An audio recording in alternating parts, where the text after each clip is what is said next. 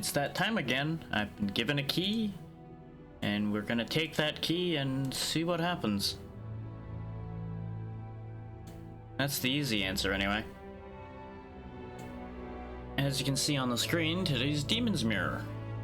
It's a neat looking little thing. It's a combination between a match 3 game and your fairly standard at this point deck building roguelike. So it's a curious idea, to say the least.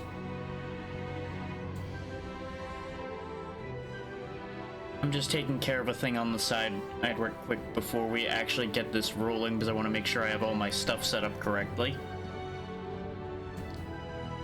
It's one of those, you know, I did the thing, but that doesn't mean I completely believe that I did the thing, if that makes sense. There we go.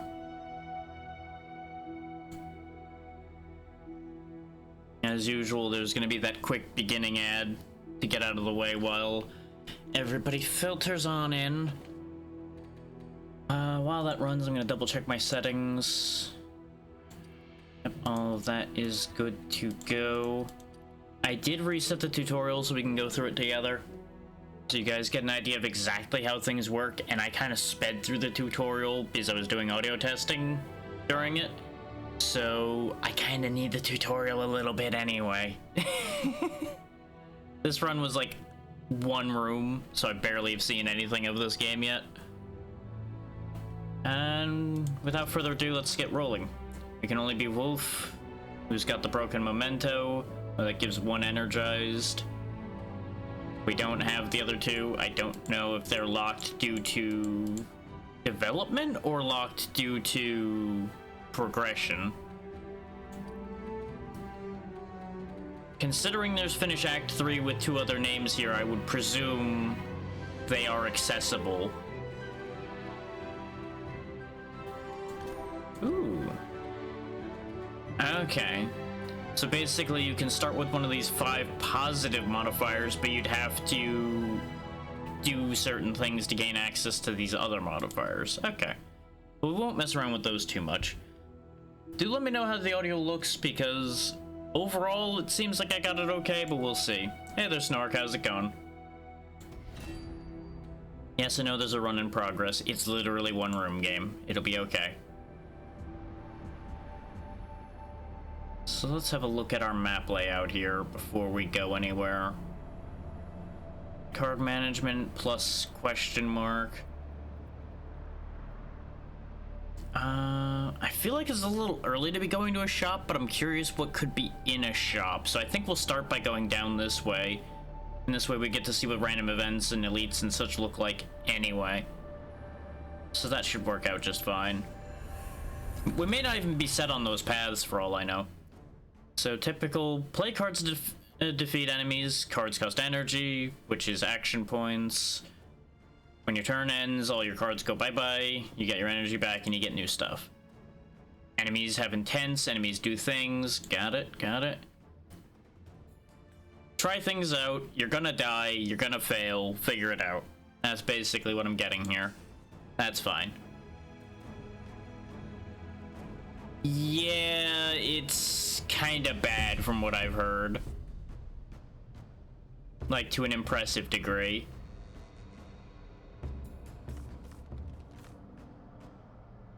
Okay, so I need this green stuff to do extra damage with our strike.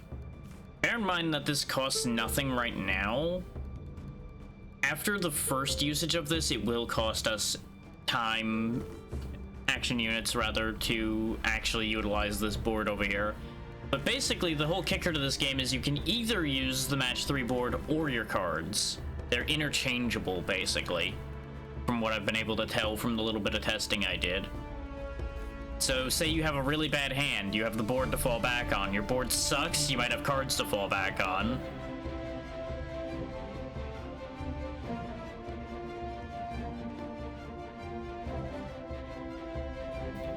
Well, you know me, I'm always a master of understatement, and I have not utilized it myself, so I'm not going to fully pour all the vitriol and such on it, because I've not played it.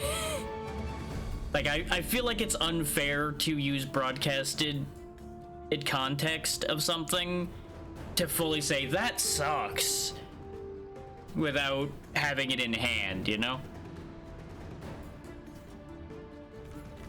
I feel like that's a little unfair. There are some things that obviously do suck that badly, but that's neither here nor there. As to how I want to start this off, we may as well grab this green stuff to use for my strike. We'll just snag all that. Yes, game, you're telling me about what I just did. Thank you. It expected me to play a card first, which is why it's telling me about chaining now, but I already knew this because I went through the initial tutorialing, so it gets a little confused. And I've already explained all of that. Yep, you can move tiles around. Well, you can drag across like that. There is tile movement, like with a card like that one, which can be nice. The fact that diagonals work is also helpful. There's what all of the things do. You get a special move, shields, attacking, essence, affects cards. So far it's been alright. My day is only kind of barely started because I woke up a little bit late. Well, I got up a little bit late. I woke up around the same time. I just couldn't be bothered to get up today. It was one of those low effort days. Universal tiles can be chained to anything. Void tiles are bad. And caltrop tiles damage us. Okay, I'm sure enemies will probably put caltrops around. So we can deal out 6, and we got a bunch of block cards. We can flip these two and gain access to a longer attack string over there. But we'll save that for next turn, because it'll cost us a lot to use that. Samaka. Shield. There you go. The interesting thing is your tile board doesn't change unless you touch it, or enemies touch it.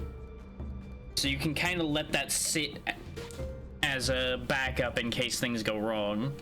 There also seems to be lots of tile manipulating cards, or at least Wolf here has tile manipulating cards so far.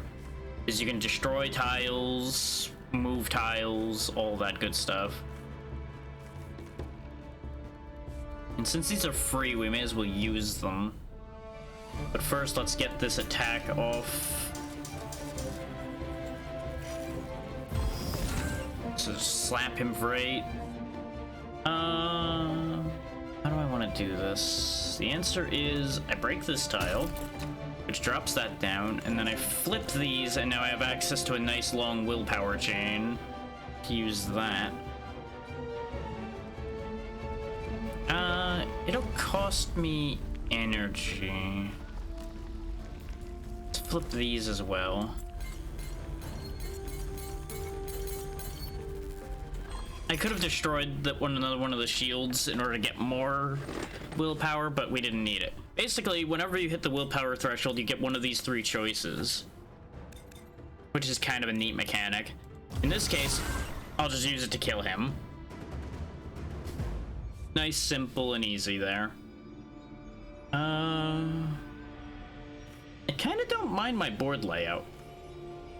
And you might be wondering what they mean by enemy tile. Certain enemies can place a tile on here that's actually an enemy.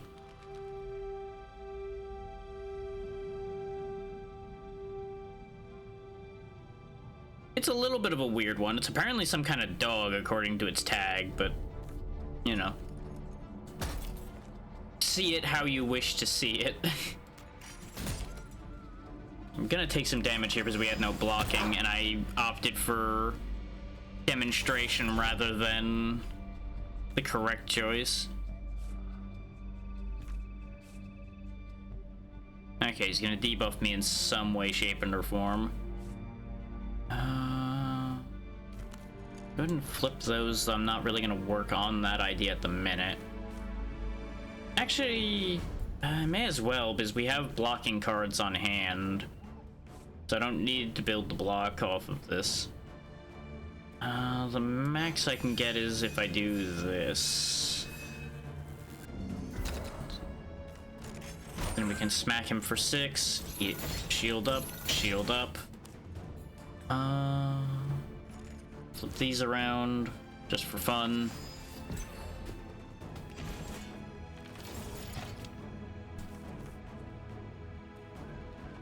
Now we take our incredible amount of free block that we got sitting here. We did have reduced block, but that's fine. That cleans up the board a bit and gives us other options to play around with. I get the distinct impression that our deck here is rather small, based on the fact that we keep getting the same cards back consistently.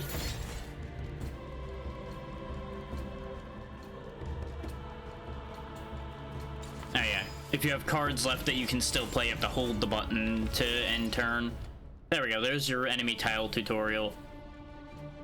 Basically, if they sit there long enough, they do a bad thing. You don't want them to do that.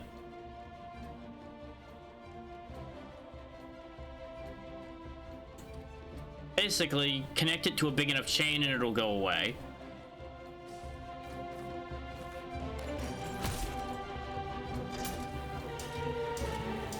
The neat thing is we can use their own tile to lengthen our chains, because it counts as a step in the chain, and it can be combined with any type of tile. So it kind of works in our favor to let enemy tiles exist, as long as you get rid of them before they cause their actual problem.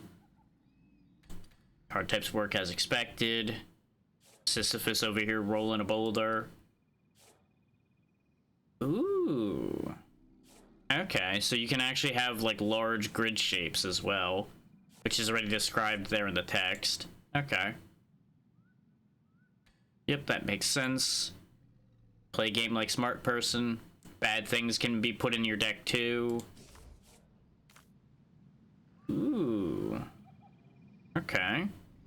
Can make them more and more vulnerable depending on how much green I have. Huge shield. Or I can make them vulnerable and gain thorns. I'm gonna take the free make them vulnerable, gain thorns, because, you know, it's free. I don't know how expensive things in the shops are, so I don't know if 127 gold's a lot, but I'm still interested to find out.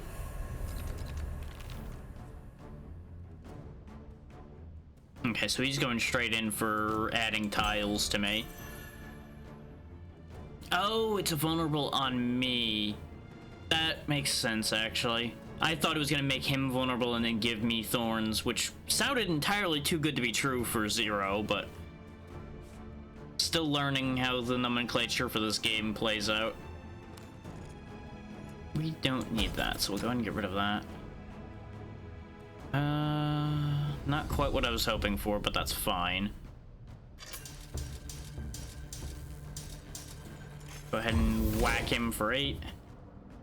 That's a little bit of a miserable board setup, but I'm betting we will get more board control cards next turn. What do you know? It's almost like our deck is currently very predictable.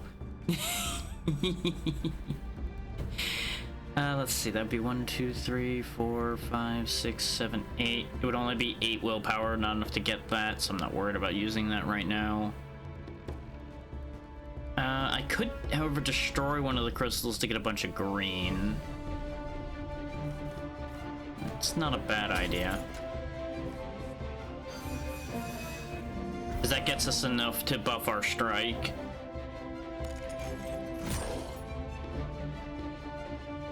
I do need to do something about this at some point, but if he's dead, it won't matter.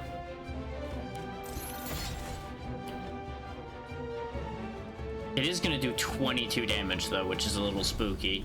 I'm going to need to keep that in mind, that that's a thing that can happen, where they deal a lot of damage with the tiles.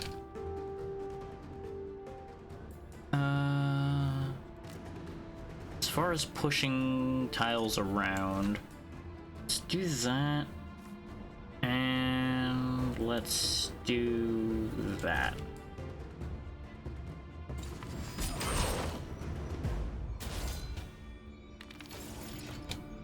Okay, we got a bunch of our strikes, so we can literally just ignore all other options and smack him upside the head with the ball a couple times and the fight's over.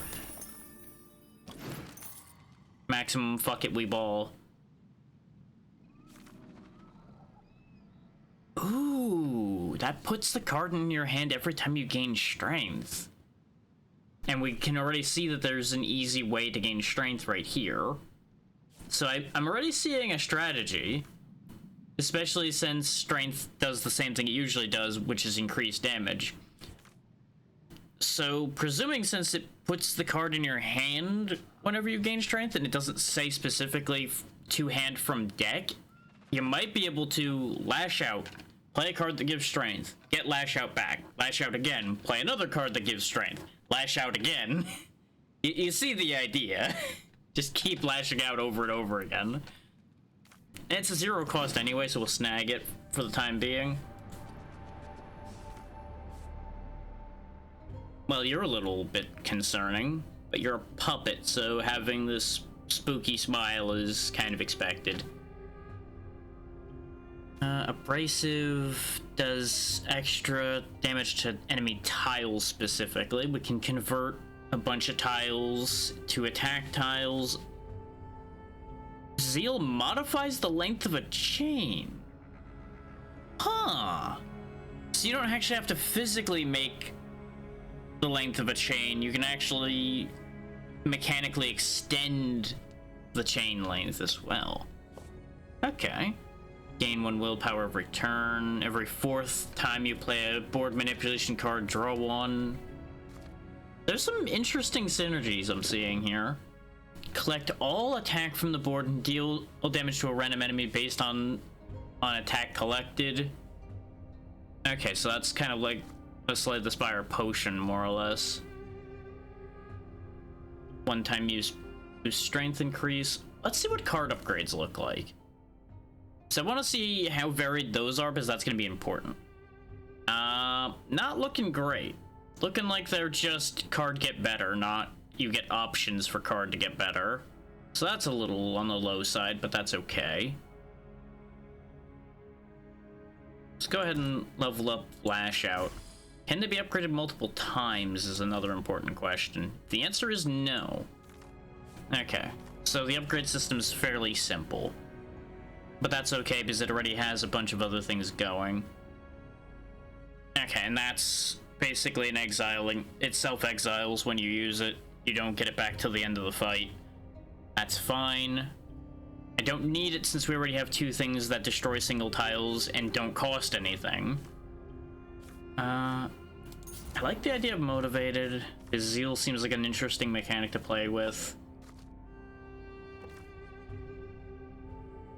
And you know what, this is half off, so we'll take it. Even though the energy is a bit expensive, I feel like it's a good idea. Now, the stone. What does the stone do?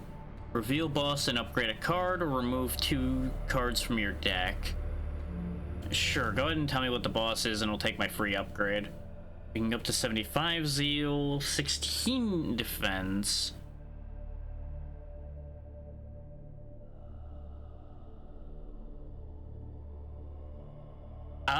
I presume that enemy tiles are immune, considering the text on this is destroy a single tile or deal damage to an enemy tile. So logically, you wouldn't be able to just destroy it if there was a method by which to deal damage to them with cards. Because logically, this would just destroy the enemy tile straight up, since it's already a tile destruction card. I don't think so. It's phrased the same way as destroy a single tile. So I don't see why those would work completely differently without there being a description to back that. I'm not saying it's impossible for that to be true, that just seems like it would be questionable.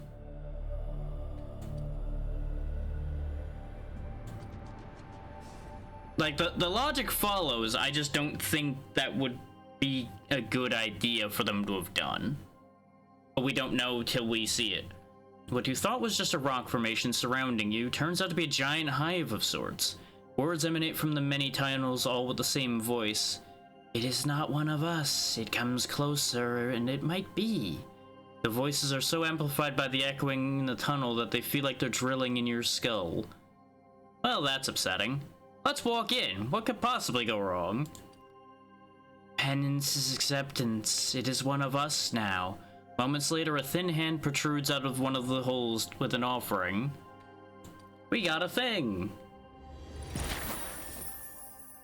Trinkets are powerful items that grant special bonuses for the current run. Find them in chests or by defeating tough enemies. Each playable character has a unique starting trinket that changes how you play the game.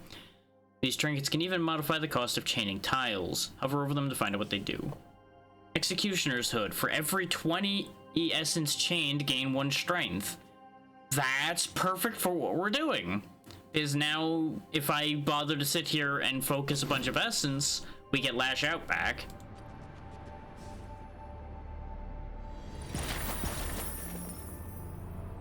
And we start battles with 10 essence. But that isn't essence chained, so I don't think that affects Executioner's Hood, but it will affect all of our strikes. And I can use Hyper Focus, but that just is tile damage. And I'm not sure I need to worry about enemy tiles that badly yet.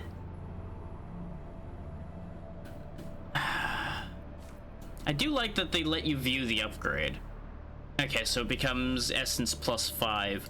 I'm gonna grab this anyway, just in case enemy tiles become a problem later.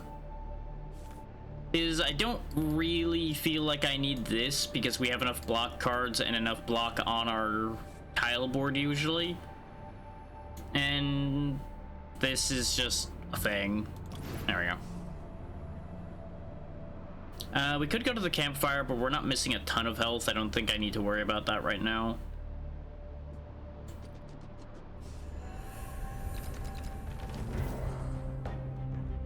Scolopendra. It's gonna buff itself, and that one's attacking me. Okie dokie then. Well, here's what we're gonna do then. Apply 12 block to self. Apply barbed so it'll beat the hell out of itself when it attacks me. Because it loses its stacks of barbed at the end of the round, so it should take the 4 twice. Basically taking back all the damage it was trying to deal to me. Is the idea. And we won't take anything because we have more than enough block to handle that. So what we're gonna do over here is flip that tile. And that tile. There probably was a better way I could have flipped those, but that was the best way I saw at a glance to get essence.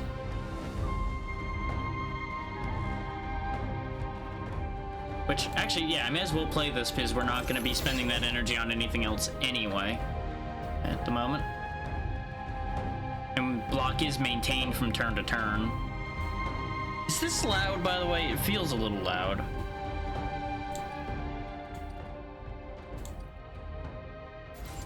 Let's try knocking that back a step. Like, when it really kicked in there, it started getting a little on the loud side.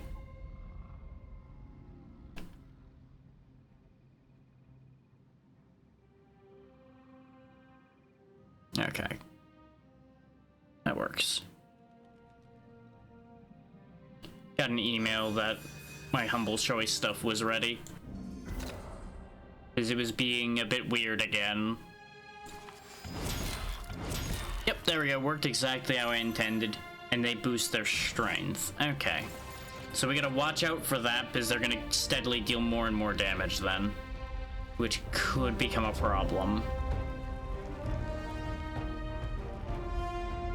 You know, I'm not sure that their volume meters mean anything. I'm gonna just fiddle with it a little bit in Windows.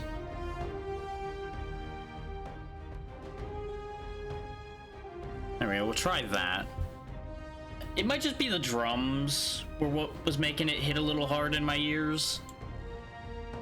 But it definitely seemed like it had a little too much going there. Let me know if I lowered it too much. Of course, now, you know, all the music goes away. Thanks, game. Thanks for that. Go ahead and boost our zeal. Yeah, it's the next chain.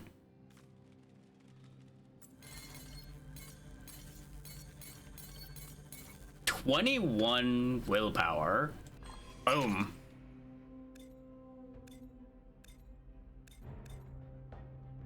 Next attack chain deals 70% more damage. So if I did that, it'd be 1, 2, 3, 4, 5. Now it doesn't connect there though. I'd need to move basically this whole alignment down one, which I can't do without playing 4 pet peeves, which would be a waste. If I pull all the shields out of here though, we get a massive clump of attack I can potentially use. So that has potential. We don't really have anything to clear at the moment, so I think I'm just going to take the damage.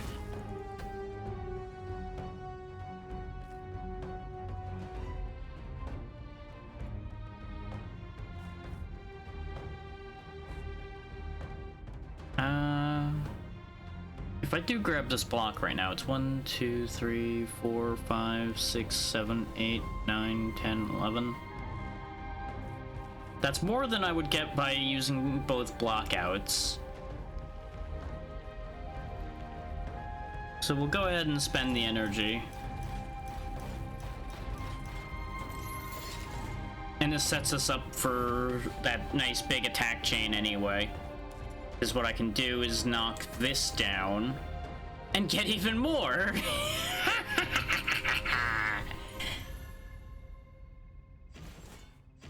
Love it when a plan comes together.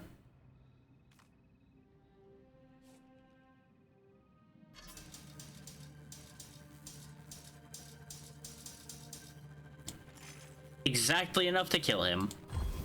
Wham! And it all cost me nothing. Don't you love it when something's free? You know I do. Lash out. I couldn't get 14 essence right now. So I wouldn't be able to gain the strength and get the lash out back. Because there's what? 1, 2, 3, 4, 5, 6, 7, 8, 9 there.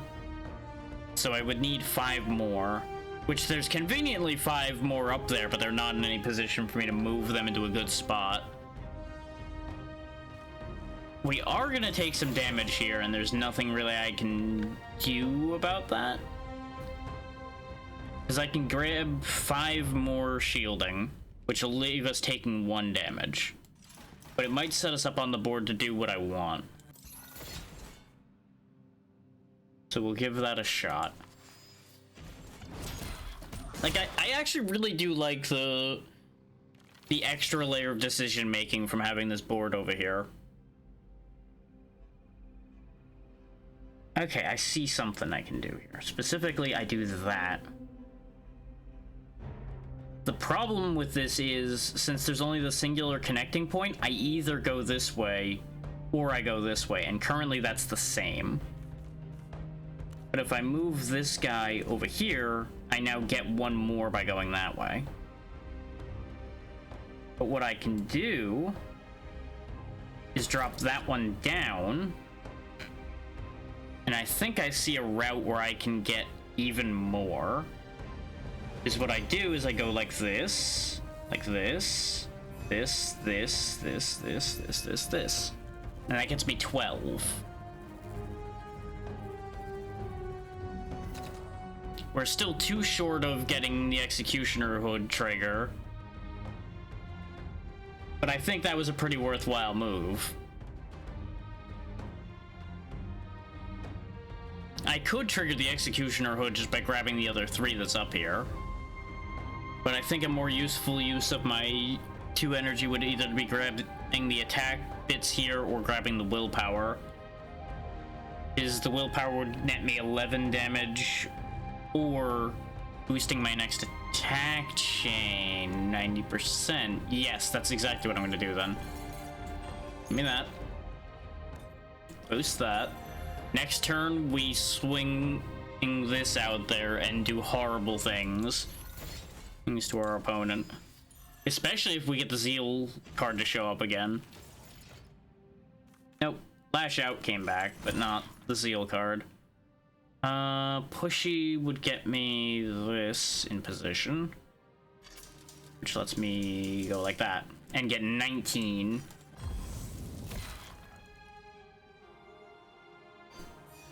Just for sake of testing purposes, let's grab this right quick. And yep, that does pull Lash Out back from the grave. That's exactly what I was hoping to learn. So if we go in on a bunch of essence generation, we will actually be able to do very scary things using the Executioner Hood. And what do you know? There's essence drain in right there. I'm curious what elites look like, but I'm also curious about more random events. Let's take the elite fight, though, because we can get an event right after the elite. Okay, he summons help. He becomes angry whenever another imp is defeated and will do a powerful attack on the next turn. Okay, well, we're gonna deal 5 unblocked damage and get the 5 essence straight away. I'm gonna assume it was a failure to update there, where it still said I had 5 even before I used that attack. It was just keeping the 5 from the last turn, the last fight, rather. We'll take the free 5, free 6 here. Get us closer to getting that ready to go. And then we'll just swing as hard as we can at him. Because we need to eliminate him, like, as fast as possible. Because these guys, yeah, as expected, they're minions, so they'll be removed from the board when their big friend dies. So we can get 8 block, which won't take care of the damage we're about to be inflicted with.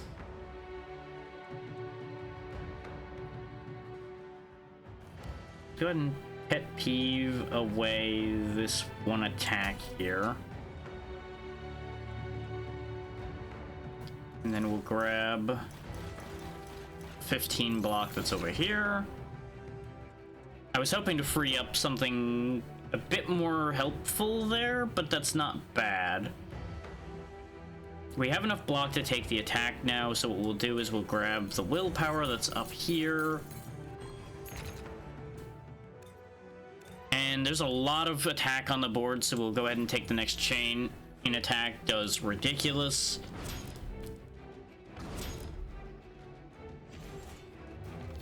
It's a little light on the animations, but so far the designs are nice. But a card game doesn't really need, like, big, crazy animations. If anything, that would just slow the game down. So that's not a bad thing. Let's go ahead and pet peeve away that shield to move you into place there. Lash out for free. Is there any pushing I want to do? The answer is yes. Because I can create a loop there. And then we can go like that, around that. In fact, actually, if we push this one over, we can grab that too.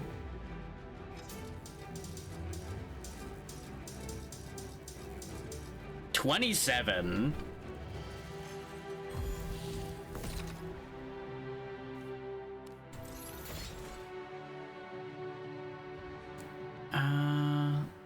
The layout's just barely wrong for us getting a ton of essence here, too.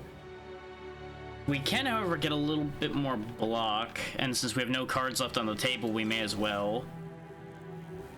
I'll take the 1 less block because I don't need it. This way we position all this essence for next turn.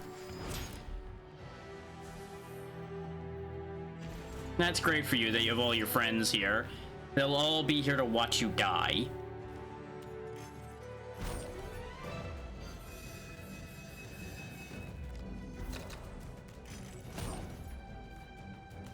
Seven. Dead.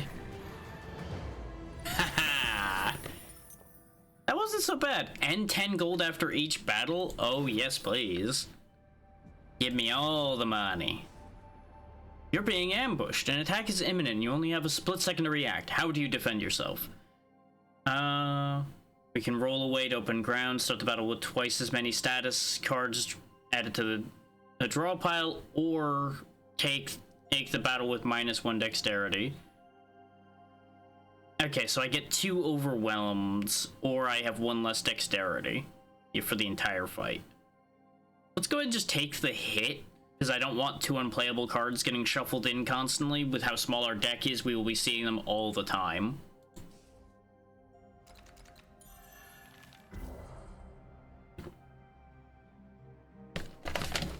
Okay.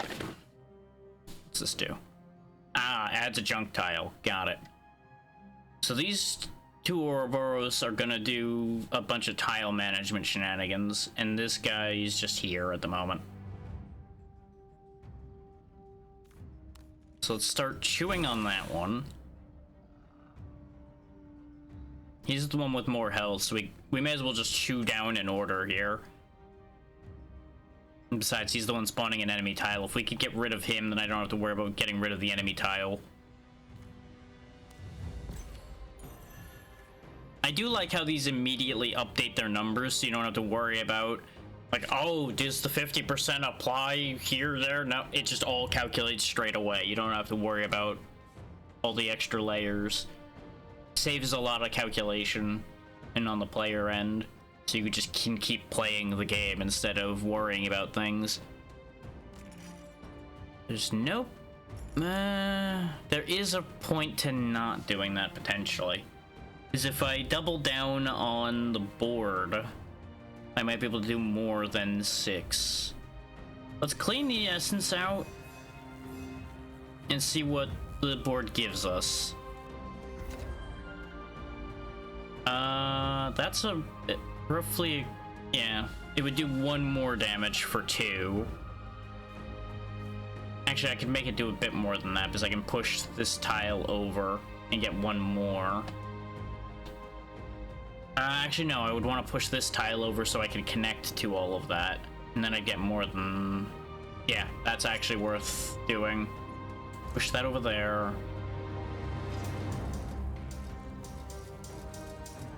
Yeah, because that gives us 10 instead of 6. It costs more, but we were going to end up with extraneous energy anyway, because Hyper Focus doesn't do anything for us right now. We can't get a 1-turn kill, but we did some good damage. We are going to take damage here, which is not great, but... Oh, that did 3 junk tiles. Yikes.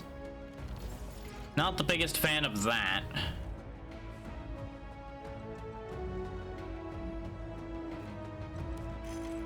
This one still needs to die. Thankfully, we can delete some of these junk tiles. There may have been a more tactically sound place to delete a tile, but getting rid of these junk tiles sooner rather than later is probably a good enough decision.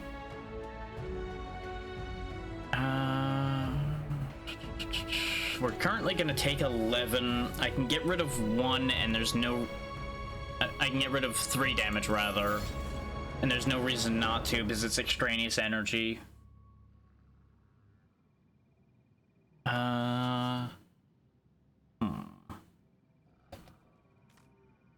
Music, why must you abandon me in my time of need?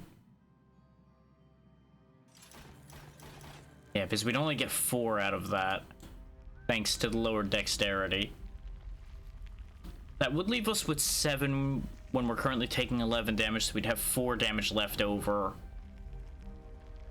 It could potentially clear up enough of the board for me to get something I can use to kill the front Ouroboros. Alternatively, I just go in for the willpower right now. In the hopes that I then can chain that into something else. Because the willpower would get me 1, 2, 3, 4, 5, 6, 7.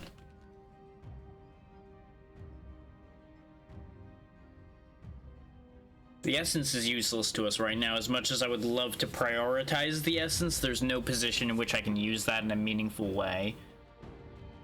I could raise the block by 1 by pushing this shield over, but that wouldn't change anything on the grand scheme of things.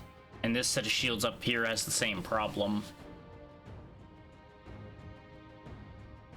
Like, at the end of the day, it would be 1 less damage. Which is worth doing because I have nothing else to use this for, really. But it's not, like, a game changer. But I think it's still the better choice at the moment. Oh, this board layout sucks. I'm basically right back with the same decision I had before. Though I can do this and mitigate out the rest of the damage I would take, so yeah, this just becomes a nothing turn. Which the problem there is all of this happens. Supersize? Ah, you make bigger, stronger, nastier tiles.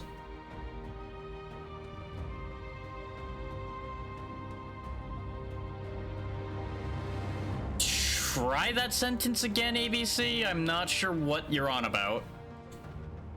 No, it's still there. I see it. You have the 2-month badge.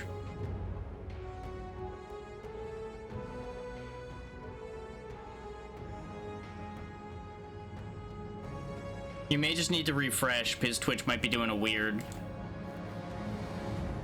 But you still have the badge, which means the sub is still there.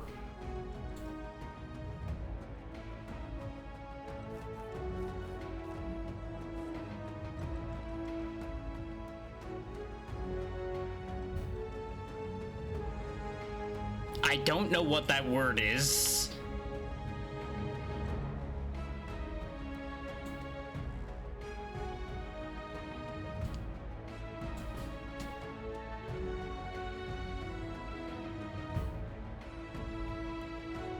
I have no answers for you, ABC. I can't answer what Twitch is doing right now.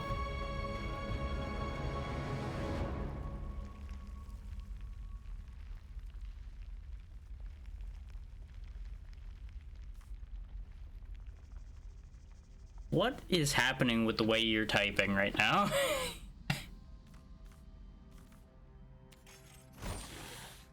Anyway, just gonna kill this thing. There we go. Don't need to worry about that creature being an issue anymore. I'm gonna have to grab this willpower just to do damage to this enemy tile before it kills me. Because it's gonna do enough damage that it's a problem.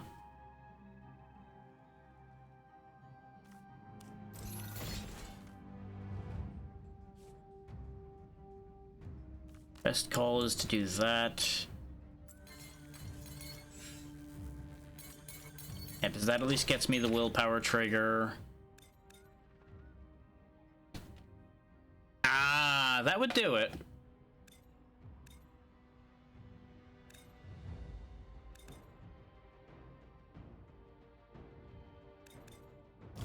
There we go, we'll just hit him. I don't know how much it's gonna heal him for, because it's not giving me that information. I'm just gonna assume that that'll be useful. Oh, we are in trouble. The good news is damaging the enemy tile seems to have reduced the amount of damage it's gonna deal. Go ahead and trigger Zeal. Okay, and that fully healed. That's upsetting. No, it probably was just mobile Twitch being garbage because the mobile app is genuine, absolute garbage.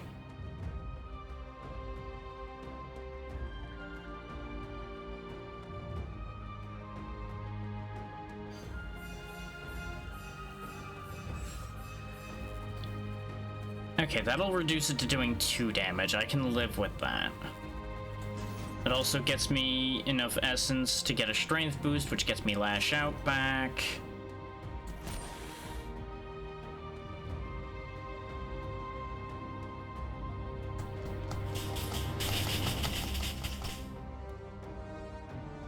I could get rid of it completely if I grabbed the defense that's over here, and that would get me 1, 2, 3, 4, 5, 6, 7, 8. Yeah. It'd be roughly equivalent to using 2 blockouts. I would get 1 more. Is 2 blockouts is reduced twice by the dexterity debuff, whereas this would be reduced once.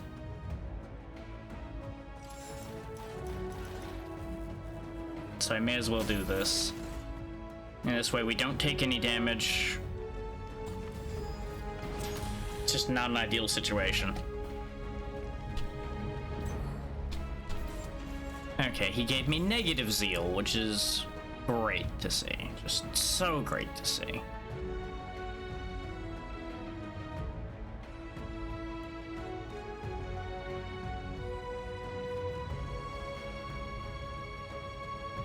But yeah, for future reference, to my knowledge, there's no way to lose the sub to a channel unless you let the sub elapse for the entire month and then don't renew it at all.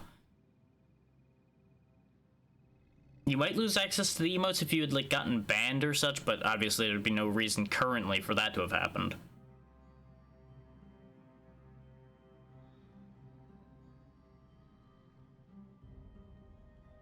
I say currently because there's always the option where something could end up happening to cause that, but I don't anticipate any such situation happening.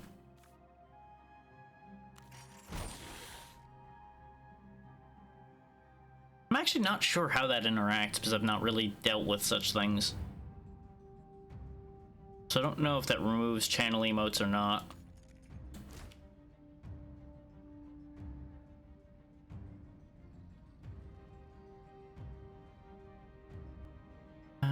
Yeah, I may as well go for the attack here because that'll at least weaken that.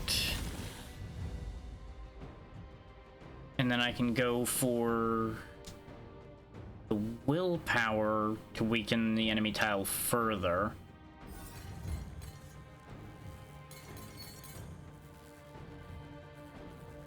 Yeah, because the essence play won't work.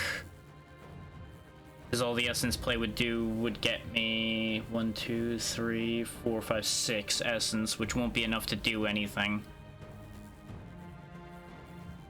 I could push a tile around, but none of that would get any of these willpowers any closer to where I want them to be. Yep, this is the only play I really have then. Just rearrange the board a little bit for next turn.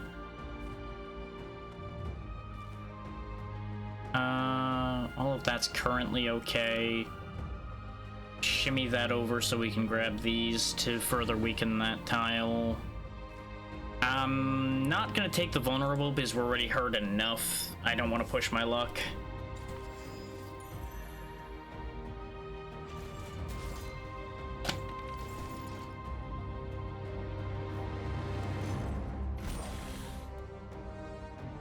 Oh, right, because that's not essence from a chain, so we don't actually get credit for that essence.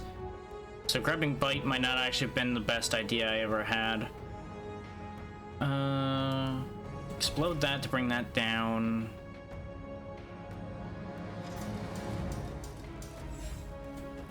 Weaken that further, kill him.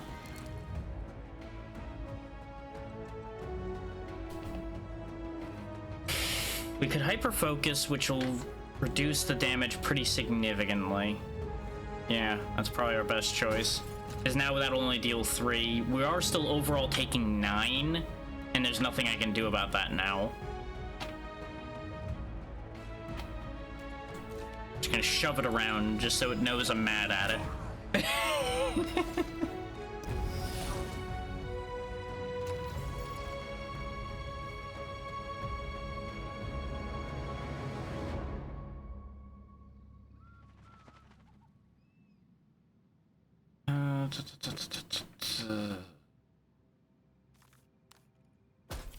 Bump that down.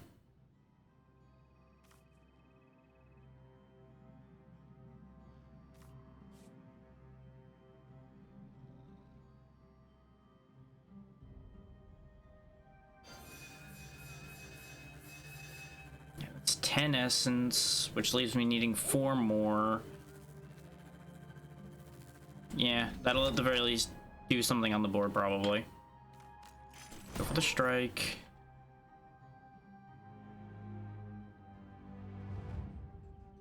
Spend the extra energy clearing this off the board. Okay.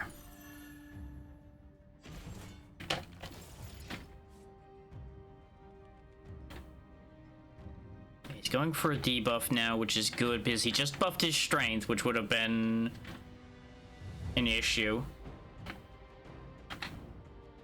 Well, one, I was given the key from Lurkit, so I'm obligated to play the game since I got the key. Two, looked kind of neat, so I figured why not.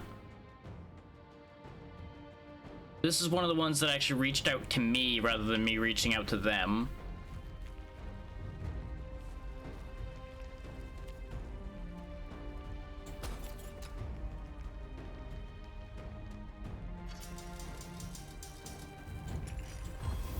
There we go. And if I just quickly grab this, we get Lash Out and we win.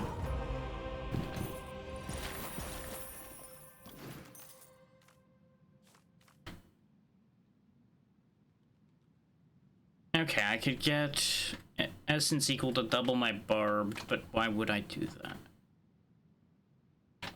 This could be a useful power for me to have because I keep aiming for really high chains, which obviously you always would aim for high chains.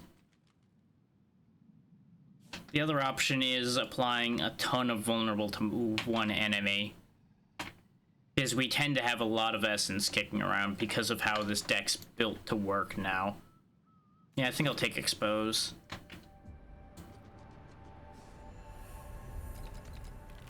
His free willpower is a good idea, but I don't think I need it right now. I don't think this is the setup for it.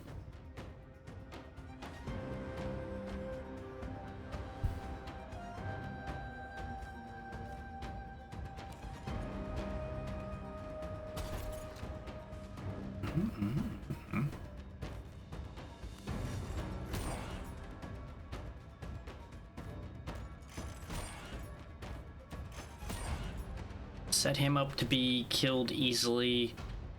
In fact, even though it's a absolute shit chain, oh no, I need at least 3, right? That's fine. Do that, then kill him. I'll take the 6 from the centipede. I didn't want enemy tiles getting thrown around this go around.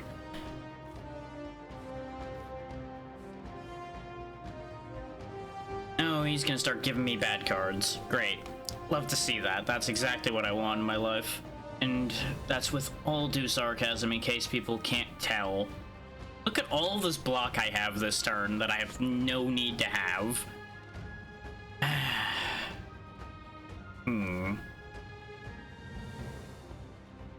Problem is, the only good chain on this board is that block chain to get it. I may as well use it just to get it off of the board and out of my way. Even though that may backfire on me. And yeah, block is removed at the end of every turn. Okay, it just didn't look like it before. I could still motivate and then grab another big chain of items here. What I can do is move that over. I know there's this huge willpower chain. But hear me out, I've got the option to get a bunch of essence here. So I can just get 17 essence straight away, which will give me a strength bonus, and it'll give me Lash Out to attack with.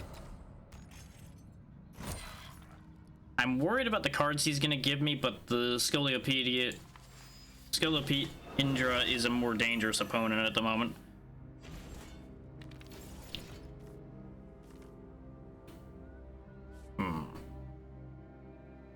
I say it's more dangerous, and it starts doing... and the other one starts doing this shit to me. Hello there. Hey there, Lixie, how's it going?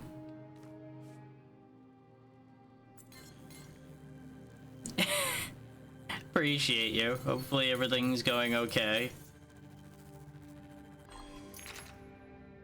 Enjoy the void. You too, Lixie.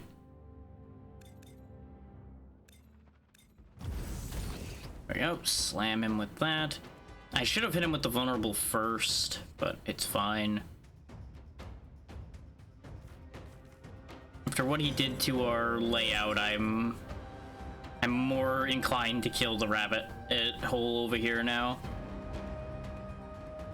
So this Scolopendra could still kill us if I'm not careful.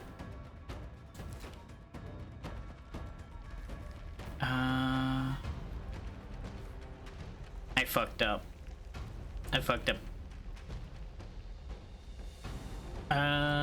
Well, we can still make it work. Nope. I was hoping for an attack tile to appear there, because then we could have linked this whole pile together and done nightmarish amounts of damage to him. But it's fine, we're still going to attack him anyway. I just need to figure out which of these two has more now. 1, 2, 3, 7, 2, 3, 4, 5. It's the same. They're both 7. Let's clear this one.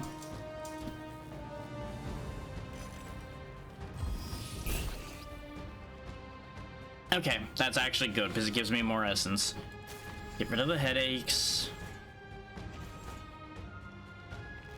Yeah, this is what I was afraid of, is he was going to start swinging out again. So let's see. What can I do about this situation?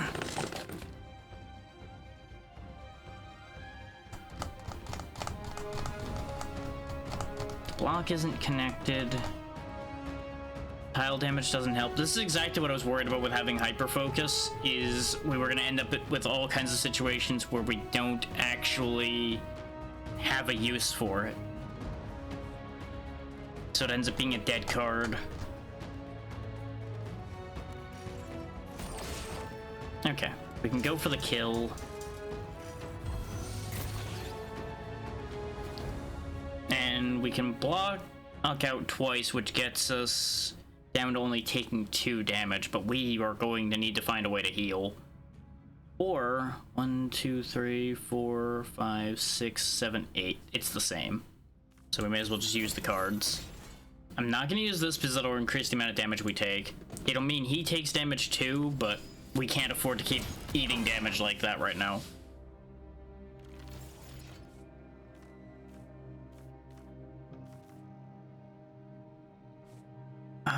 Let's see. 1, 2, 3, 4, 5, 6, 7, 8, 9. With Zeal, that would probably be more like 12, since it'd be 3/4 again.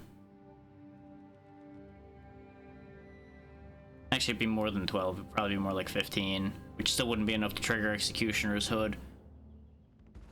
And I know I'm fixating on doing that probably more than I should, but I'm trying to play around the one mechanic I basically have.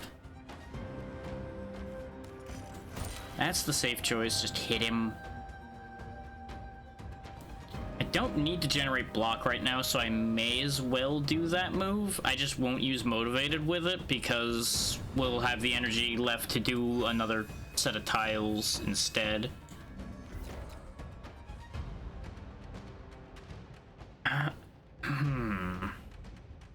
Not really what I was hoping to see here, but since he's strengthening up, having all this block on the board is probably going to be important. So what I'm going to do is I'm actually going to delete that, and we're going to swing for a small attack here. This way we leave all of the block on the board to use. And we're actually going to move that one over, which might have been a mistake, but it'll be okay.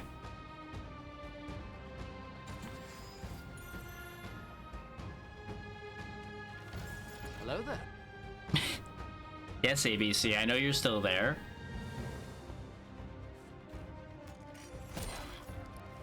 Let's go ahead and just kill this thing and be done with it. There we go.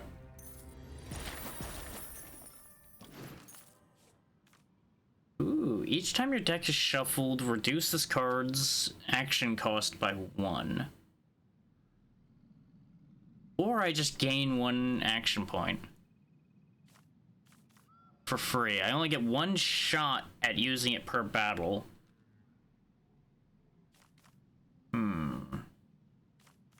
Because the problem is, the first time this shows up, this card's a dead card. You can't use it because it costs too much. We only ever have 3 at the start of every turn. So you have to shuffle twice before you can realistically use this card, because otherwise you're spending your entire turn to do 14, which isn't worth it. The problem with impulsive is you can end up with situations where you have excess energy laying around, because you'll then have 4 energy, which with a lot of the cards I have currently doesn't line up neatly. But distract we've already discussed. When I upgrade impulsive, though, this might actually prove to work out, so we'll take that. I gotta get through one more fight and then I can heal. I don't know how much I'll heal, but we'll find out. Ooh. Well, that's just concerning. We don't have impulsive, so unapproachable's risky to use, especially since they're only doing 6. And yeah, there's the link to the game if you want to have a look at it for yourself. There is, of course, the usual lurkit command, but I have it on a timer today as well. I wasn't sure how long I was going to play it today, so I almost didn't turn the command on, but I think we'll just spend today with this. Considering we've already been going for an hour, because these fights have been kind of slow while I'm still learning what I'm doing.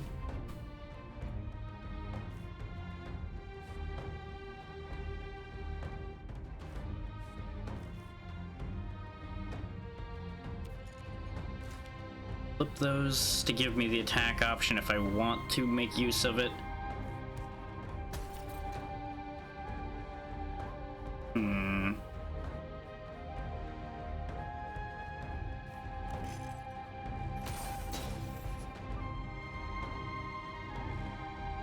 Okay, so every attack makes that add an enemy tile. I am really scared of these mushrooms. These are terrible, but the good news is they actually gave me a linking point for bringing this whole attack line across. So what I do is I knock that out. We go like this.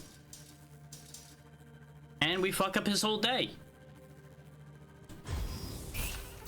Sure, he puts another nasty attack tile down, but that's fine. This is a 1, 2, 3, 4, 5, 6, 7, 8, 9. Not enough. I'd be 1 short. So we'll just block the damage that's coming at us right now and move on with our day. Ah, that's what the tile totem is going to do for a buff. It supersized all of them, which makes these things really terrifying.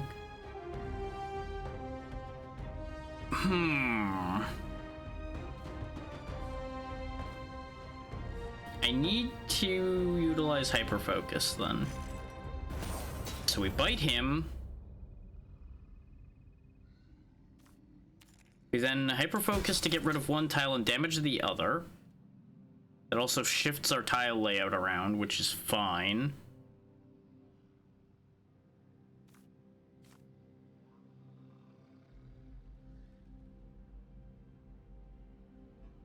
I don't think expose plus this attack here would be enough, because that's an attack 6 basically.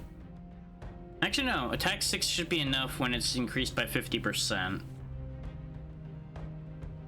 The other option is I increase it by 75% as far as the chain's length goes, which would actually be a better idea because it'll deal more damage to the enemy tile.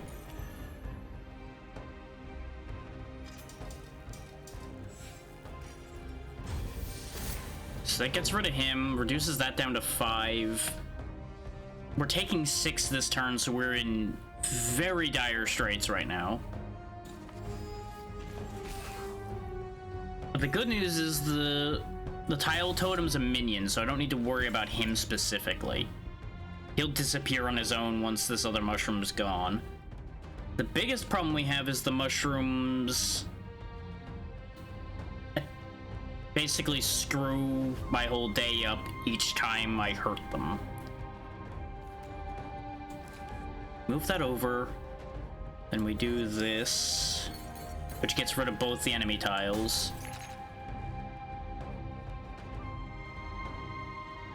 So now we don't have that looming over our heads. He's buffing himself, so I don't need to worry about him attacking me right now. As much as I don't want to do this, I'm gonna have to just throw all of my attacks at him. Okay, that's actually not a bad layout for those. We move this in, and we do one of these.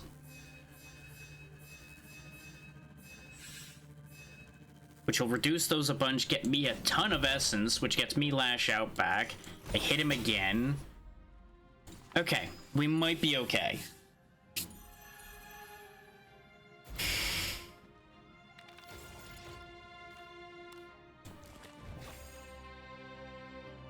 We are in a very bad position still, though.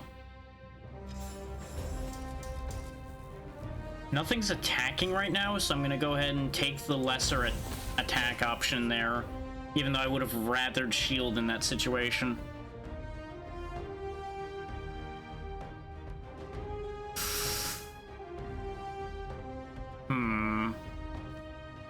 This is actually a really bad hand for our current situation. I may as well take the willpower here. Alternatively, I go ham with the shields, not to protect myself, but to get rid of the enemy tiles. Yeah, actually, I'm gonna do that. That clears up the board as far as all that goes and gives me the attacking option to kill him. The gambling paid off. Deal damage equal to my discard pile. That's pretty good. Because we end up with a lot in our discard. Deal 7, discard a random. All of these involve discarding cards. So if I was gonna take Wind Up, I'd rather have Wind Up and Reckless Attack at the same time. Is basically you play Reckless Attack, hope it doesn't discard Wind Up gets stronger, and then you hit with it. Let's see. Our deck is... how many cards? It's a row of 5, so 5, 10, 15, 20 cards at the moment. So the max damage we could do with Trauma is 19. Because it's the 20th card in that scenario. And that's a good amount of damage. On average, it'll probably be doing like 5s to 6s. If I were to hazard a guess. Which still puts it roughly on par with Reckless Attack without the debuff of losing a card. So we'll take Trauma. Which is certainly a sentence. Let's get 20 health back. That's not as much as I was hoping for, but it'll have to do. We're probably losing our first boss fight here. Hi, Triple Trouble here.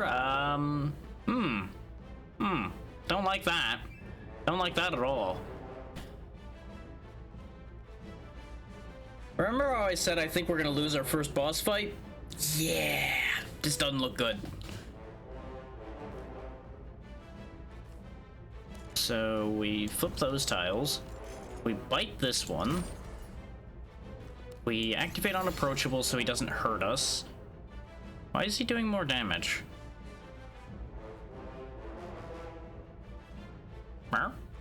Wasn't he doing 6 a second ago?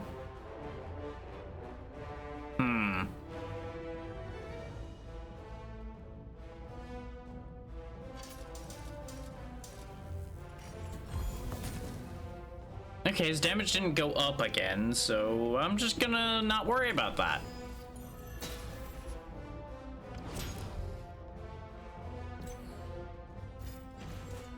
That is a really bad position for that enemy tile to be in. Let's just hit it with the pet peeves. We can use it with our defense line up there and it'll be okay.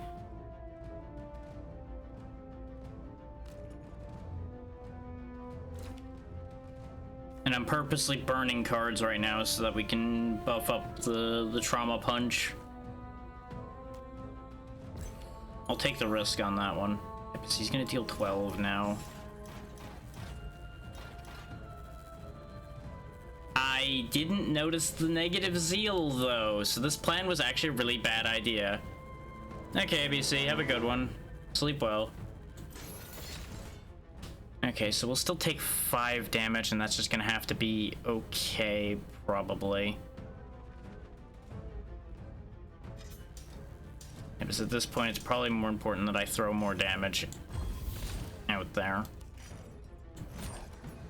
Okay, we at least cut one of them down by half.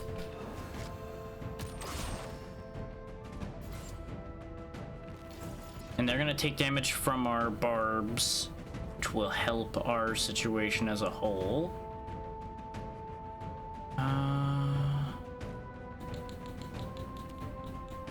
Move that over there.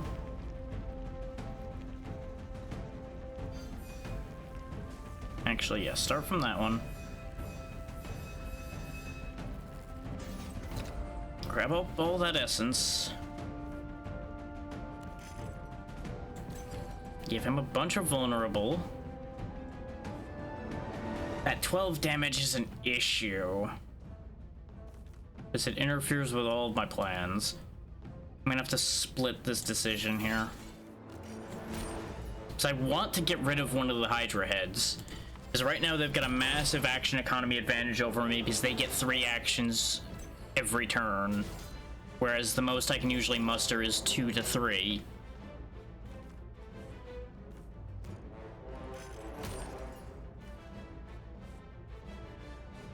This is overkill to use to get rid of that. No, I can actually grab the willpower and get rid of it, so give me that. But I have the negative zeal again, so this is super inefficient. But it gets rid of the enemy. I need to get rid of the enemy. I could have counterbalanced it with motivated, but that would be burning more energy, and I wasn't sure I wanted to do that. I shouldn't have hesitated. I should have just used motivated.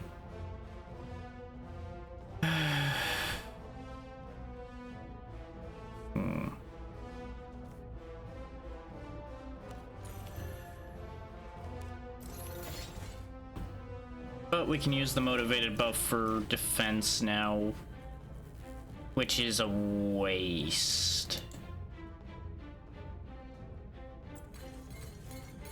I can grab this, which gets me the option of... Yeah. Aww. I don't think the willpower helps right now. Yeah, I think I have to do the wasteful defensive play there, just so our low health doesn't get any lower. Which is unfortunate, but that's just where we're at right now.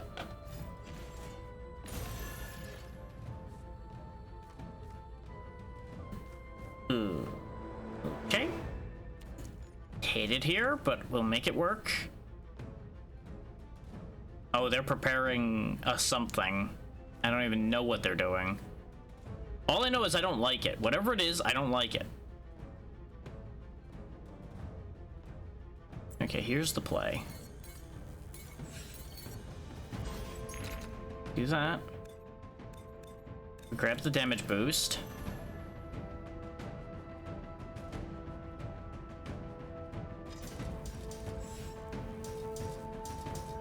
We swing for the fences. Wipes him off the board.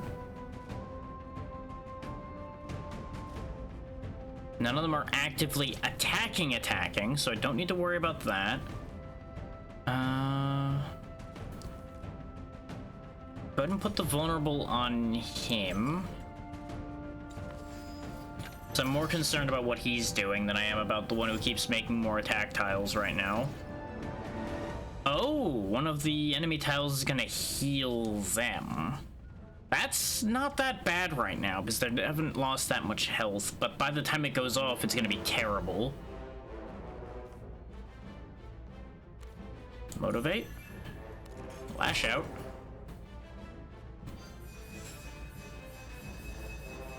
Massive essence boost.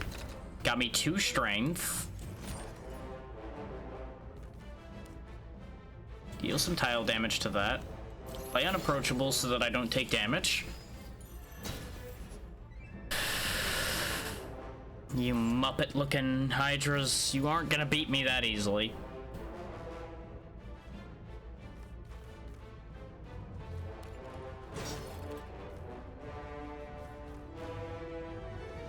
I wish I could have moved these close enough together to hit them both with hyper focus. I've got time before the 45 from this kicks off, so I'm going to just neutralize that heal they've got going. In fact, actually, I can get rid of it completely and still do damage to this one now. This is ideal. Just gotta watch out because they are attacking. Yeah, because they're swinging 16 right now.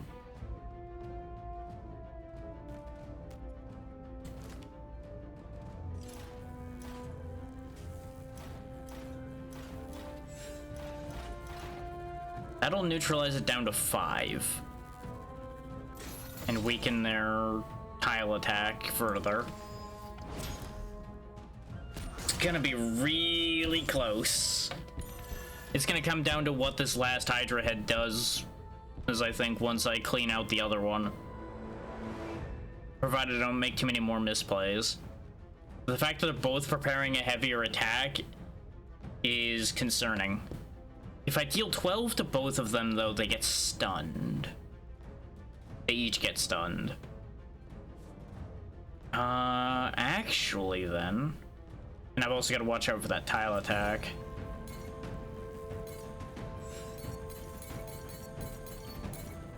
If I do that... I can deal 11 to him, which is not quite enough to stun him. I would have to then commit to striking him as well, depending on how the board lays out. Which then means the one in the back doesn't get stunned. But stunning one of them would be enough, probably, to make sure I can survive. So we're gonna do that play.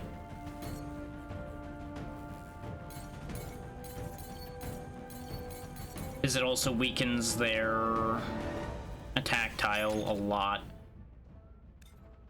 So deal the 11.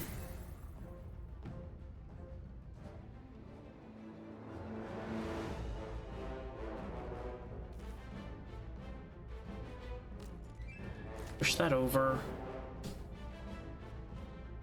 This is super inefficient, but that gets him stunned and then saves the strike to hit the other one.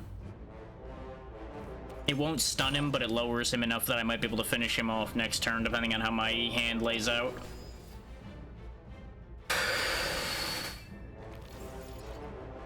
This is not bad. This could actually work.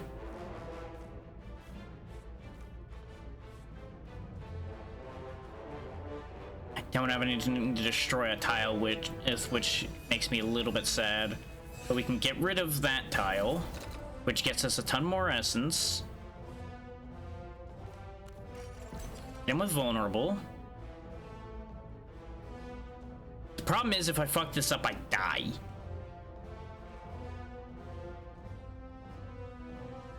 No, I don't, because I can strike and block. And I'm probably... Oh no, he'll be stunned. We'll be okay.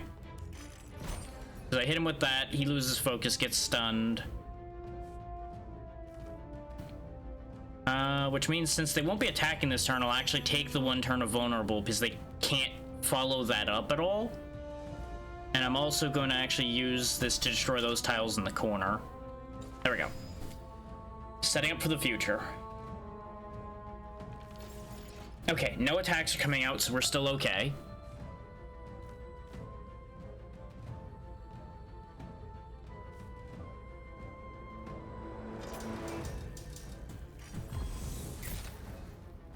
Kill you. Okay, there's just one Hydra head left now, so we have the action advantage. I just need to actually utilize my advantage properly.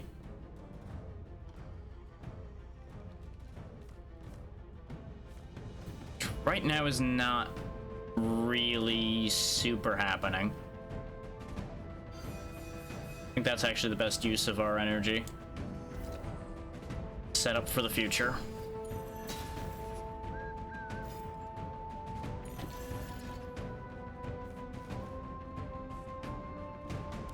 There's free 5. He's setting up for a heavy attack again, which is actually exactly what we would want him to do.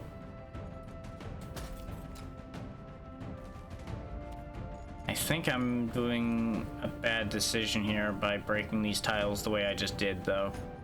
I think I fucked up. Well, maybe I did, maybe I didn't. Ugh, that's not looking great.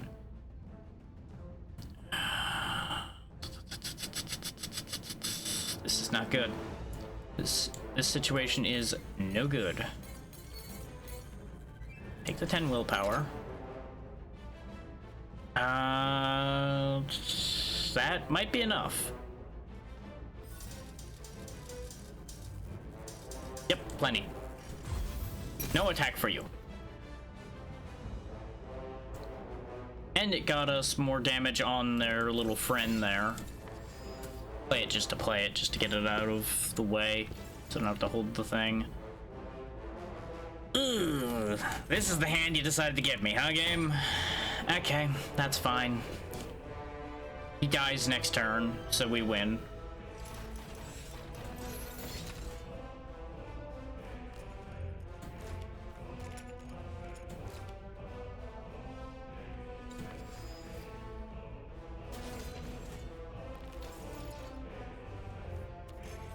There we go. We actually pulled that fight back. Choose a trinket, choose a card. Gain an energy each turn. Shuffle your discard pile back into the draw pile at the start of each turn. That ruins our trauma play, but other than that, it's huge. Pile damage dealt by cards is doubled. Gain one energy each turn, but enemies start with +5 super size every combat. Ooh, I'll take the shuffle. We'll just remove trauma the next time we get a card removal opportunity.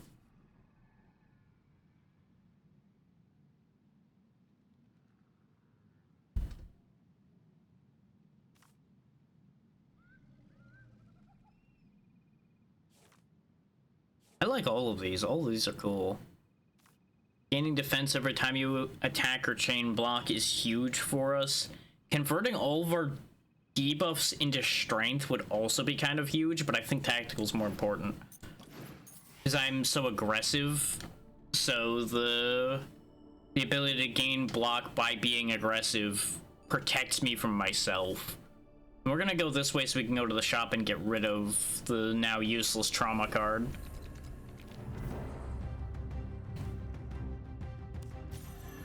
Immediately do that. Oh, okay. Don't like that. He's gonna flood my deck with garbage every time I attack him. And let me tell you, with the way this deck plays right now, I'm gonna shoot myself in the foot. Because I'm going to end up spending so many attacks on him. Ugh. I regret my life choices right now. Well, not really. Had I read that before, I would have probably done the same thing anyway. The fact that those are a bunch of take 2 damage cards, though, not ideal. Ooh. Ooh. Ooh, I don't like that. I don't like what you're doing there. You've got a specific enemy tile there now. No, no, no, no, no, no, no, no, no. No, no, no, no, no, no, no, no. I don't recall agreeing to these terms, sir.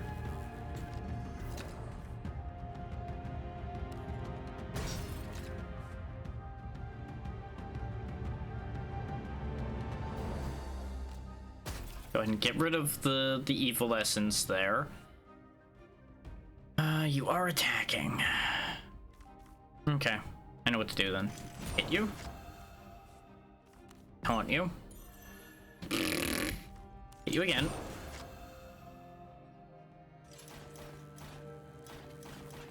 I'll take 2 damage, that's fine. Because he needs to die fast. If he doesn't die fast, we are in serious trouble.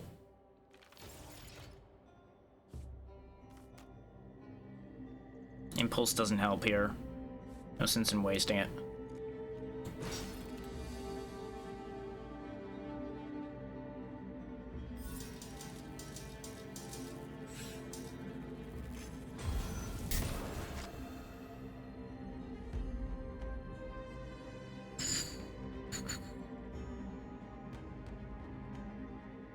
He's getting close to dead. Yeah, and the problem is I couldn't, like, throw the Dark Shard or Impulsive away in order to boost Trauma because both of them disappear rather than going to the discard. So it doesn't help anything. But the most I could do is make Trauma deal 4. So I'm better off doing 2 moves off the board here. Problem is our board sucks right now. This is the best play I have. And that only gets me 9. No, it doesn't. Chain through this. It gets me 12. That lets me hit him for 7. Which leaves him with 8. There's actually a reason to use Impulsive now. Is this hits him for 6. And die by my trauma. Whack.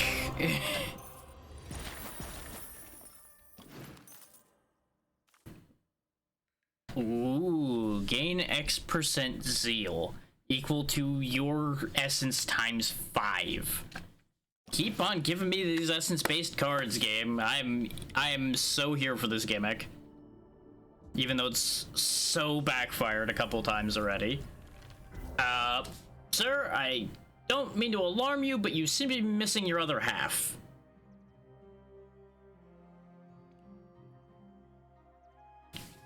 It's 3 p.m. Do you know where your twin is?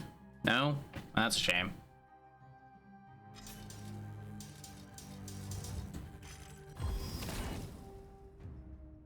I know what the mushroom does, and while it's a problem, I know how to solve that problem, so I'm just gonna ignore him and deal with Split Lefty. Because I don't know what the fuck this thing does, and I don't want to know. It seems like it'll be bad news around all across the board for me. Because I have this feeling that at some point Split Lefty is gonna call Split Righty, and I don't like that idea.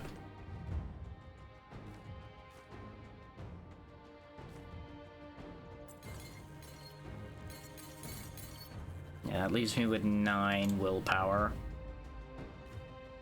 No, just hit him. It's a waste of 1 energy, but this is what I was afraid of with getting the extra energy. Okay, these are just small but fast enemy units. Okay, that's okay. I can live with that. The fact that they're happening so quickly is upsetting, but I can work around that. So we do this. We then go out like this. No. That. Which eliminates that one and gets us 9 willpower, which is the same that I refused before, but it's more important to use now. We spend the energy eliminating that one. And then we block. He gets a hit on us regardless of how I did this.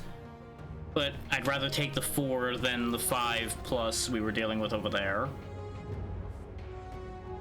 Okay, we have a zeal boost we can get, so we'll do this. Which makes it 75% zeal. Problem is, the only thing I can really capitalize on the zeal with is block, and they're not attacking. So what we do is we burn the shields first. Get them off the board. Then we second wind. Because this applies to the next chain, it doesn't have to be this turn. And we hit him, and we hope we get a good chain next turn. Which we can actually get a really powerful essence chain going. And we can eliminate this one without needing to deal with it. So there we go.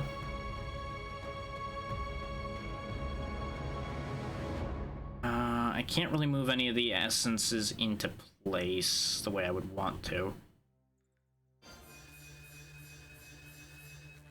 That gets us 14, which gets us... Yeah, that triggers the hood, which gets the extra damage there. Is that... We're in a little bit of danger at the moment. Just a little bit of danger. But we can reduce that danger. by reducing Lefty here to ashes. And then we block most of the mushrooms damage. Okay, so that's fine. Everything about that's okay. It's not how I wanted it to go, but it's good enough. I don't really have any way to attack aside from strike, which is good enough. That, hit him. Go crazy. With a 31 willpower chain. I wish... actually, yeah, I can connect this in to just kill it straight up. There we go.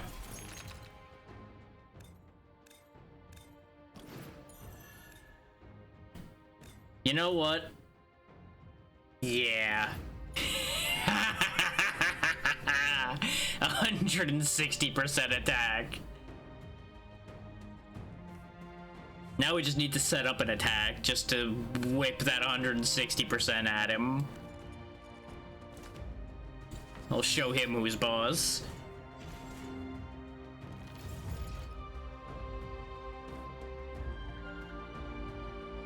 So that's upsetting. Okay, first we do the block set here then to get it out of our way. Which still didn't really work the way I wanted to, but that's okay. Now we push this one over here.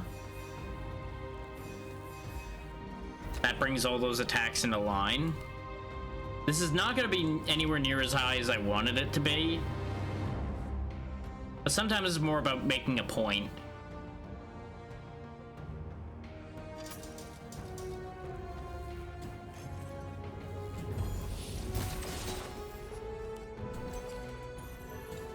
I could have been patient and just waited another turn to do the 160% attack. And I probably should have. But, well, you know. Sometimes impulsive decisions happen.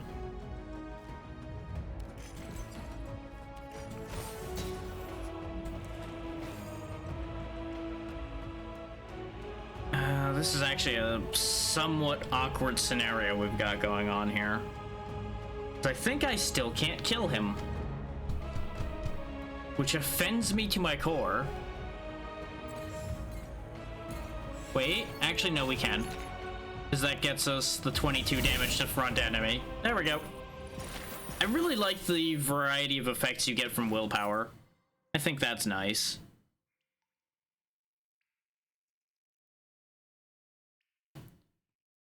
Let's see, injure. Each time you attack with it, it does more damage. Sure.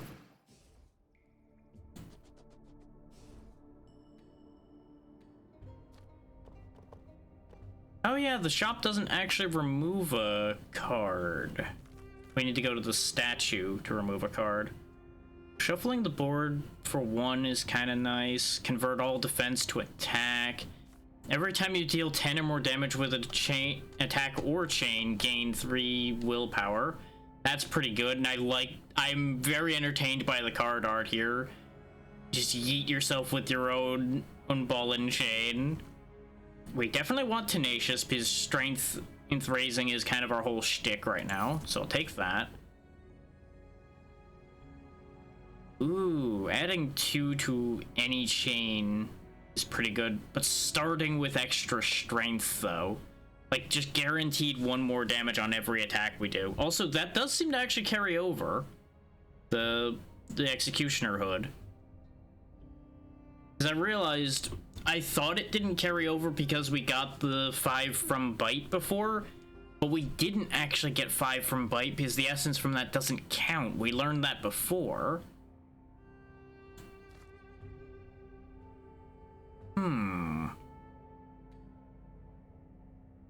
I think what I'm going to do is I'm going to take the bowl of spinach. I don't need 2 copies of Second Wind, because we're not generating enough essence. I'm going to then spend some of the money upgrading cards. This turning into 2 strength for 1 is fantastic, so we're taking that. And then we'll get to upgrade 1 more card. 3 block for every move of that is pretty good. Second wind for 0 is pretty good. 2 energy is great. 3 more damage is good. Oh, these are all so good. These are kind of whatever, but there are starting cards. It's not really a shock. 8 damage for 1's pretty nice. Equal to 4 plus the number of cards in the discard pile makes that a viable card to keep, even with the shuffling we're doing.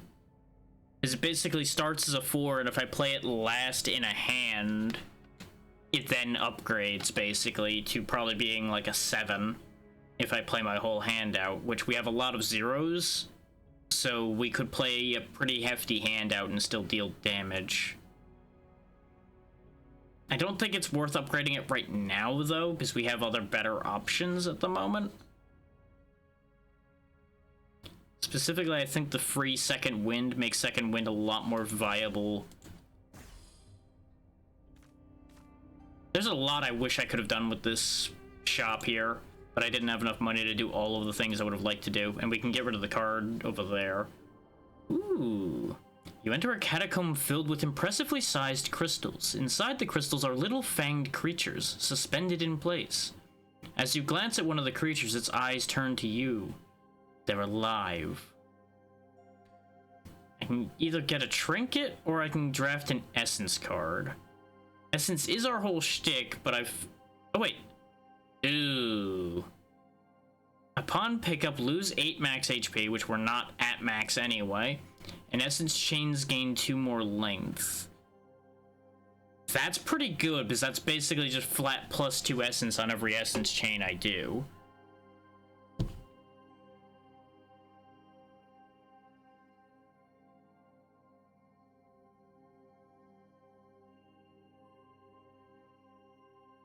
I forgot to do a thing here, so give me one quick second.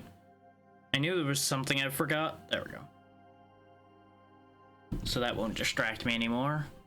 I'm gonna take the tick. It might be a bad idea, but we'll find out. As the crystal cracks open, the creature is able to move about freely. It pounces onto the side of your head and sinks its teeth in. It's impossible to pry it off, but you do feel a nuisance of energy flowing into you from the creature. Maybe it's not so bad after all. Grab the bird removal. Move that one. Is there anything else I want to remove? Probably one of the basic strikes as well. Yeah, probably one of the basic strikes. They've been proving useful, but I'd rather have my other cards show up at this point. And now we get our free treasure, and then we'll go probably into the elite in the hopes of getting another trinket. Oh, nice. 3 random damage at the start of every turn. Potato. Deal 7 tile damage to all tiles in a 3x3 grid except attacks. Interesting. Barb damage is modified by strength. Finishing strike. 6 attack deals plus 14 as long as you have at least 12 essence. Give me that. No further questions, Your Honor. That is exactly the card I wanted. What does this thing do? It spawns a clone of itself. Hate that. Hate that. Gonna have to kill you for it. I fucked up. I should have lashed out first, because lash out would have came back. God damn it, brain. Just immediately went, ooh, strength. Plays card. Idiot.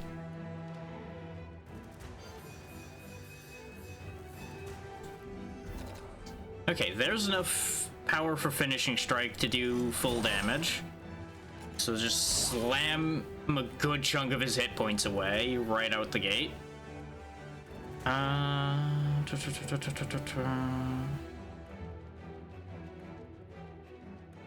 don't need to block right now. I'm assuming his clone is gonna have the same health he currently does, so dealing the most damage possible right now is the play.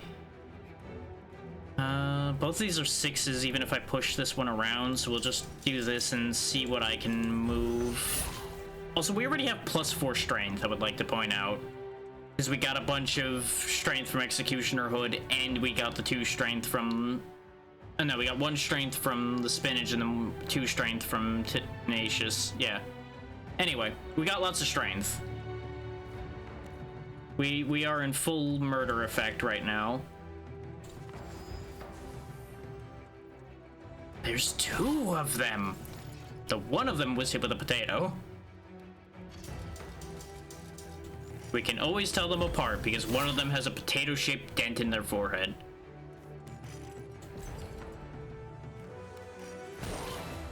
And the clone is immediately obliterated.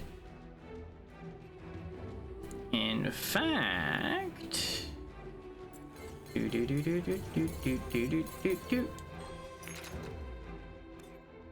Bonk. I'm gonna take 7 here, but boy did we do a number on them.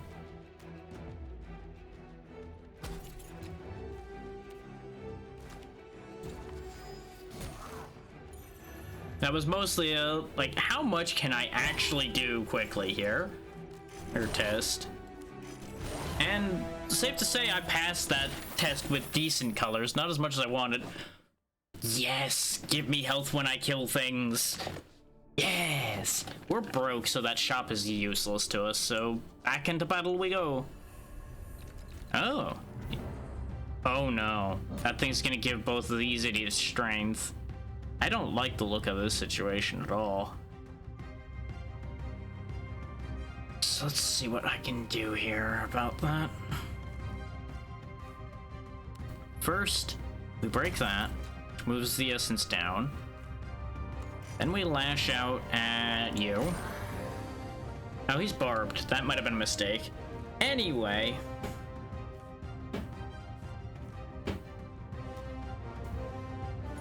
Zeal.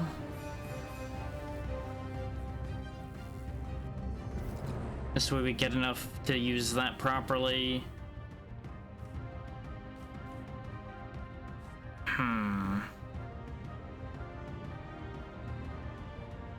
I miscalculated. A lot of bad moves all went together in this play here.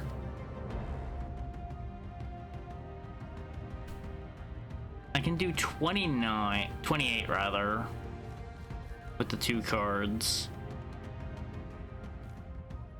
I don't have anything that'll do more damage, but I probably should actually block all but one of his damage and throw the 21 over here. So actually, I know I'll take 2 barbed damage, which will mean we take more damage overall, but higher hits will get rid of him sooner. Oh! He gains barbed every time he gets hit, so yeah, the higher damage cards have to go to him then. Because otherwise this is just gonna keep getting worse. If I use a lot of rapid attacks on him, I'm just gonna rip myself apart.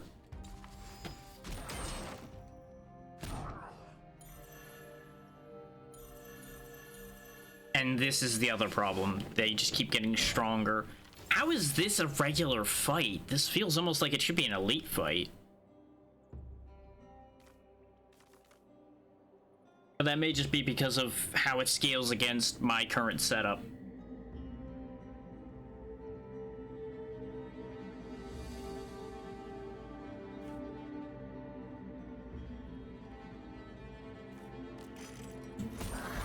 I'm gonna take a lot of damage here, but he needs to die.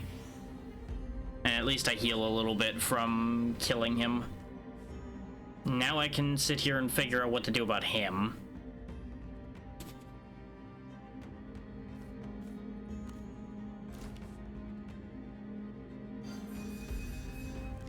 That gets us lash out and our strength increase.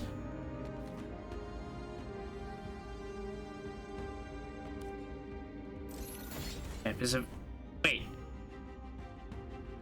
Oh, that's why he wasn't attacking before and then suddenly attacked. His intent changes based on what I did. I should have looked at that.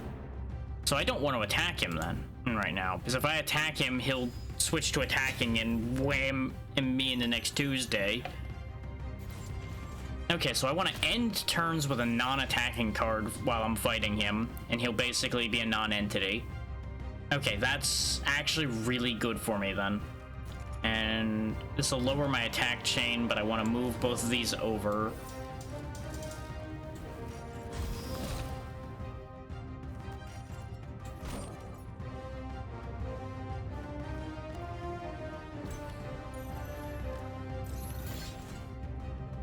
And it's based on last card type played, so chains don't matter to him.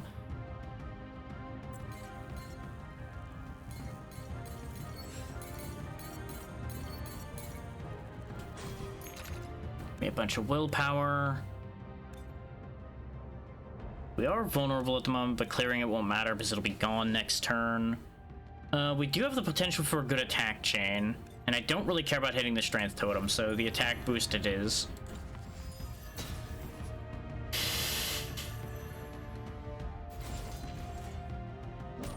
Nice, the potato landed where I wanted, and I got the card I needed. Oop. Okay. So now we impulsive, we expose, and we bring the pain. Die.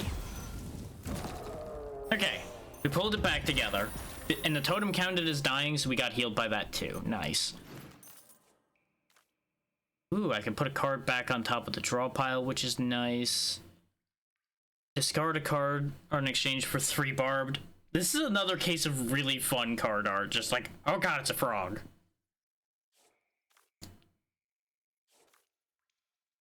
I think I'll take resilience though, because it guarantees me getting a card back. You discovered a battered automaton that has been used extensively for combat training. There's a panel on the side so you can change its settings. What would you like to do? You can spar in focused mode and upgrade 2 random cards, spar in random mode, which will change 2 cards, and bust it up and get money. I'm kind of curious about the transmute, because it'll give me 2 random cards. And it's 2 cards at all, so it'll be 2 cards of my choice, I presume. Sure. Yeah, I can replace 2 cards of my choice. So, transmute block out, which gets me reckless attack. Okay, okay. I'm down with that. I've been kind of irresponsible with using taunt, but I'm actually gonna get rid of bite because the essence gained from it doesn't actually apply to what I want it to apply to, and the damage is kind of mid. Damn it. I didn't really want distract, but it might save my life, so I guess I shouldn't be too upset. I kind of want the other event, but that's going to involve getting past an elite. And we're down to 15 health. Nothing ventured, nothing gained. Let's do this. Oh god. Oh, those are creepy. So let's see, we can get a ton of zeal right off the bat. How do I use it, though? That's the question. That thing's swinging for 6 as well, which is something I need to keep in mind, because I currently don't have a good way to block that damage, and I have no board manipulation, so I can't actually adjust things to my favor. So I think what I'm gonna do is I'm gonna kind of do a meh move here, which both raises our essence, which gets us higher second wind. I was hoping we'd get a better layout on the board out of that, and we didn't. Neither of these are removed at all, so what I'm gonna do is I'm gonna spend both of them. Lash out. Block.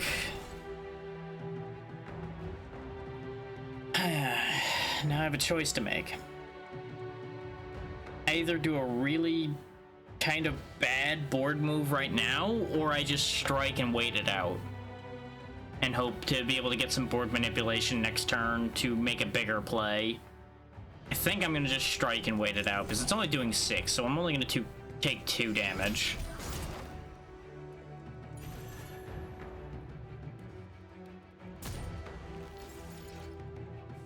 And I got another copy of Second Wind to come up.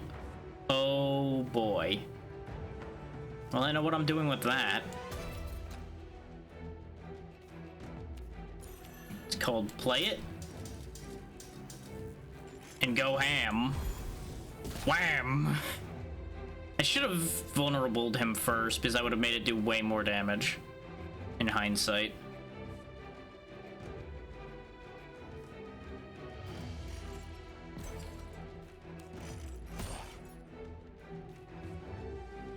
I do need to do something about that 8 damage coming in, though, and I just got way too lost in the sauce. So that's 5, that's 5. 1, 2, 3, 4, 5, 6, 7, 8, 9. Yeah, I'll just block for 5. Take 3 damage.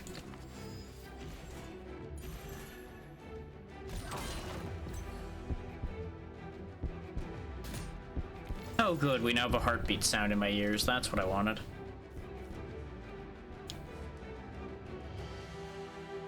Well, we're getting more zeal, which is great.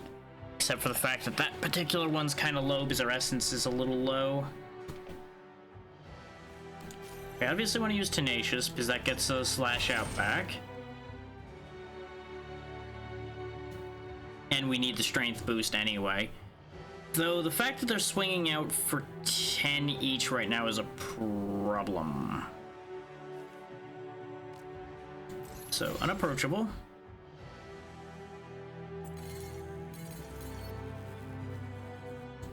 I could grab 8 willpower, which isn't enough to do anything. I could zeal up, which would make it enough willpower to do something. Yes, I think that's worth it. Because that'll kill the one in front of me, which will mean that the defense I have is enough.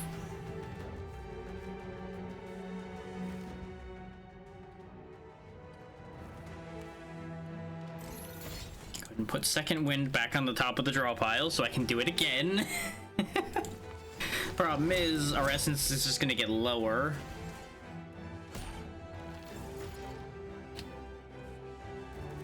Okay, we got impulsive. Also, oh right, we shuffled the draw pile back in anyway, so since it shuffled, putting it back on top was useless. Yikes. Shot myself in the foot there a little bit, but it didn't matter at the end of the day.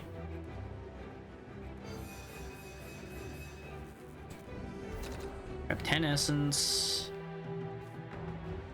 Doesn't really matter which of these gets discarded here. Is not, well, no. Use blockout first. Hit him for 10. His losing blockout would have actually been a problem because we wouldn't have had any block coming in other than the tiles, which wouldn't have been enough.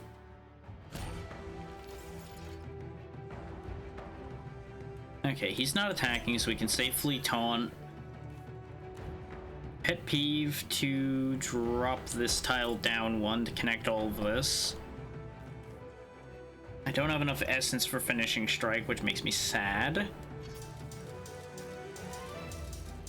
But we can still hammer slam like that.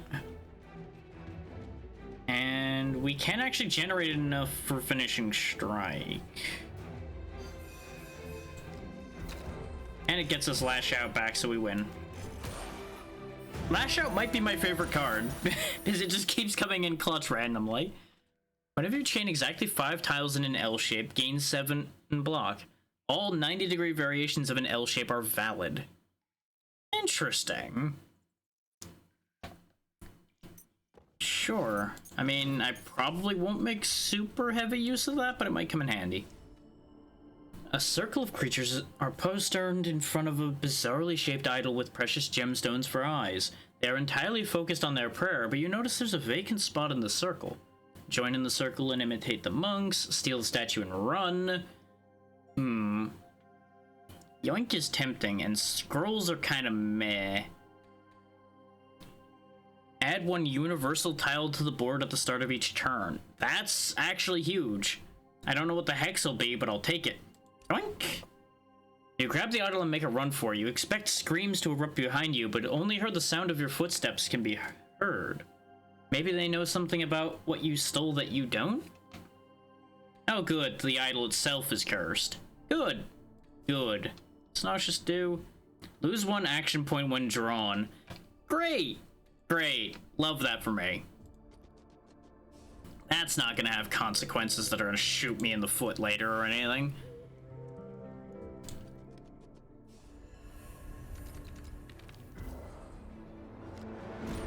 Yeah, I don't know, universal tiles will be really handy. Just a matter of whether they'll be handy enough to balance out the fact that I did that. This thing's kind of freaky. It's like a weird spiky mollusk with extra tendrils of death.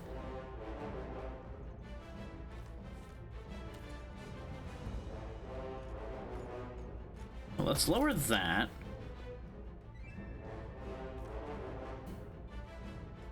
Yeah, we'd get 50% more.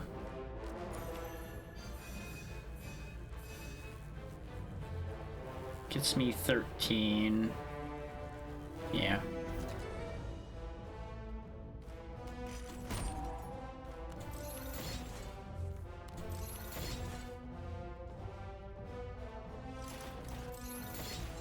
And it wasn't quite a perfect L shape, but look at all that attack that's sitting in there now. We can do great things with that. You what? Ah, that tile's making him stronger. I see. Well, hate that. Tenacious. Gets his lash out back. Second wind. Tactical.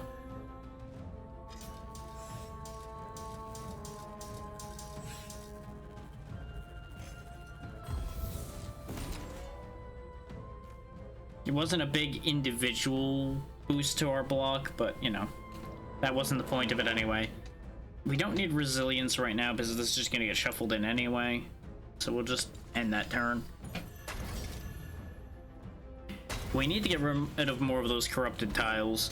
The good news is at least more of the corrupted tiles end up being universal than not so far.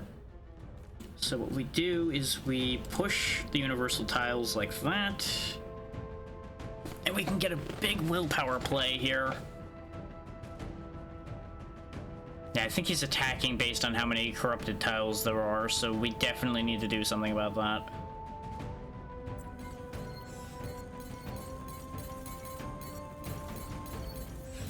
Thankfully, we can do a really big willpower play here.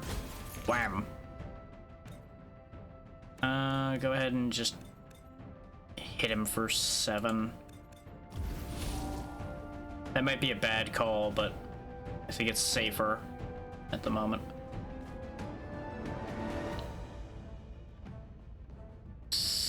I would love to motivate to grab this essence, but we wouldn't be able to finishing strike off of it. So we'll do that, and I fucked myself. I just realized I'm dead. I made a mistake.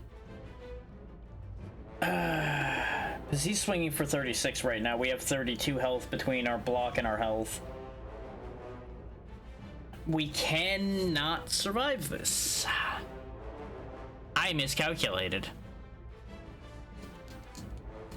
Well, can't say I'm surprised that that's how this run ends. I would try to grab enough block here, which would save me, but I overspent because Nosh just came up and I didn't account for it. Autopilot, why are you the death of me all the time?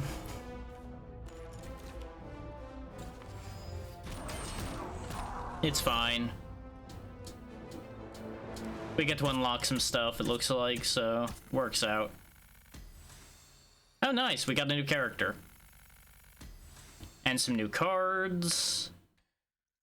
Ooh, double your zeal is pretty great, as it just shoots off into the sky.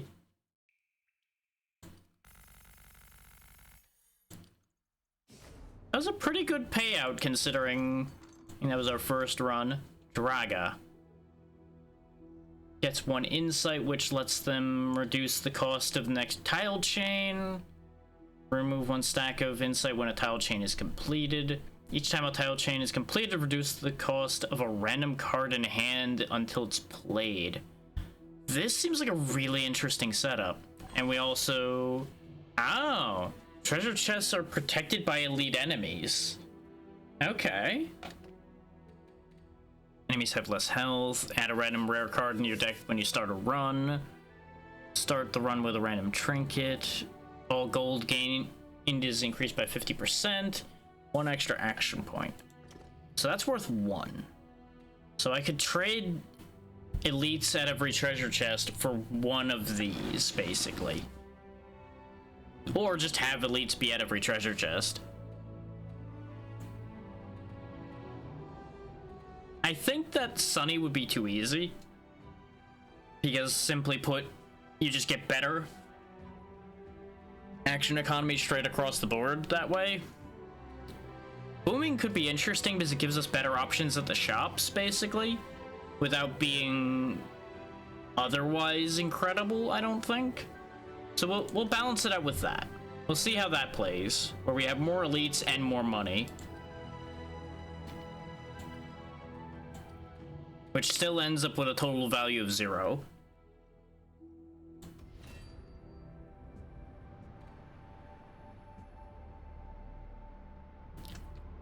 I wish these shops weren't so early. I'm gonna go this way just because a round 2 shop is a really dumb idea. But maybe this event will give me money.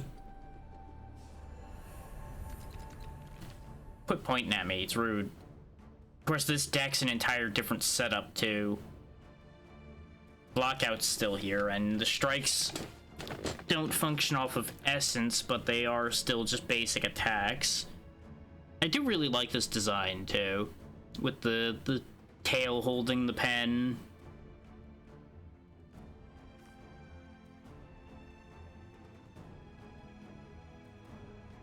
Dealing damage to all tiles of the same type is an interesting idea too, because that lets you clear out a bunch of tiles that you don't want. Like if I did it over here, for example, it clears out all of the shields. I probably actually want to start doing that with some of the essence, because we don't have anything that uses essence that's shown up yet. As much as I was really leaning on essence before, I don't think it's what I want now. At least till it's proven otherwise.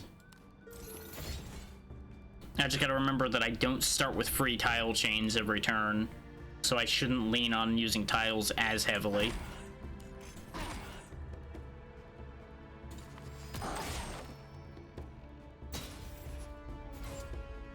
Which admittedly is gonna make...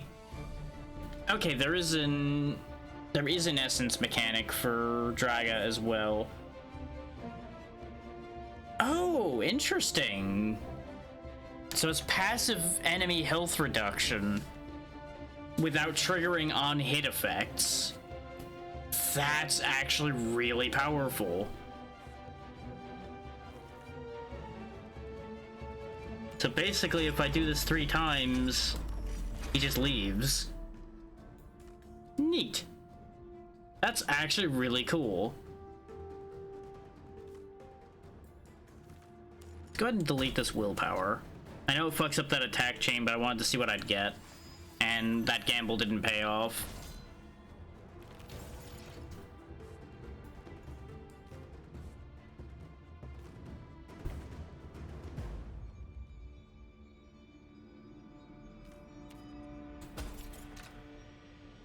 There we go, that fixes that mistake for the most part.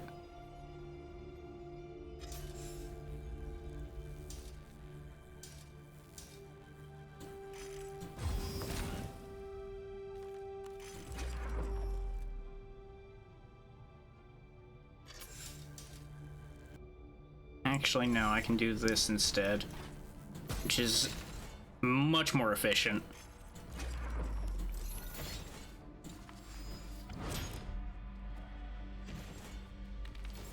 Okay, and it doesn't seem to go down over time or anything either, so he's just stuck with that, and now he loses.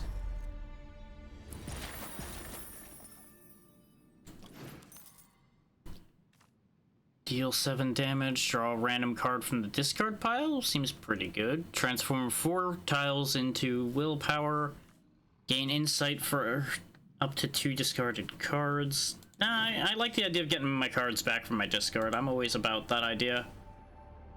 Feed a thought to the creature or free yourself from the creature and leave. You notice a strange silhouette on the horizon. You blink once and suddenly the creature is on you. Its appendices probing your head. This is a nightmare eater. There's no escaping its grasp, but maybe you can focus on some thoughts to offer as sustenance.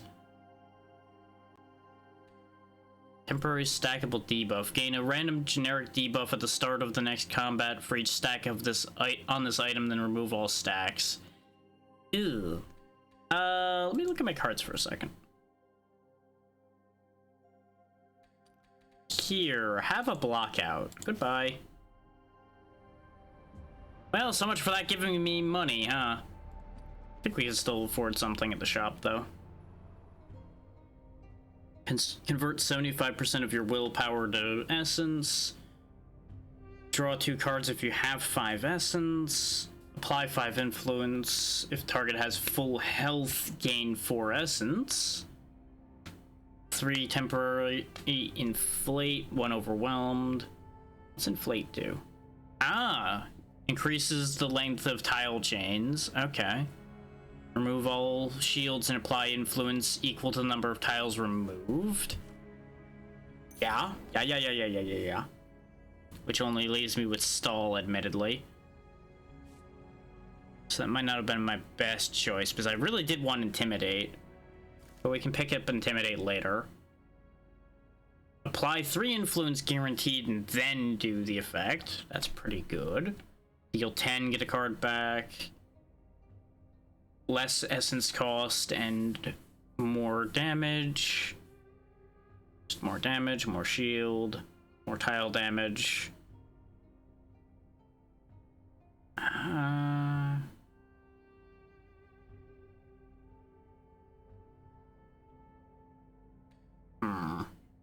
Yeah, I think back-end is the thing I want to upgrade. I could have bought a scroll as well. This shop is going to be completely useless to me. So I think we're just going to go across the top here and hope for the best. 4 doors have appeared in front of you.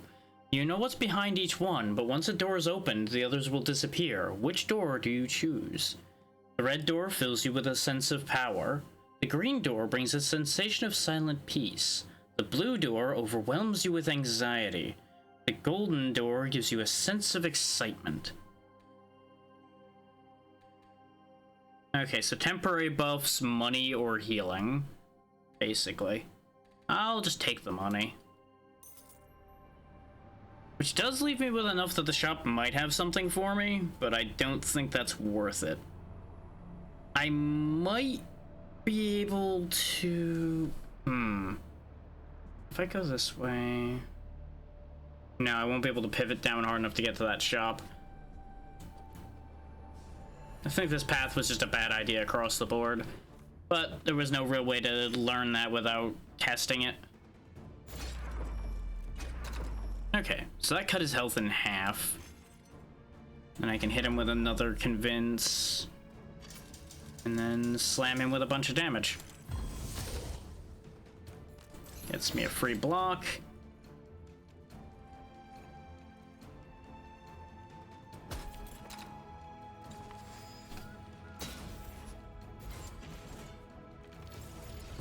And get out of here. This is a very effective setup already. Ooh, extra action points next turn. If the enemy intends to attack, gain 1 insight and draw a card. But I forget the card. Retain all cards in your hand this turn, draw 3 less cards next turn. Nah. It is kind of neat that they're inscribing the thing on the horn, though. That's a neat idea. I'm gonna take the repel, though, is we kind of need energy generation. Get a load of this guy. He's a big boy. Well, for starters, we'll go ahead and back into the big boy, which seems like a really bad idea, all things considered, but, you know, I've had worse ideas. Sometimes.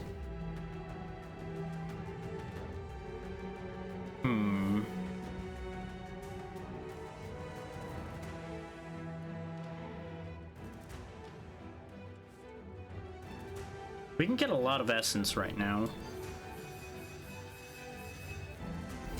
which will make Convince stronger. Gives me a free block, which doesn't much matter, but it's a thing.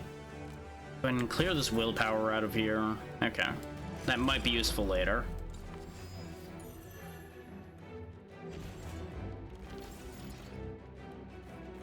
Slap him.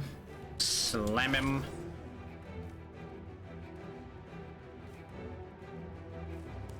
Let's see what we can make appear on this board.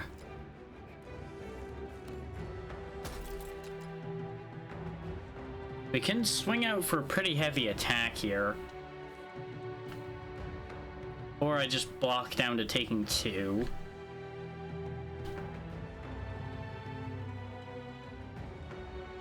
How much damage would I get? 12. Nah, we can wait on that.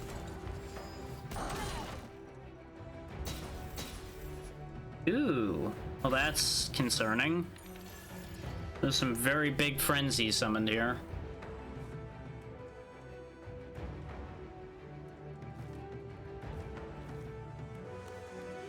It also throws off my attack combo anyway, so let's go ahead and do that. Not how I hoped that would play out. That was probably a waste to do.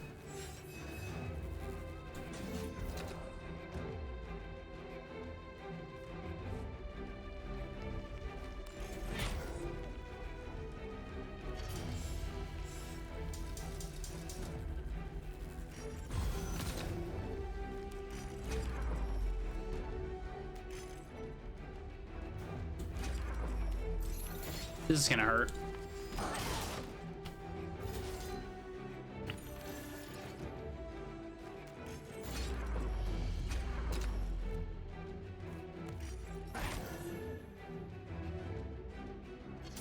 And let's just finish this off. Get out of here, boyo. Deal 3 more damage to enemy tiles and completed tile chains. Not bad, not bad. I could get another beacon. Ooh. If they're confused, they gain essence equal...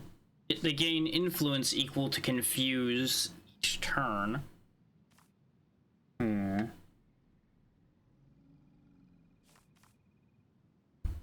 Beckon's been proving very strong, but Muddle might be really handy.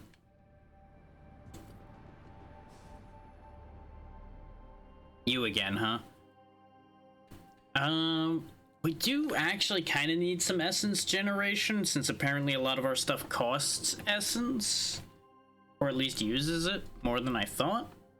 But I'm gonna take the essence card because I want to see what happens. Looking deep into the creature's eyes gives you a revelation about where you've come and where you need to go.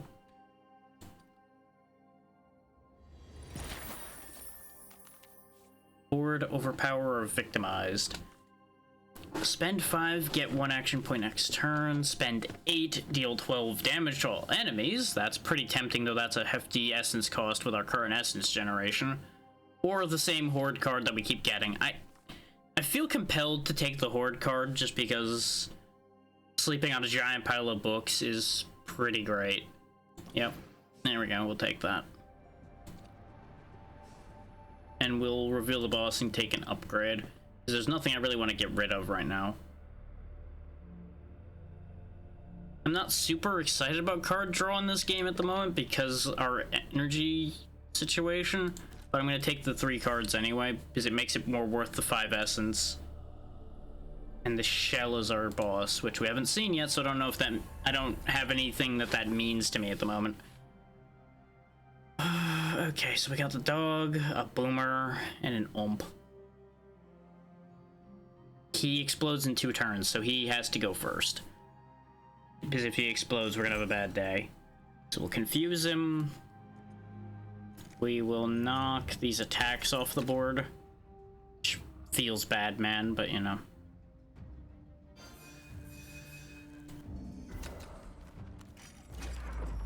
Speaking of feels bad, this is gonna hurt. Ow. Ow.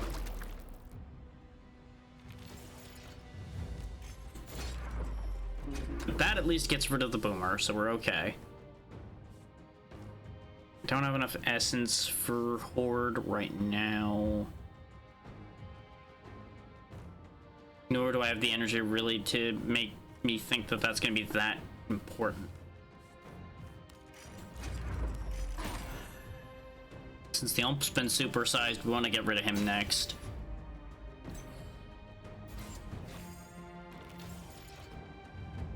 Looks like that was the right choice.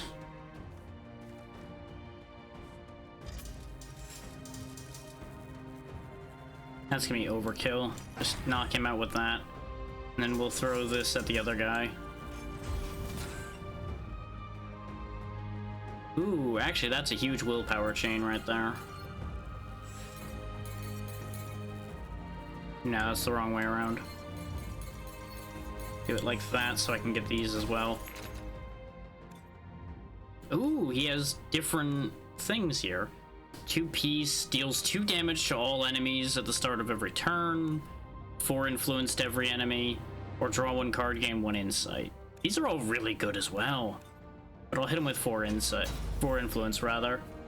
Yeah, and all of our cards are free now because of what we did. Rid of those.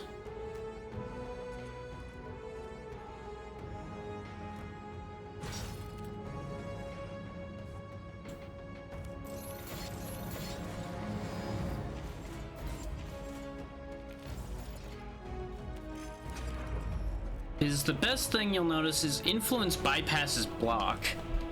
So that's really powerful. Get out of here.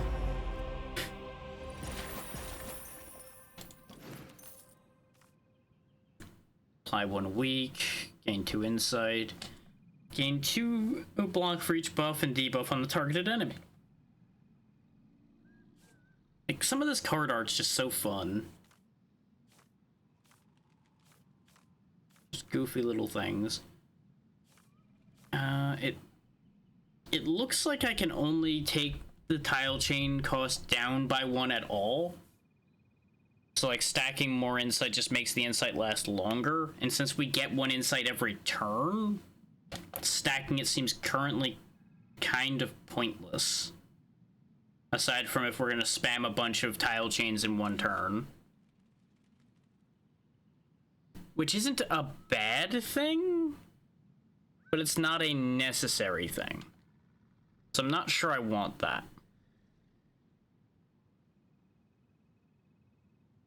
So I think I'm gonna take the write-off, especially since it's a 0 cost card.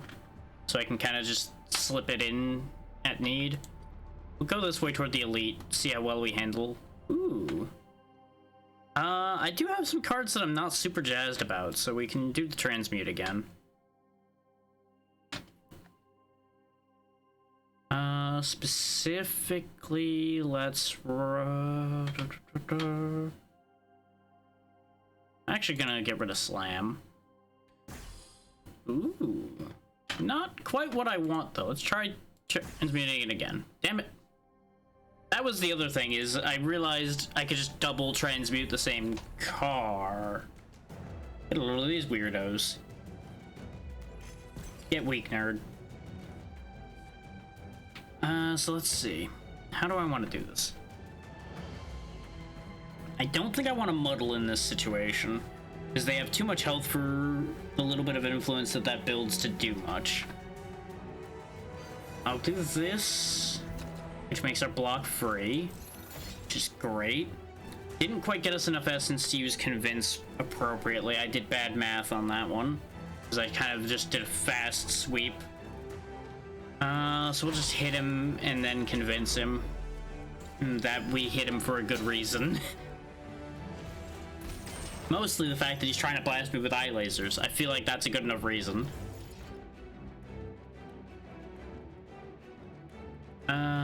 We don't have the shield thing on the board right now, so let's go ahead and do that. Give him a big ol' whacking.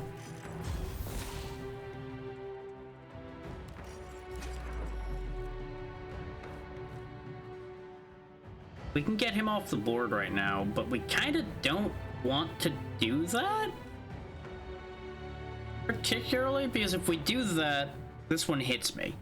He unopposed. So I think I actually want to do this. And then we can still hit him and set him up for next turn. It would have been ideal if the repel had been what we got the free card on, but it's okay. We had no real choices as to which one that played out on.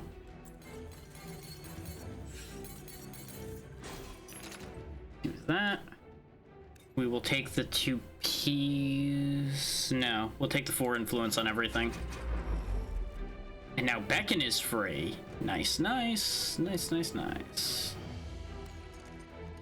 No, no, no, not that one. This one. Get rid of these in the hopes of getting more shields to show up. Nope. Okay.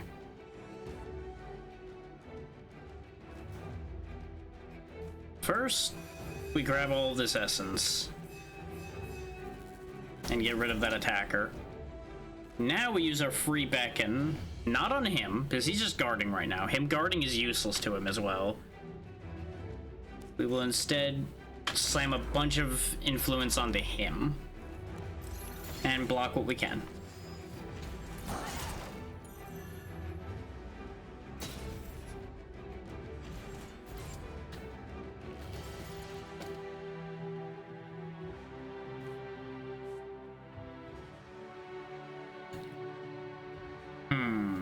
Well, we can get rid of him freely, so go away. Dealt with. We need to do something about this. So we may as well take advantage of this really nice big attack chain I can make here. Wall up him. And now we get him off the board. This is just going to remove immediately, so there's not a reason to play that. Go ahead and get rid of this willpower that's over here in the hopes of getting better things. Play it anyway, just to play cards. Everybody likes to play card. Okay.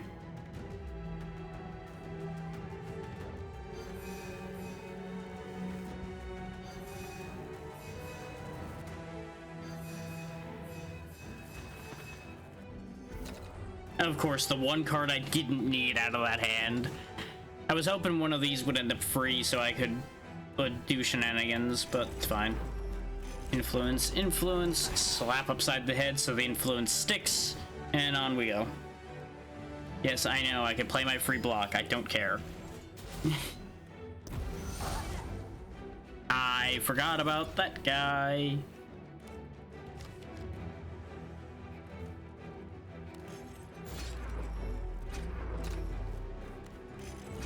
And there we go. So that was a little bit rough. Whenever you chain exactly 6 tiles across the full width of the board, deal 5 damage to all enemies. Neat. Now we heal. We are going into this boss fight in better shape than we did in the last run. But we'll see how well this plays out. Hi. Immediately going in with the swinging. Understood. I will match that energy. I almost misplayed, so I needed to make sure to do that the right way around. We definitely want to beckon, but let's see about getting more shields on the board. Okay. What? I really like the amount of board control we get with things like beckon and hush. Because we can really swing what our board has at a moment's notice.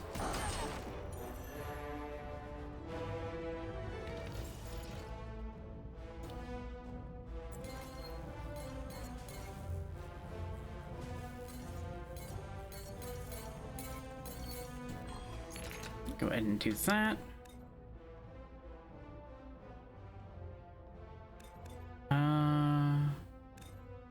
Draw one insight. Wouldn't be bad right now, actually. Okay, especially since the only card I was going to spend anything on became free. That's actually perfect. And I'm going to do a weird move here, because you might have thought I was going to attack Not quite what I was hoping for. I was hoping this was going to land in such a way I'd get a much bigger essence play, so I could store up essence for the next turn. But 7 essence will have to do. And we'll have an extra energy next turn.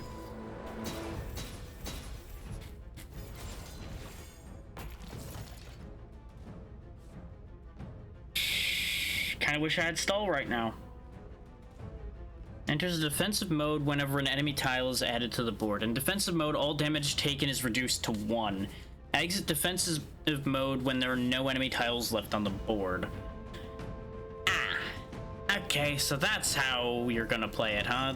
Does influence get reduced to 1? It does not. So what I'm hearing is I could leave him in defensive mode. Except these are going to attack me for yes, and I need to do something about that. But meanwhile, get confused. While I figure things out, you can be confused. Deal some tile damage to it. This way we don't take a ton of damage here. But we are basically on a timer during this whole segment here.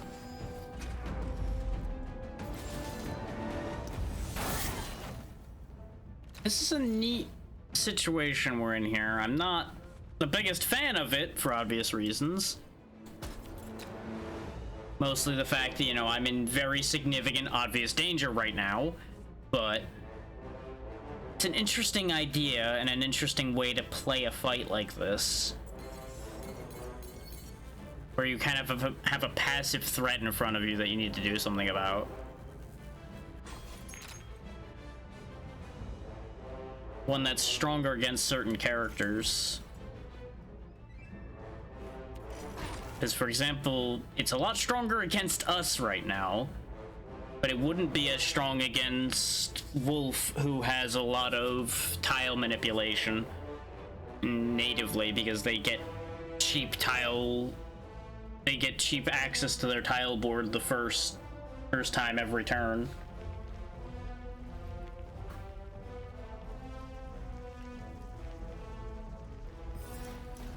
I kind of have to do this because at least this will reduce the damage I take again. And it'll make Convince free. But we're in trouble right now. Because we're gonna get hit with that 55 soon, and I'm not ready to deal with that. Ooh, stall. Yes. I'm glad I got that. I poo-pooed at it at first, but no, it's actually really important, as it turns out.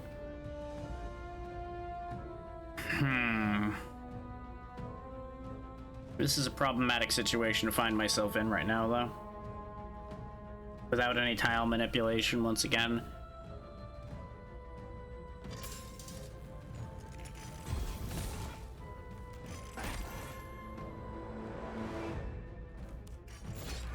I see a big play I can do next turn, though, and we'll have to hope that we get cards to go along with that big play. Okay, this might actually be huge. Get rid of all that. Deal the tile damage directly to it.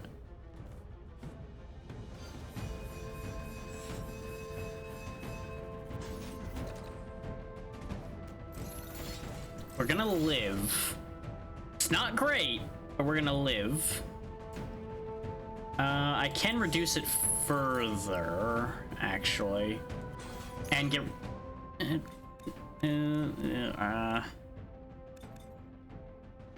if I get one insight and draw 2 cards, the best I could possibly do is get 0 costs I might be able to use, but they wouldn't be helpful. Unless I drew multiple hushes, which I could reduce the damage I would take with. That's about the best I could get out of that. Or I progress the fight. I'm gonna gamble. I shouldn't have gambled. I should have just progressed the fight.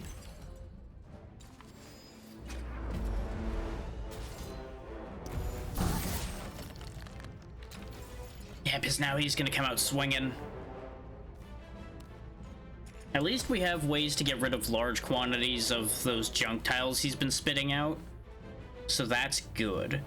Problem is, we currently are in a going to die situation.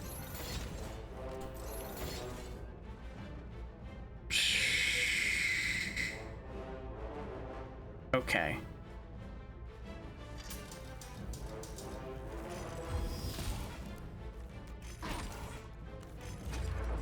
He doesn't have that much health left. That's our one hope at the moment.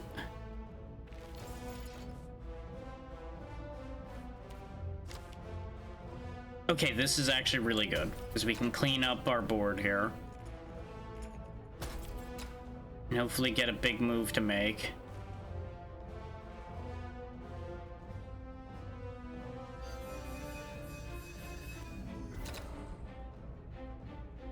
Not really getting much block to use with Beckon here. We can swing the free repel. As much as I want this willpower, I'm actually going to hush it away. Okay, that makes Beckon stronger. That leaves him with 11. Okay. We can do this. He's only got 8 hit points.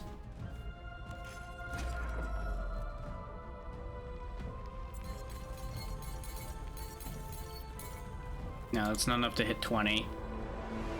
Don't you point at me. I see you pointing at me.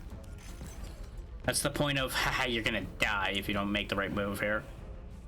Yeah, actually this will work. We muddle him, now he's gonna die at the start of his turn. Does not matter what we do now. Get fucked, loser. Okay. Whew. That was too close for comfort. Gain 1 energy whenever you destroy 5 tiles in a turn. Can only be activated once per turn. Chain tiles do not count. If you have 5 or more money at the beginning of your turn, lose 5 money and gain 1 energy. Or the same thing we had before. I like the pinwheel, so I'm taking the pinwheel again.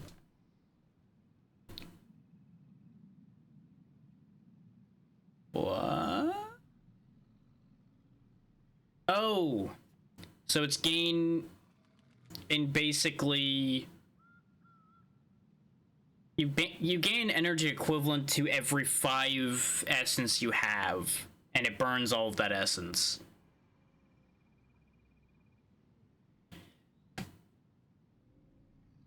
It's worded a little weird.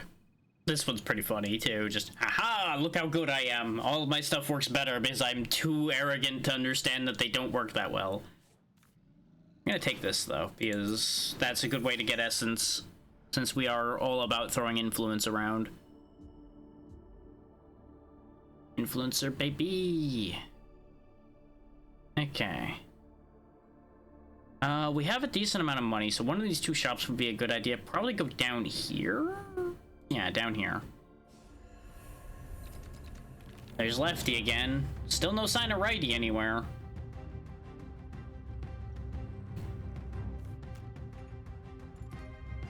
Rid of that.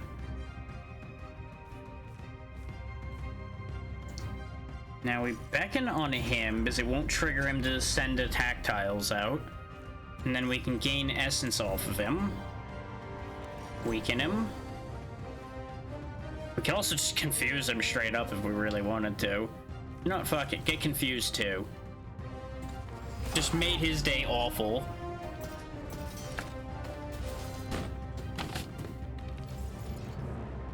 Thanks for giving me even more reason to make this chain here, game.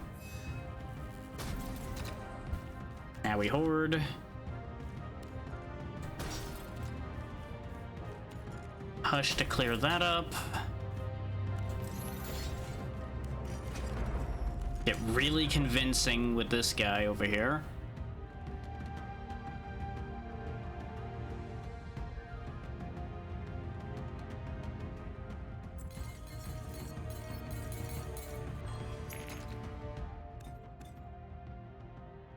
For influence to each enemy. Now will be gone at the start of his turn.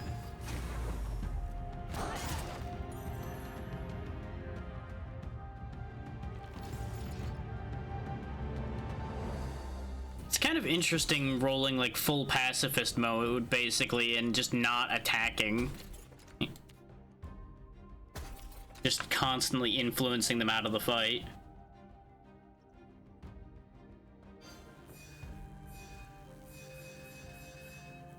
She's like, have you considered getting the fuck out of my way? I know it sounds like a great idea, so maybe you should try it. And just try getting the fuck out of here and not bothering me any further. Just getting rid of that because it's in my way.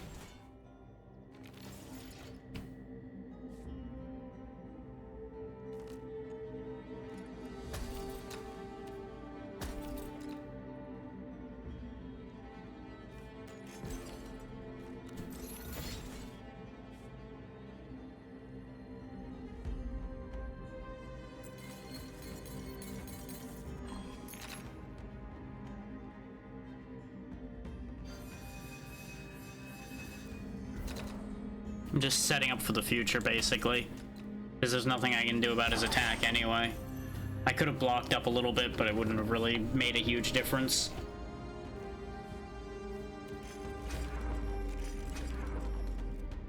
And this way I've stocked up everything I'm gonna need for the future. Over here.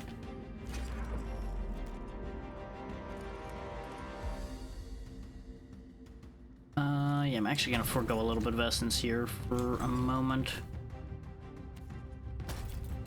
I'm setting up lots of block for next turn in the hopes that Beacon comes up so we can move this along. Wow. Did we, like, lose Beacon? No, it's just hiding. Okay. Fair enough. Because the same cards kept coming up. I'm like, I know it shuffled because it had to. So where'd the thing I wanted go? That's a lot of damage coming out. Yikes. Gonna have to give up all this block then, just so we don't get our shit kicked.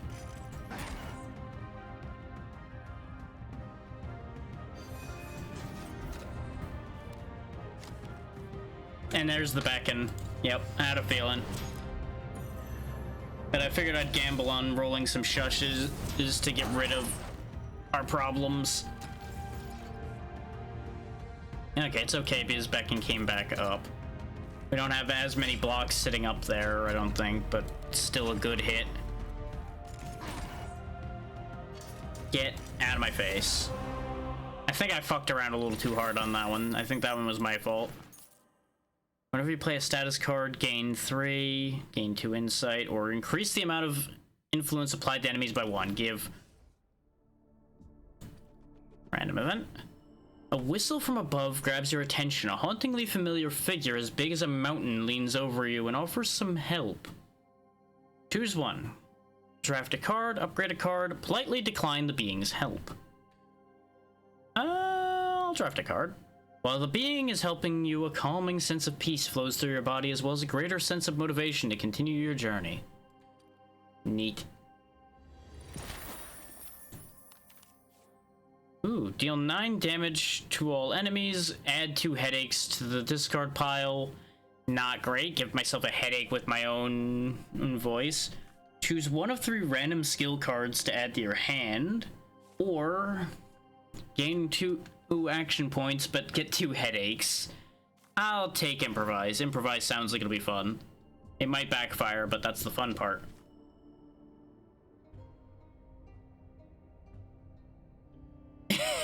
Just hit him with the full book. There's the money after every battle. Whenever you would gain a scroll, heal and increase max health by 2 instead. The illiteracy vow. Okay. Upon pickup, choose 2 cards to transmute. Half the essence lost at the end of your turn is converted into will.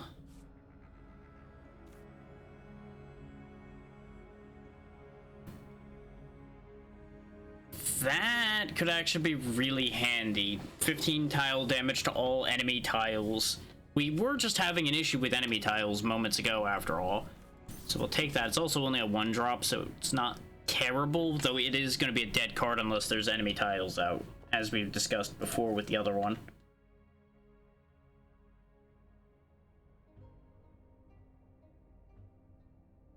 But it is at least a forget.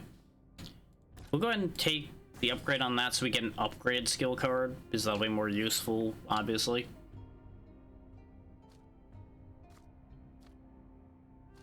I gotta love that all of these peace things are doing damage. Like, obviously it's doing damage to enemy tiles to remove threats, so it does make a degree of sense. It's just very funny. We don't want 2 echoing voice because that'll start getting a little cramped. We do want it to make it cheaper, though. Making it cheaper is a great idea. And we will upgrade another card. By 2 weeks so it lasts more. That isn't a bad idea.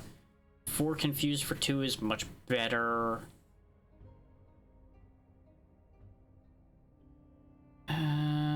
Retain on fanaticism also seems like a good idea, but I tend to just use it as soon as I get it, so I don't think that's worth it. We'll go ahead and take the 4 confuse. This way muddle's more worthwhile.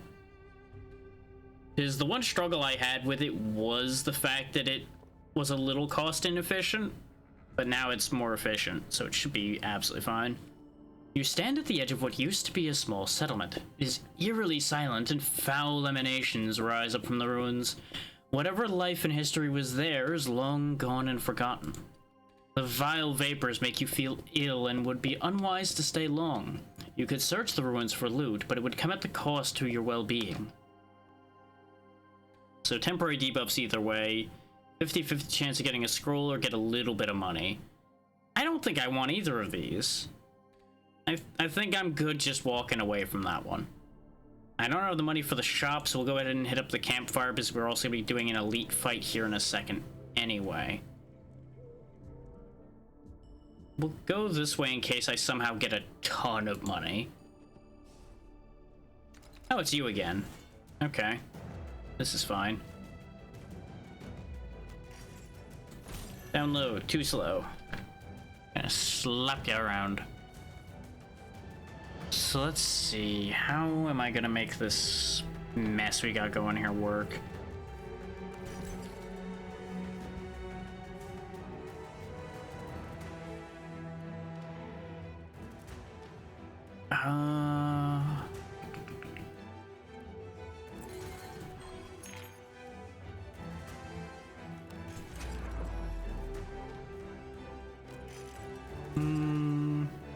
No, because if I do this, I'll be able to make one of these free to use. So we may as well just go for it. Get a little bit of essence. There we go. None of those were good chains, really, so it's unfortunate. Because now we've got both the clones here in a really bad situation.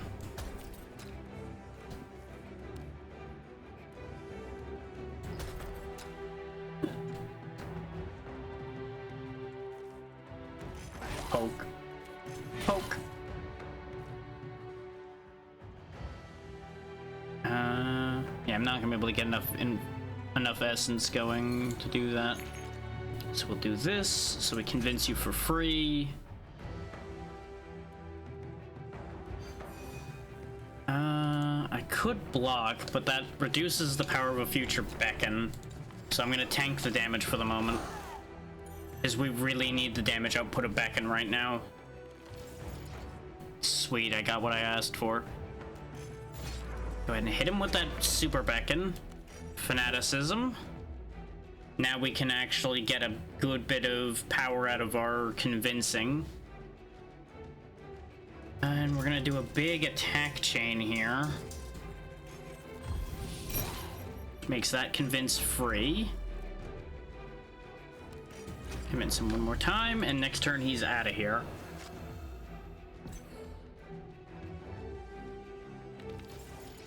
Unfortunately, he's not the one attacking, but that'll have to be okay. Echoing voice. Push that out. I'm not gonna beckon on the one that we'll be getting rid of soon. We'll do it on that one instead. Get a ton of essence in. Oh, it made stall free. That's the exact opposite of what I wanted. But it's fine. Get him out of here. Cast the stall just to get it out of the way.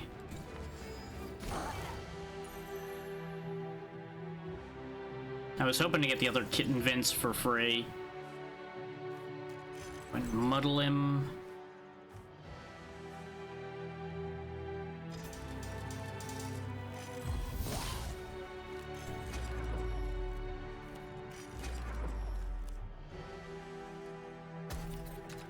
I should have hushed to try to line up a better chain, but it's fine. And there's another clone. That's the kind of thing I was hoping to avoid. But it's fine because they both came out with confusion, because it's a direct copy. So it actually works out in our favor.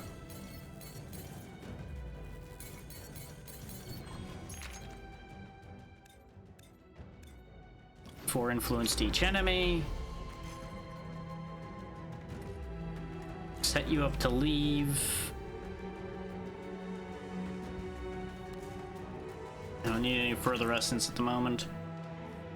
Place another muddle on him, convince him, and they're both gone. There we go.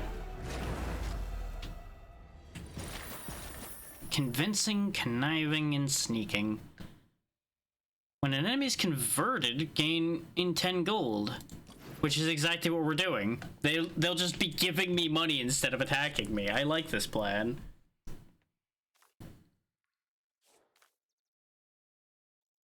Sure. We'll use memorize sometimes, probably. Oh, hey, it's the things that are on muddle. Well, then. There's a lot of attack on the table here, and it's a shame to get rid of it. But... Big beacon.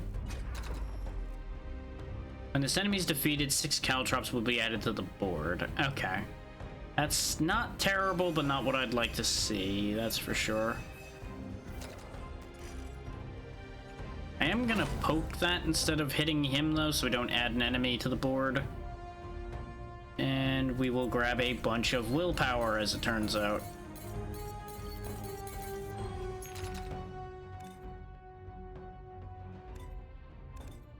For influence. Because again, I don't want to take the 2 damage to all enemies, otherwise the mushroom gets to do his thing that I don't like him doing. Okay, all they're doing is putting junk tiles down. That's annoying, but not really a big deal.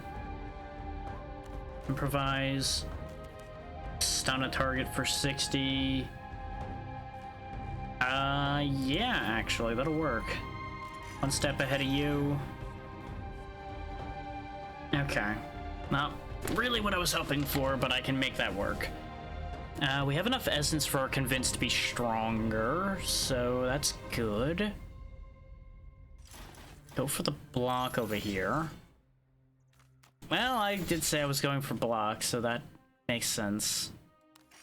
I fucked up now, though, and I can't kill him. But it's okay because he's just buffing himself this turn, so he's not a big issue. Oh, they can upgrade the amount of caltrops they put out. Great! Great! Love that for me. I have a counter to the caltrop issue, though, so it's fine. Go ahead and get me a bunch of essence off of him before I get rid of him. These guys I can attack at my own leisure, so we can actually use these attack spots here.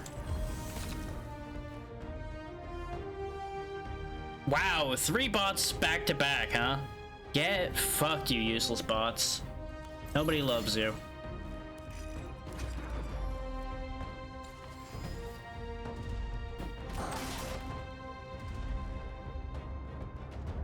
I'm not even sure their creator likes them.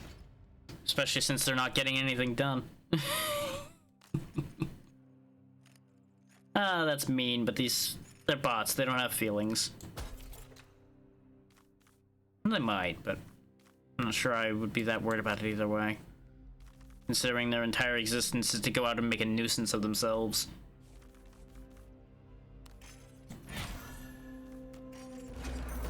Okay, that does still put the caltrops down. That's what I was afraid of. I needed to learn, though. And I'm definitely gonna learn, because I'm about to get my shit pushed in again.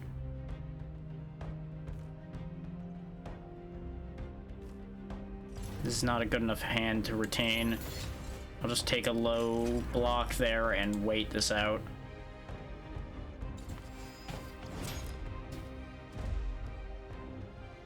Yeah, I wonder what attracted those bots, because it's literally 3 bots that all have the same link. So they're all from a similar source. Get rid of a bunch of those caltrops. Problem is our board is turning into just garbage on garbage on garbage, which is exactly what these things are designed to do, probably. Is just bury you in crap so you can't do anything. And they're certainly succeeding in that right now. I'm not in a good position right now. Everything is awful.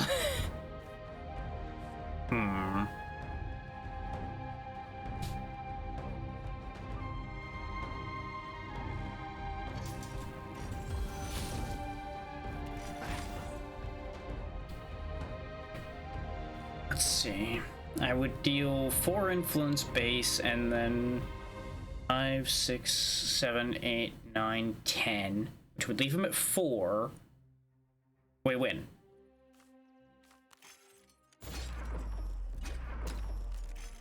Okay. Whew. That was almost bad.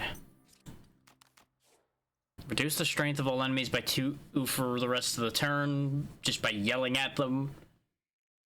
You suck, you're bad, and you should feel bad. And then their strength is gone.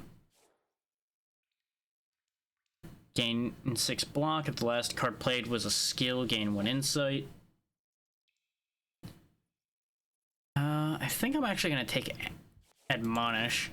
Because our biggest problem now is enemies are getting damage on us. So if we can just weaken them down, we don't have to worry about that.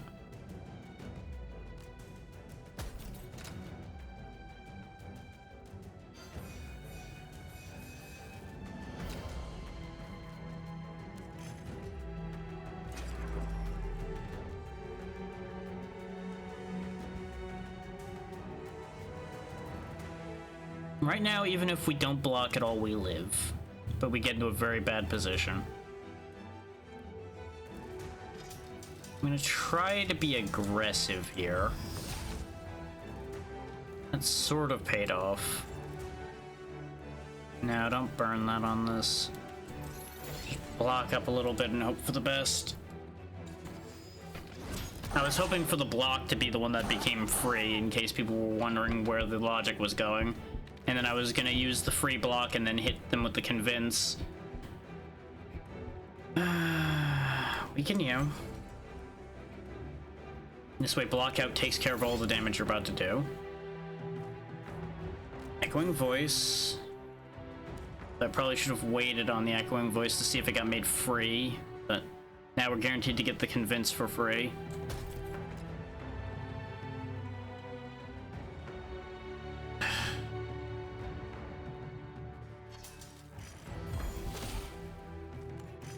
Which doesn't matter because we end up with action points left over.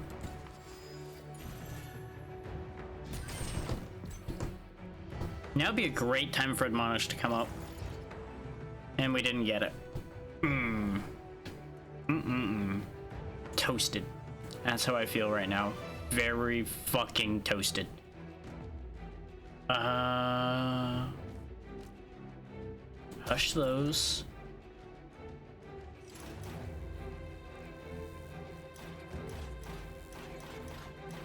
It's 9 block.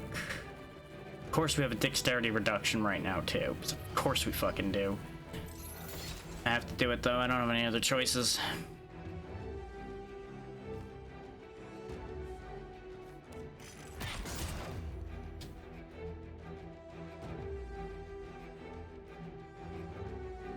Weird.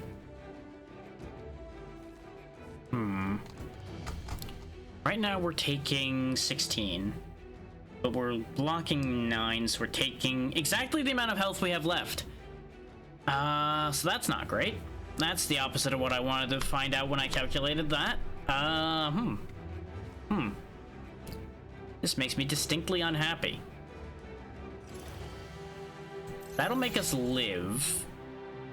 We won't live by much, but we'll live. And we can at least hit him with another convince, get some decent essence out of him. And we're gonna have to just hope for the best. Ugh. Living on 2. With both of them still alive, I think we're just fucked. If you want me to be real, I don't think we're making it out of this one, boys and girls, and everything in between. I think this is the end of the road. Because I think I made some critical misplays along the way that have since shot me in the foot.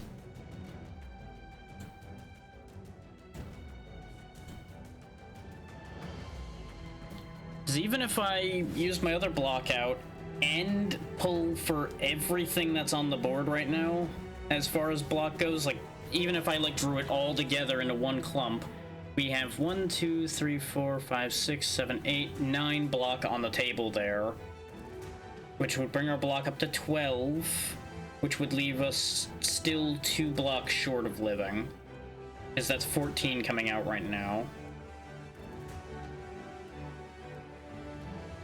Now, mathematically, we could actually survive that then, because block out would combine with all that block on the table there, but that's physically impossible. If I apply weaken to him, he would only do 4 instead of 6, presumably. If I apply it to him, it's basically the same amount, I believe. Yeah, because it takes 2 off. So we have 12 coming in now, so if I somehow could draw all that block together, we would actually then live. But the only way to do that would be if I had the ability to use multiple tile chains. Because if I could do a willpower tile chain first, I could then clean all that out and probably get what I need. Which, actually... Hang on, I have an idea. I have a plan. Whether this plan will work or not is anybody's guess. Answer is maybe. There's a chance. There is actually a chance here. This chance is getting a lot lower suddenly.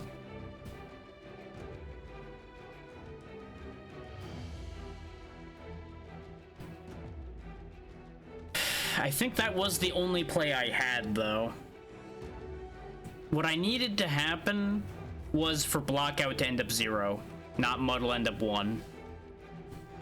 If Blockout had ended up 0, we would have been able to get up to 6 blocks with that, but we still would have only had 9 because all of these are separated. So we lost either way. We did the best we could, though. That was everything we had. And he's got 33 hit points left. There's no way I'm doing that this turn. Nor is there a way for me to set him up to be killed next turn or anything. So we lose. Oh well. I think I like the setup for this character better than Wolf, just because it's a little more unique.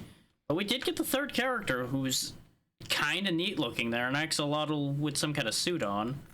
Okay, I'm interested. Betray. Remove all influence and deal damage equal to twice the amount of influence removed. That's pretty good. Whenever you gain essence, draw all 0-cost cards from the disc. You what? I really needed both of those cards for that run. I tell you what, we'll do one more run and we'll show off Axo. I assume they'll have another different play style, and that'll give you all a very good idea of how this game plays. As much as I would rather do another run of Draga right now, because Draga's really interesting to me. Ooh. Shop prices go up based on how much health you're missing. Rude. And we'll take the modifiers off, because they were neat, but they weren't too crazy. Hey, Xeno.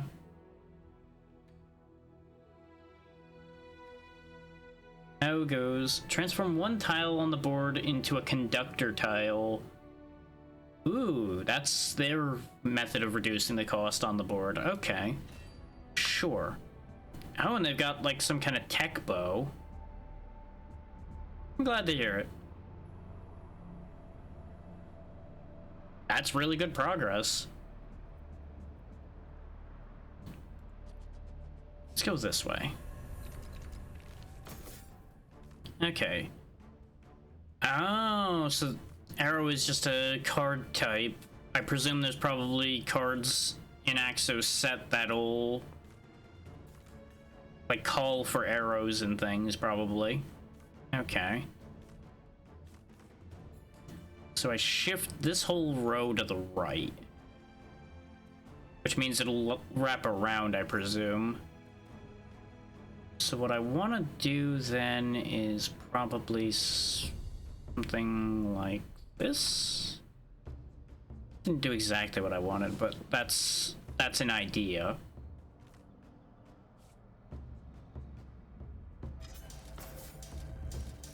Okay, and it makes the time where it's used cheaper, not the next one. So we do that. We won't be able to kill this turn. Okay, and you gain more block when you have more essence. Well, we're gonna have to just wait that turn out right now.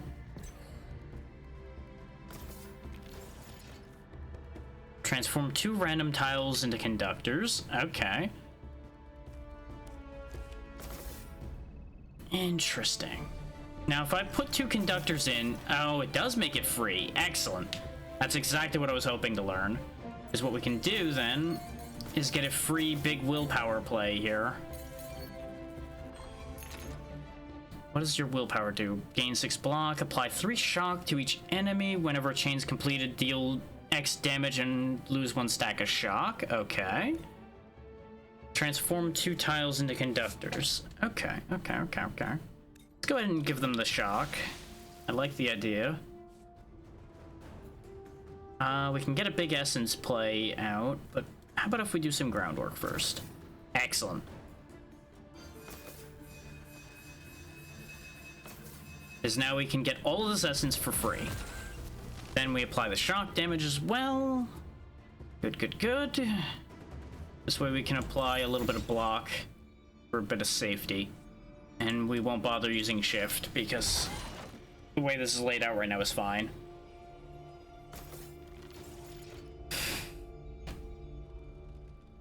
So that's our whole deck at the moment.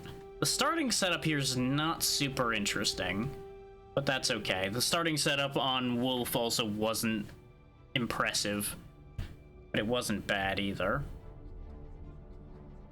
Draga's starting setup also wasn't anything remarkable, but it wasn't half bad either. Okay. We could get a crazy amount of block going right now if we wanted to. I don't need to, but it would clear the table so we could potentially get something else.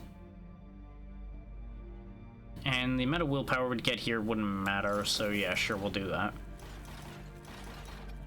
Just for the fun of make a big chain. And we do still have the shock on the board, so that works out. We can just go for a kill shot here. On the one with more health. And then finish the job on the other one with an arrow. There we go.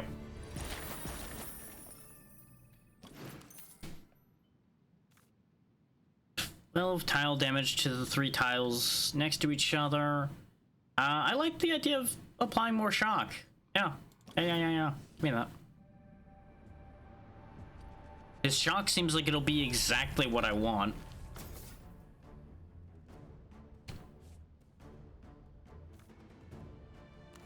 So we go ahead and hit him with shock straight away. Go ahead and shoot him again. This conductor tile's not in a great spot, but what we can do is change that. But changing it actually won't do anything in this situation. So let's just do that just to clear those out of the board and zap him for the shock damage. No, this doesn't matter.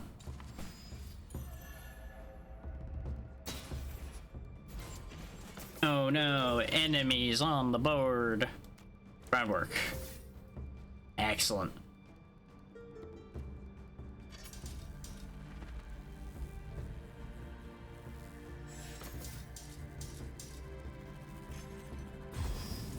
Lower him down to 10. Finish him off based on the shock damage that... Jesus. That is 4 bots in the last, like, 10 minutes. There really is, like, a super rash of bots out and about the past day or two. Because we had a ton of them yesterday, too. Where are they all coming from? Like, obviously, somebody's out there putting out a lot more bots all of a sudden. Unless I've just hit a slightly larger size just enough now that they're drawn here a lot more often, which seems highly unlikely.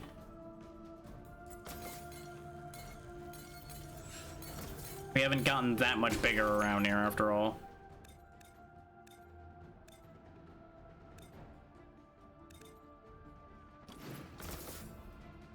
Okay, that works.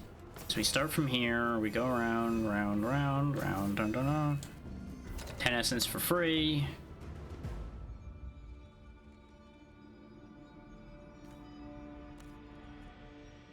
Do the shimmy, do the shimmy, do the stabby, and leave happy.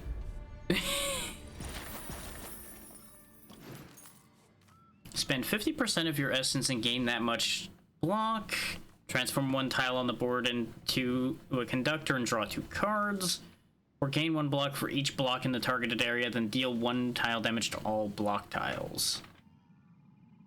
To the block tiles. Okay, so it's those specific ones. So basically, you're just consuming those block tiles to gain their block. That's not bad, actually. Is that basically, if you somehow have the perfect storm of there being a 3x3 of block, gives you 9 block. And it also clears up the space for other things to happen. But I'm going to take Snoop, because I want card draw. We got enough money for the shop, so we'll go that way. See what this event is. You enter a hall that seems to have been frozen solid. As you move forward, your image is reflected hundreds of times in the polished surfaces surrounding you. Eventually, you slow down and take a look at yourself. If you observe yourself, you duplicate a card. If you touch a reflection, you remove a card. Let's go ahead and get a duplicate. Because if we get a duplicate of Snoop, I can just cycle the deck a lot more effectively. And get conductors at the same time. You spend a moment gesturing and watching your reflections move, and begin to feel a bit more present and in control of your own actions.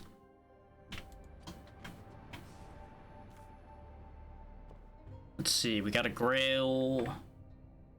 Ooh, so you can make 2 tile chains. Not sure I want that. Amount of willpower needed to trigger willpower events is reduced by 20%. That's not bad. On the first turn of combat, draw 1 extra card with its energy cost reduced by 1. Definitely interested in that. I'm gonna buy the static arrow, because that's just really good. I feel like I need to buy this just because of this card art. Because he just... Axo there just looks so happy to be doing whatever this is, and everyone else is horrified. And if that's not my energy, I don't know what is. Give me that. There's the hang in there cat over there. Oh god, what are they doing? I can't stop them. They're just gonna blow it all up. Draw 3 cards. 8 damage and apply 3 shock.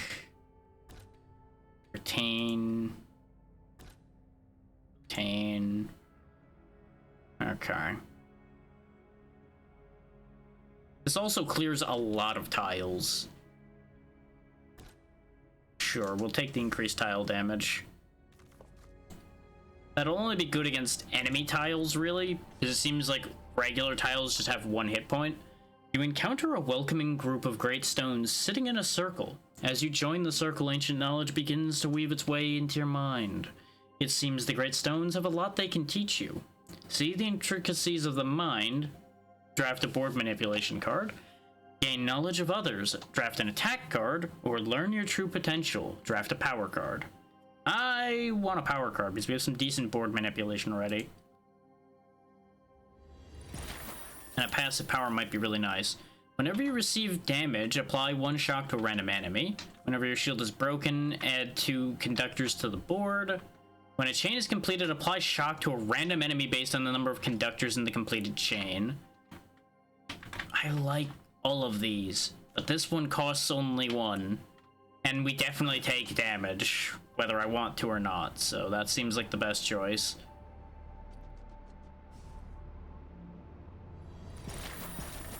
Runic shell we've seen before.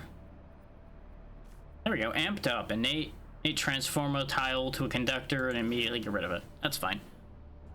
And we'll take the random event, because it'll be fun. Now, I stand corrected about it being fun. You're being ambushed. You've been through this before. Suck it up and take the 1 dexterity damage. Ooh, this is a really nasty ambush, too. Yikes. Okay, game. I see what you want from me here. You want me to die, and you know what? Gonna be disappointed on that one. I see what to do here. Give me some free essence. And then we're gonna snoop again. Perfect. Give me some free willpower. This way we can give them all some shock.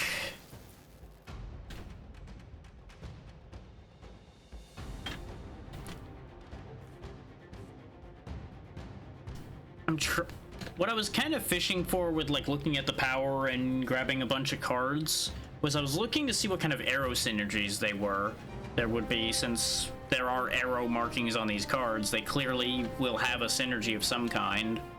It just didn't show. So I either block for 5, so I take 1, or I take all 6 and put out some more shock. I'm just gonna take the 1 damage.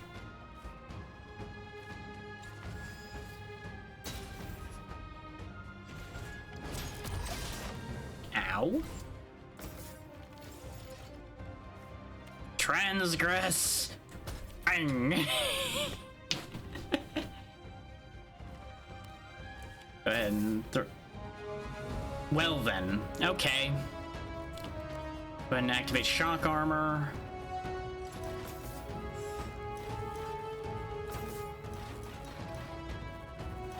Oh, there's actually no point in blocking here because they're not attacking. Hold that thought then. Shimmy. And I wish I had something that would shift these vertically right about now.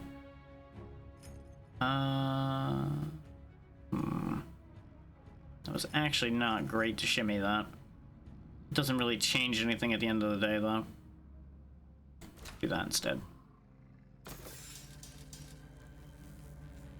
This way we can still afford it, but we save one of the conductors. And keep access to a defensive move next turn if I need it. Wait. Oh, because I could do a 0 cost over here. I was about to say, the game's convinced I still have a move, and I was trying to figure out what that move the game thought I had was.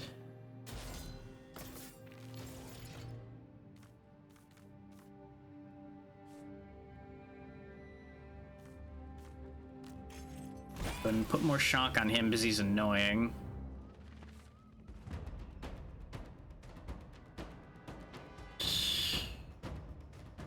Let's go ahead and do the block play that I was setting up before, because it'll get rid of the attacker here and take care of his attack. Now we put out more conductors. Okay.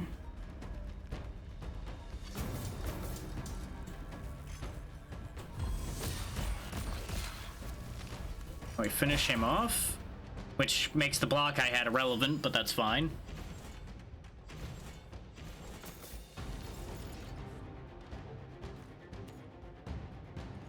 Go ahead and transgress again. Snoop.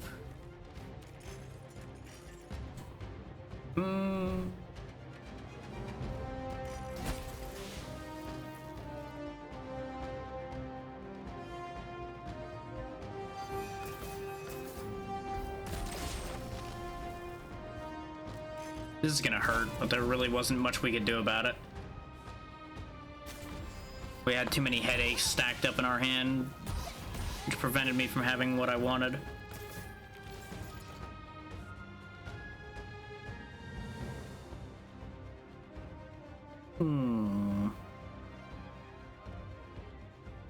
I almost see a clever move, but I can't quite make it happen because shift doesn't go the right way. If this went to the left, I could actually do something here, or that would be kind of funny, but it doesn't work because it goes the wrong way. Now I just would need it to go vertically and I could do something funny instead. Because we have the runic shell, I could have done like an L-shaped attack here and get the bonus shielding. Not that it would have mattered, but it would have been funny.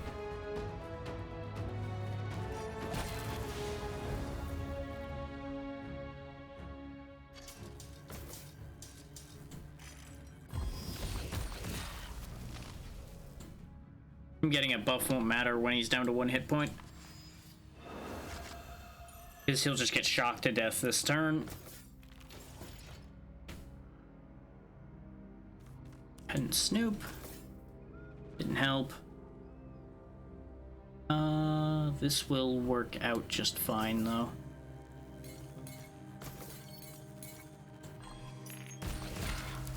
Because now he gets obliterated.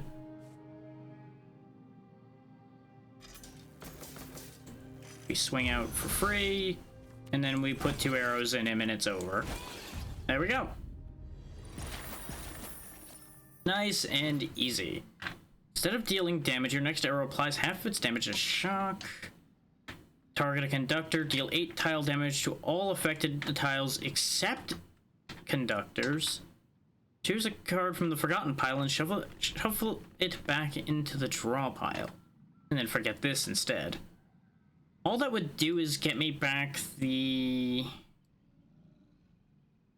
innate card we have amped up, which is just 1 conductor, which is not worth that card. Electrify, though, I think I'll take, is we can start stacking a lot of electrify on a target. We have no money, so a shop is useless.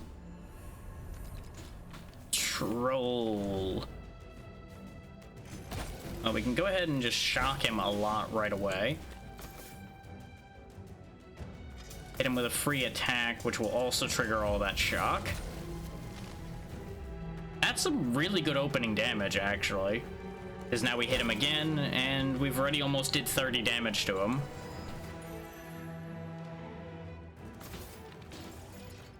It's pretty good. It's pretty good. The rate I'm playing, shock armor, groundwork. Okay, okay. I could block this. I probably should, even though I have shock armor up. We'll go ahead and block a ton for free. It's kind of excessive that I did that, but it's fun. Do that. Snag the willpower on the cheap here. This way he gets shocked again. Yeah, he's gonna be gaining strength, though we need to get rid of him sooner rather than later, rather than screwing around like I have been. Electrify won't help right now. That's the one issue we're gonna have with Electrify, is it's a little expensive to use.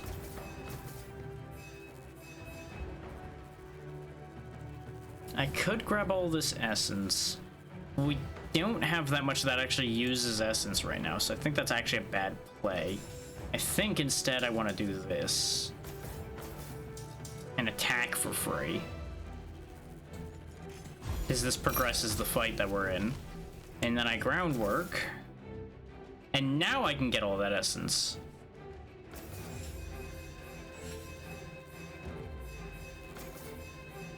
And further reduce the health of these attackers while still getting what I wanted.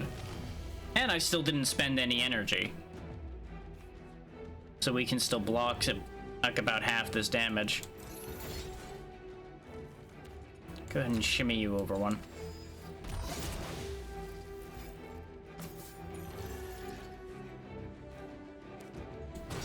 Go ahead and transgress. Snoop. Groundwork.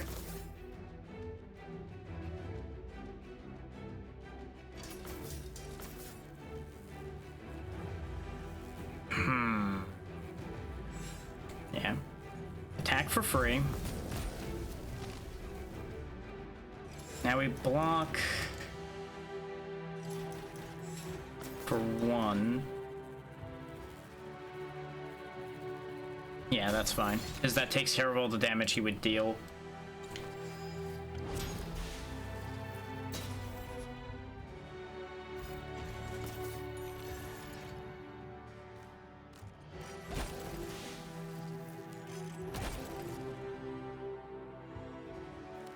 Shift this over 1.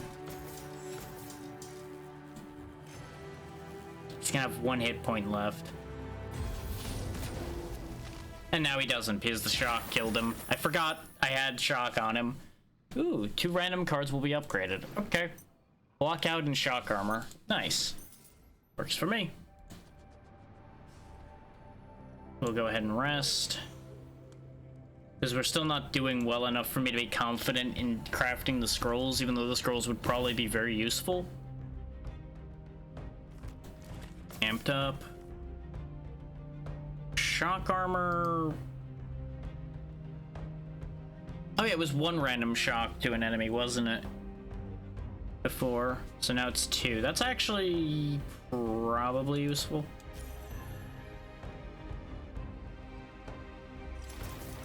I just gotta remember that it's unblocked damage.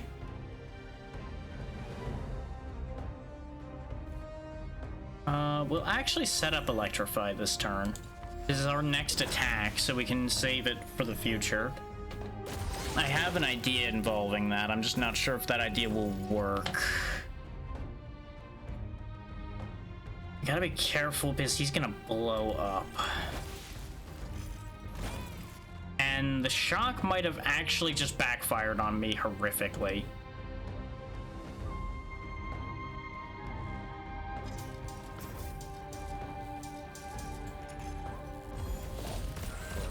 Yep, it sure did, because I was intending to hit him with the shock from the shock armor, which apparently didn't happen because their attack order was weird, and then finish him off with the 2 arrows that we got. But I forgot that I had Electrify on, which wasted 1 of the 2 arrows. So I did this to myself. The explosion I'm about to experience is my own fault. Oh, that's upsetting. That's so upsetting. I might need to get rid of Electrify. It's a really good idea on paper, but oh. Oh wait, no, I have this turn to get rid of him. We're okay. Everything's fine. Everything is absolutely fine.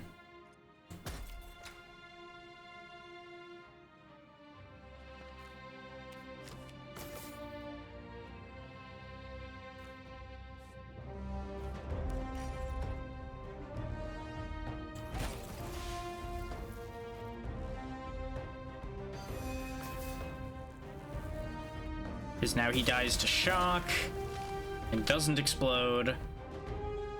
I did a kind of bad play to make that happen though, so we're gonna take more damage, but it is what it is.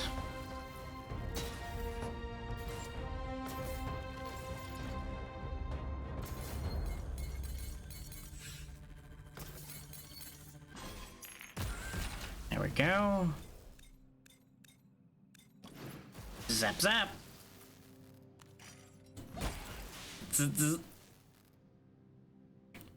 At the groundwork. Nice, nice. We can go ahead and give you another zap.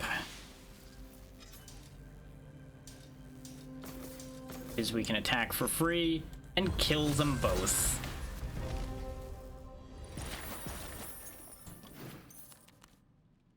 Ooh, Vantage. Concentration.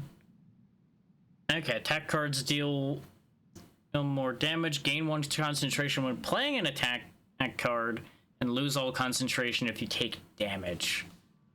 So it keeps stacking the more you attack before you get hit. Ooh. Apply 3 shock is also nice, but Vantage seems entirely too good to not take. Okay, we've seen this event before. I'll go ahead and draft a card. Card again. See if we get something good. Static Electricity. I take 3 damage, but I deal 3 shock. Okay. 1 of 2 defensive cards. Both of those are pretty good. It costs 6 essence. Yeah, I'll take it anyway, though. It will be useful. And I'll heal off the damage we took, because I don't know what boss we're getting. Oh, great, it's you. Well, this is kind of okay, actually. Go ahead and transgress against our surroundings. He's attacking this turn. I think I can get up enough block to keep him from dealing damage. So let's go ahead and Vantage.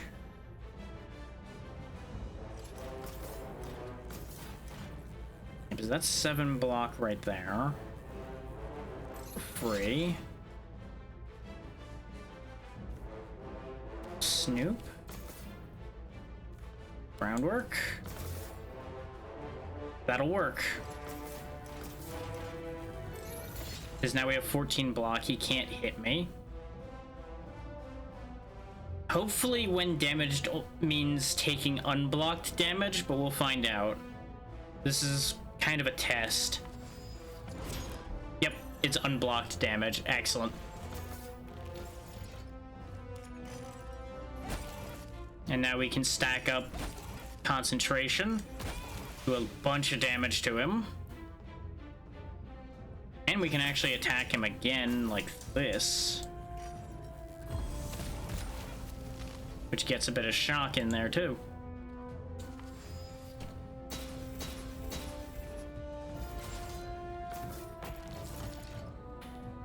Now we're at this point in the fight.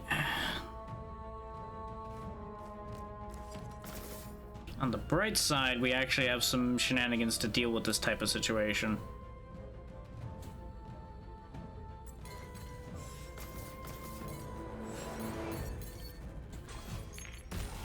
Do that.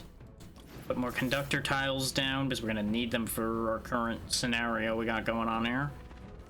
And Snoop for another one. Well, that's the exact opposite of what I really wanted in that. Sure.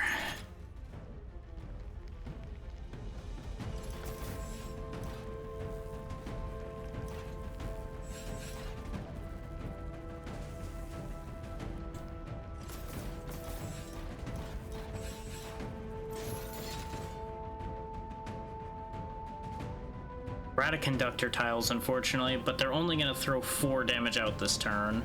So we are absolutely fine. So we get to keep our 4 concentration. Junk tiles come out, that's okay.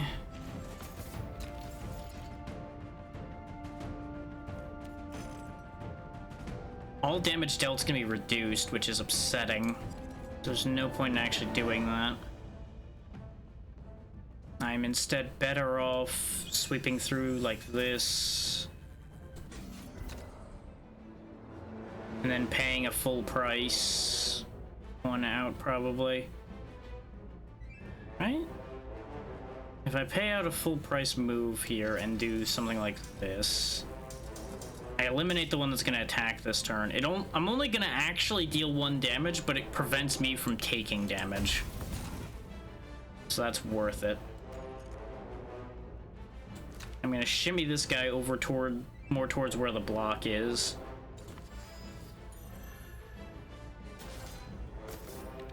That's actually perfectly fine where that landed.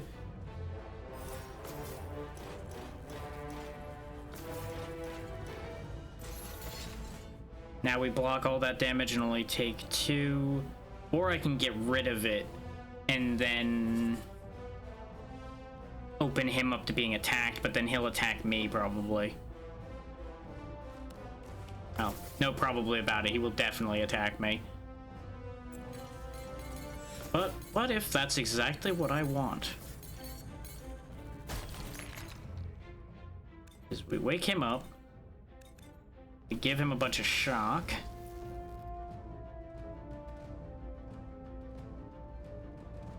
Oh, actually, he's destroying tiles this turn. That might work in my favor. It sure does.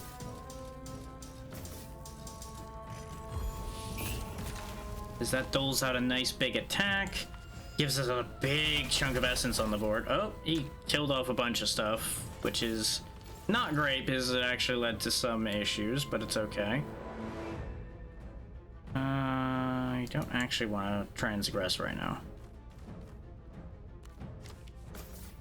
I know, wild for me to say I don't want to do that, but it's true this time. I instead want to do this. Let's grab us this free essence. Because that causes him to get a nice bit of shock.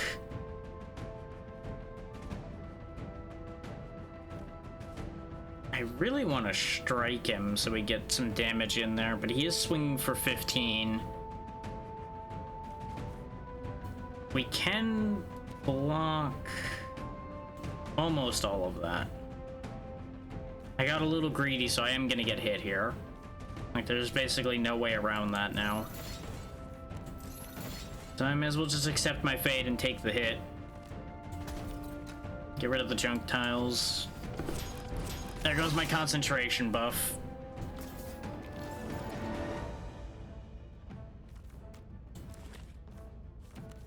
A displacement cloak.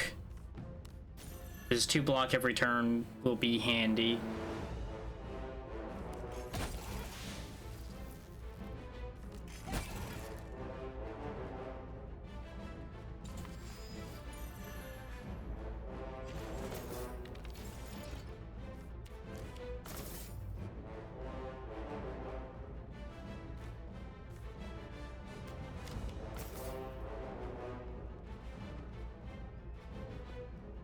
Those didn't really land where I want them to, and even shifting them's not gonna make a huge change. It's a vertical problem, not a horizontal problem. But we can pick up some block for free. So we're going to. It's free block that deals damage to him.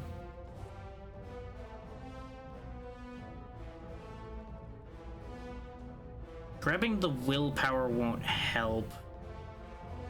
But if I shift this block over, I can get this block for free too. And that'll further reduce the damage I take. We're actually gonna reduce it down to only taking 1, so that's actually pretty good.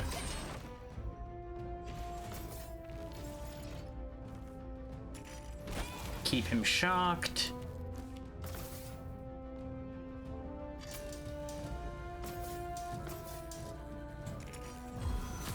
Dole out some damage, keep doling out damage.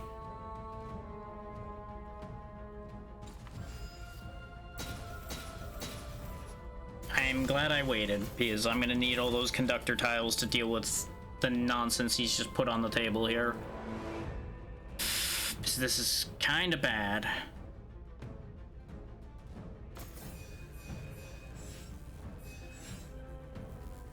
No. Go this way around because I'm gonna want those 2 conductors. Because I then do this. Actually, no, start with him.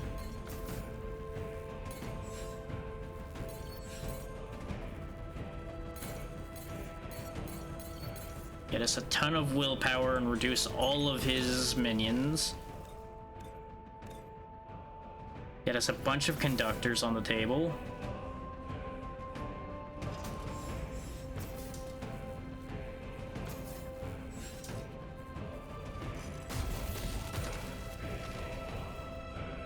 We're slowly chipping him to death.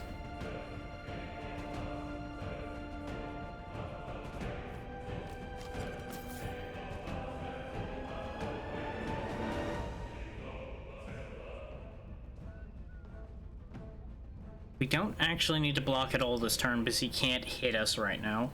Let's put the shock back on him.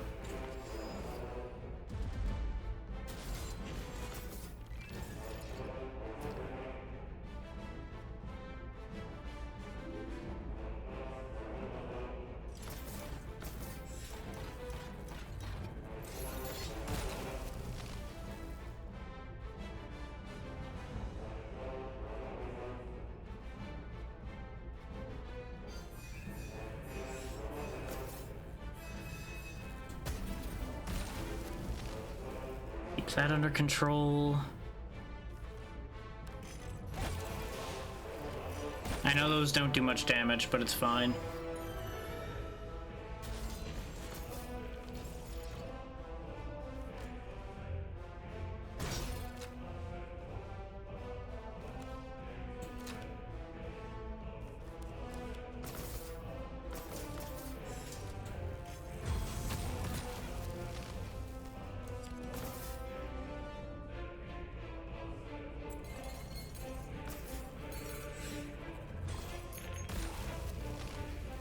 We are going to take a bunch of damage here because there just wasn't enough moves I can make to stop that one.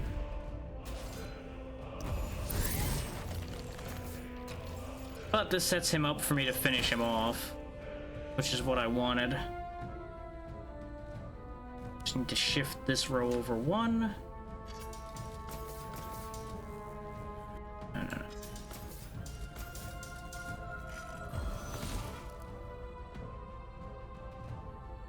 We just barely can't kill him. We have nothing to hit him with. Oh, game, why must you torment me so? Will this do 3 damage? Yes, okay. I wasn't sure if the conductors counted. Ugh. That almost was the most annoying way for that to pan out. Power cards cost 1 more to play, but their effectiveness is doubled. We have a few power cards, don't we? Can't actually look on the screen for some reason.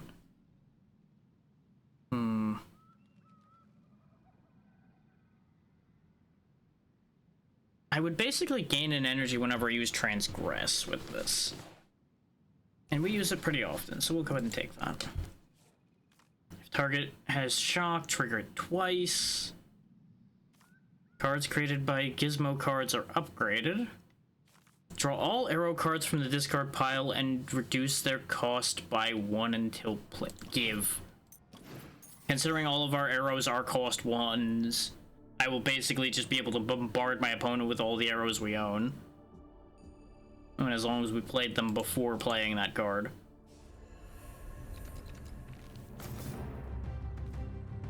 Okay, he's not attacking right now, so we'll take Vantage.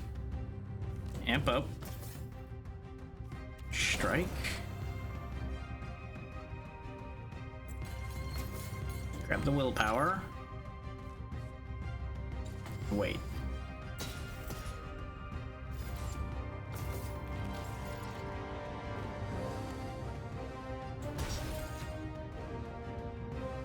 Gives us the energy from transgressing. Strike him. Put our block up so he can't hurt us.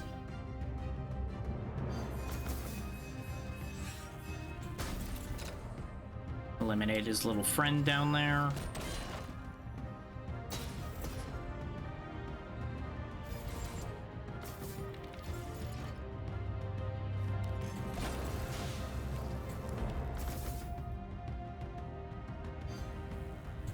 Oh, that's an essence one. Not a universal. Well, it's fine. We're still gonna do this move, just slightly differently. This is a little expensive as well, because we're using up all 3 conductors with this play, but the damage will be worth it. And none of these are triggering this turn, so we're okay. I just need to get a little bit to work with here and we'll be fine. Snoop. Didn't get thrifty. Fuck. I want that plan. We might actually be in a little bit of trouble here.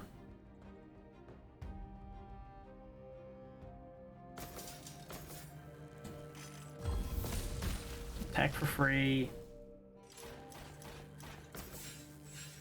Block for yes. Also for free. Okay, maybe this won't be so bad, actually. But I need to snoop and have it land somewhere I want it. That's not great. It's not really where I needed that to be, because I needed a long essence chain to get rid of this one. But I also need that essence chain to connect here. But what I can do is... No, if I shift that, then I can't do what I need to do. And if I shift this row, I'm screwed. I can shift this row, though. And then do this. Which reduces both of them to dealing 3, which takes care of that. Except I don't have enough power to do that because I did bad math, apparently. Where did I lose 1 energy? Because I had 1 energy left. And shift doesn't cost any. What the fuck did I do? What? What? Well, that's bad. That's really bad. That's gonna be a lot of damage. And there's nothing I can do about it. Because apparently I miscalculated somewhere. So there goes concentration, there goes half my health. Well, that's a sad day. There's thrift finally, now that the entire deck is cycled. Thanks, game. I don't know where I lost that.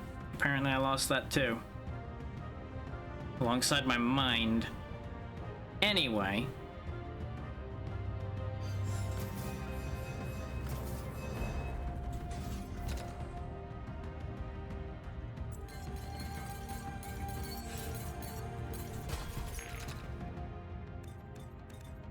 Let's get a bit of vengeance here, shall we?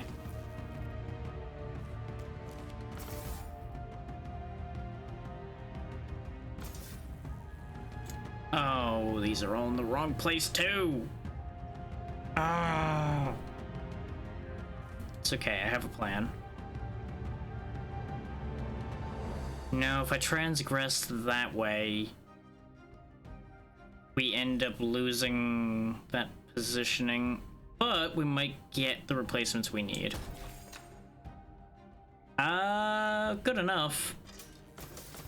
At least I can attack and do a decent amount of damage that way, while still attacking for free. Turns out I should have just snooped in the first place, but, well, had no way to know that, considering it's a random position.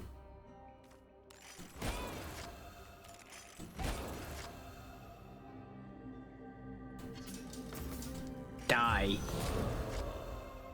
Well, that was a really unfortunate fight, because I made a stupid mistake somewhere. Deal 6 damage to all enemies, just arrow. Buy 1 target, next time you deal damage, deal double. I guess I'll take arrow volley. It is at least only a 1 cost AoE 6.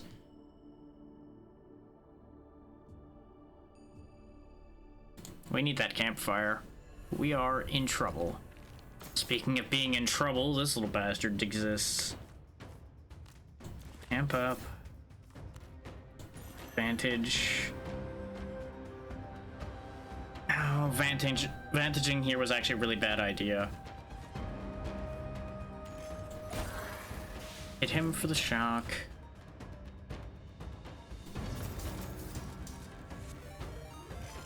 Thank you for the raid, you're right. How was your stream? What were you up to today? Welcome in, everybody. Welcome to me struggling to pull things together after I made a very critical error in the last fight. But hopefully you're all doing well. Ah, okay. How'd that work out for you?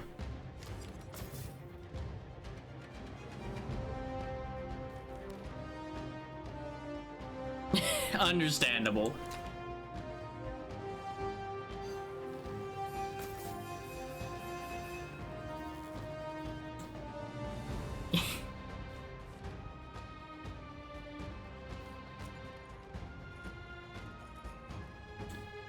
I mean, it is a spooky game. As we discussed yesterday, it doesn't really hit for me, but I could definitely see how it would for others.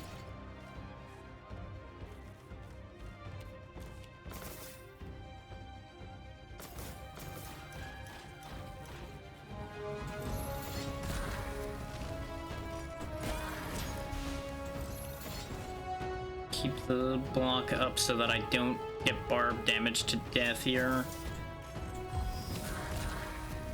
There we go. And just transgress for fun.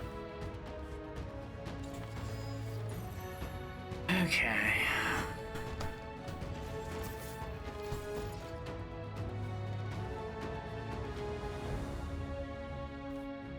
Block, so I don't take the barb damage. Arrow damage for everybody. Realize I did a horrible miscalculation and now try to figure out how to dig myself out of my own mistakes. This character's an axolotl, yeah. There was a wolfman, some kind of lizard, and now the axolotl are your three character choices in this that we've unlocked today. And they all play pretty differently, so credit to them for that. I have shot myself in the foot and we're gonna die. I miscalculated again. Well, rip.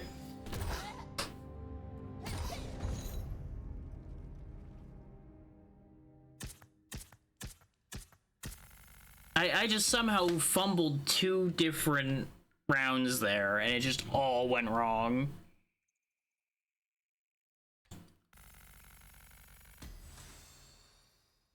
Ooh, 3 concentration.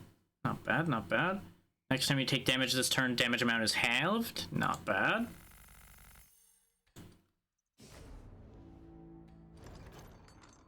Well, I did say that was going to be the last run, but we both got a raid, and that was a lot shorter than I thought it would be, so we'll do one more.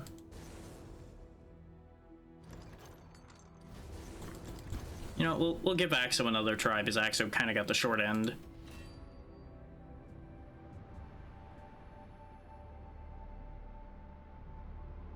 And we'll go this way. Because it started off well, and then the second area I just went stupid, apparently.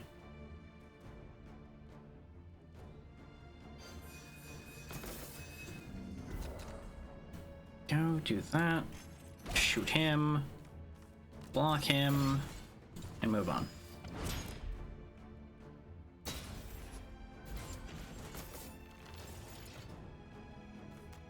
Do more groundwork to get more conductor tiles. Is when in doubt, always harness the lightning.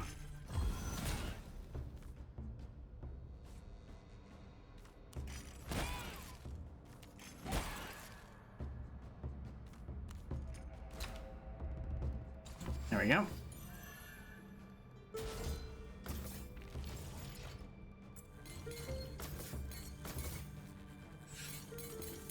Get rid of that enemy tile. Get this, which allows me to shock him. Shoot him in the face.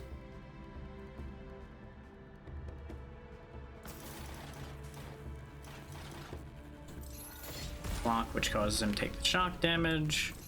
And just block for a little bit more.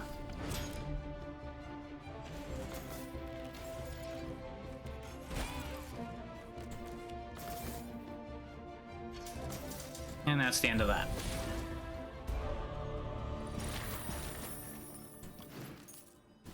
Collect all essence from the board. Use 1 card from the discard pile to upgrade and shuffle back in. Deal 2 damage and damage all other enemies for half of the target's shock value. Yeah, I like that, because I'm trying to generate shock on enemies anyway. A bipedal creature resembling a sly fox offers to play a game with you. It's simple, they say. All you have to do is look at some cards, I'll mix them up, and then you get to pick one. Sure, I'll play the game. Let's see, we got Fortify, Aware, and Cruel. Well, I want Cruel because that gives me shock generation. Aware would be great, except I don't have any concentration generation right now, so it's useless to me. Fortify wouldn't be bad either, but I'd rather have Cruel. Let's keep an eye on that card. It's right here. Easy. They tried to mess with me by having them cross over each other at the end there, but they didn't actually move Cruel at all. That was the trick. They wanted you to think they moved it, but they didn't move it at all.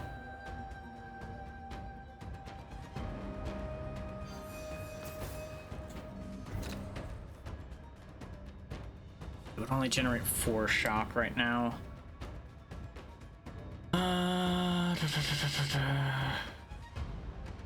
Really should just block here.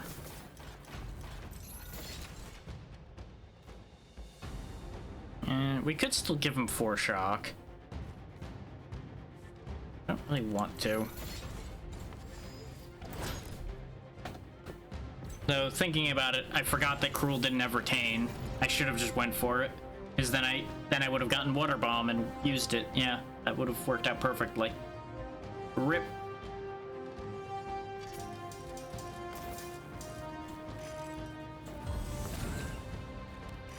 Realistically, I should have targeted the other one too. I'm making so many stupid errors right now.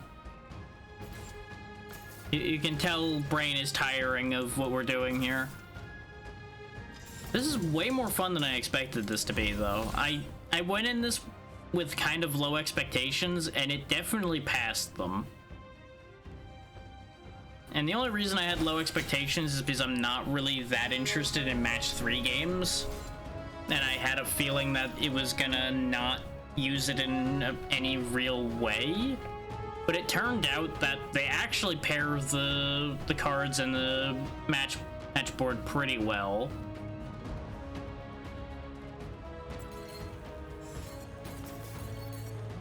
Like, I'm actually glad I took this offer.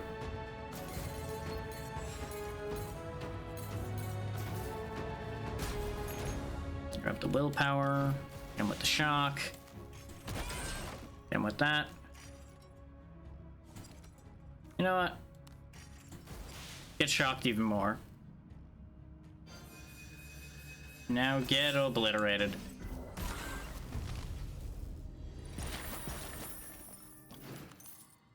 Apply X weak for or every 4 essence held. Transform 4 random tiles into universal tiles. Yes.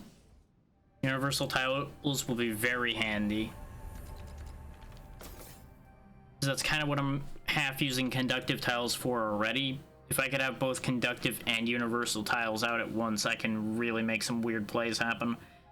This thing's gonna be an issue because I have to hit it, and it's gonna keep making more units every time I hit it. And he's gonna be making units too, so we're gonna really get piled on here quickly if I'm not careful. Which careful really isn't in my vocabulary at this point, so. This is invariably going to end in tears.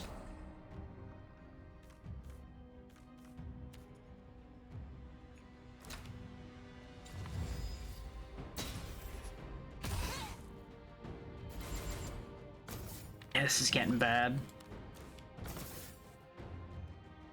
This can work, though.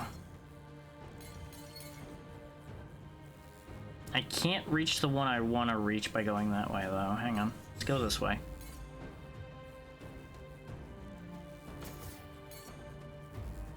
Now that's too much. Do that, because that eliminates it. There we go. Now shock these jerks. And we still have multiple follow-ups left.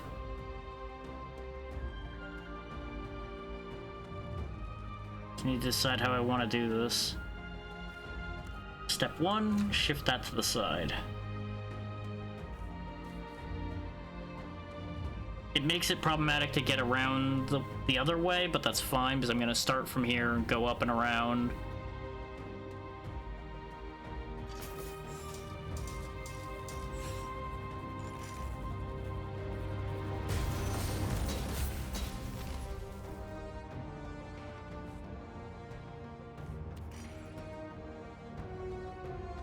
Yeah. I don't want to because it puts more enemies on the board, but the enemies on the board does give me more universal tiles I can use. So it's not entirely a bad thing.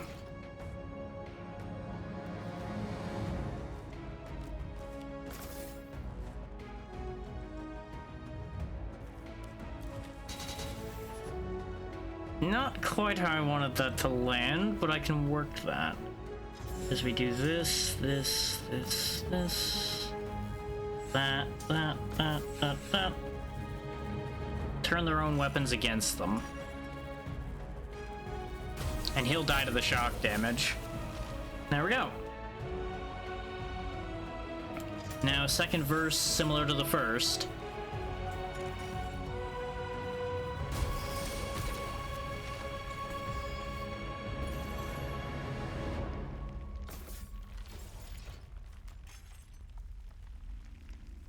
Wang.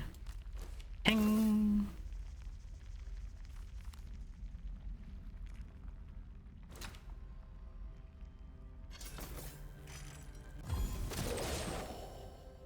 There we go.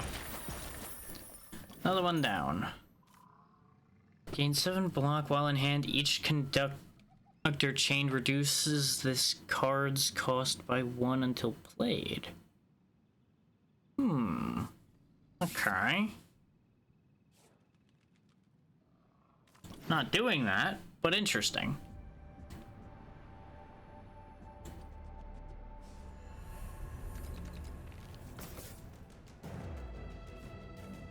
Associate.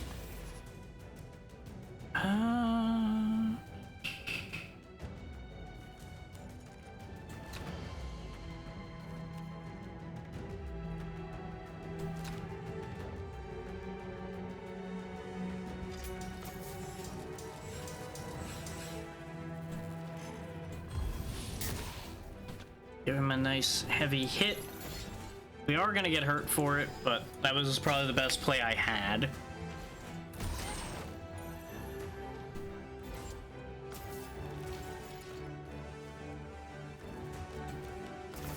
It's kind of funny how I was thinking I wasn't gonna get a full stream out of this game, and here I am 4 hours later, still like, you know, I could keep playing this.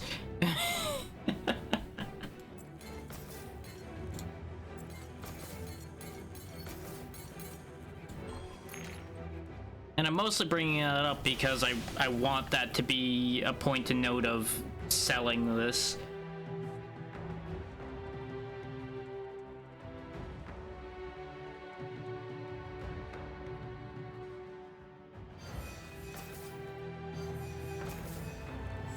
No. Start from here, go around, do that.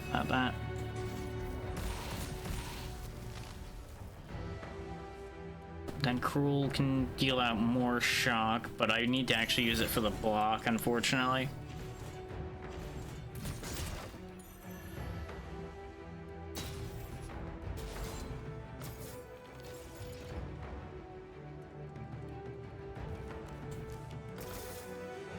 Like, it's good to see that each of the characters actually runs into very different problems.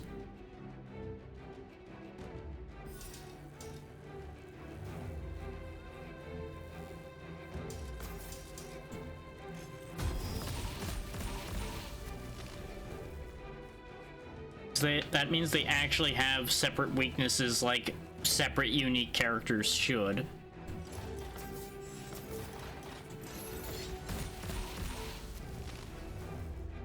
I should have water bombed first, because then the shock would have at least been used without wasting it. I have enough block now, but I can't. Fuck it. Water bomb anyway. Fuck that guy in particular.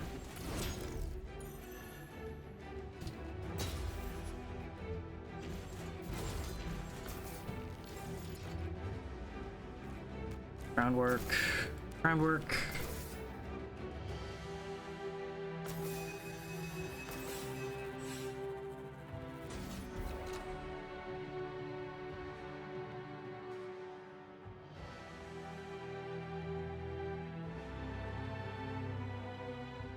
Actually, I was gonna attack, but I see a different setup here that I can do. That clears them both out, gets me willpower.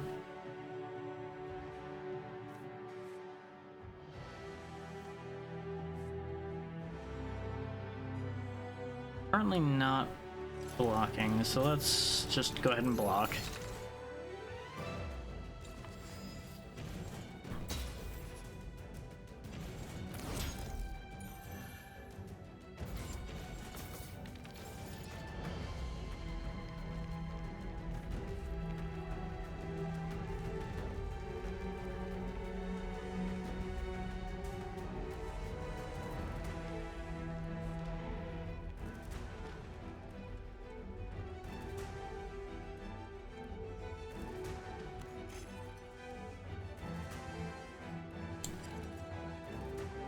Yes, this will work.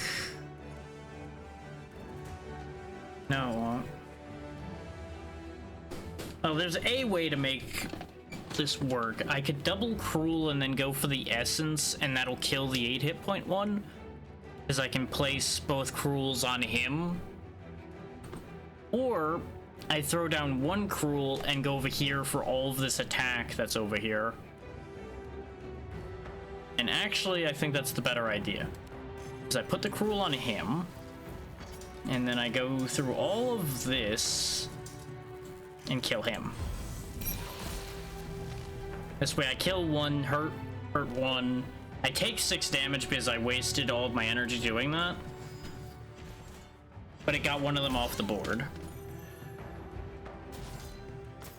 If I had more conductive stuff out here, I could have done more with that, but it just didn't work out that way.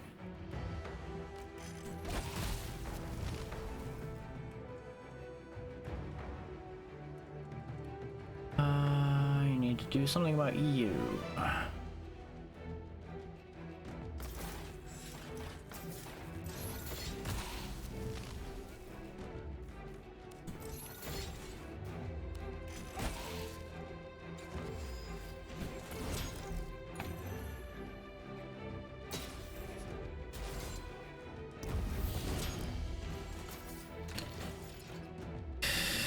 Okay.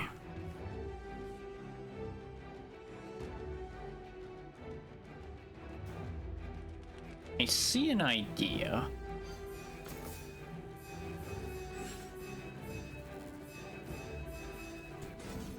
Get a ton of essence. And then put a ton of shock down on him. This way the next chain we make kills him. And then we send everything else we're doing at the other one.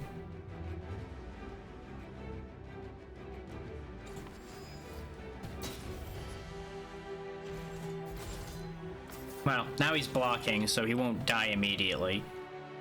But we can also water bomb pretty effectively here then. Groundwork. Perfect.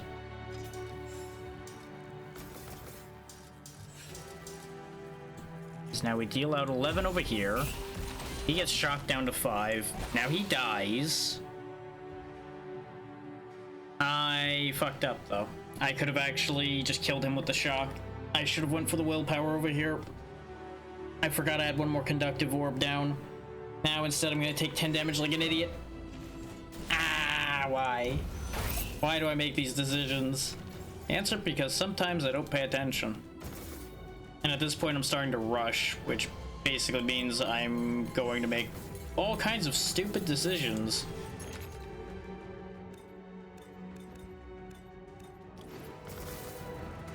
Well then, that's not what I wanted.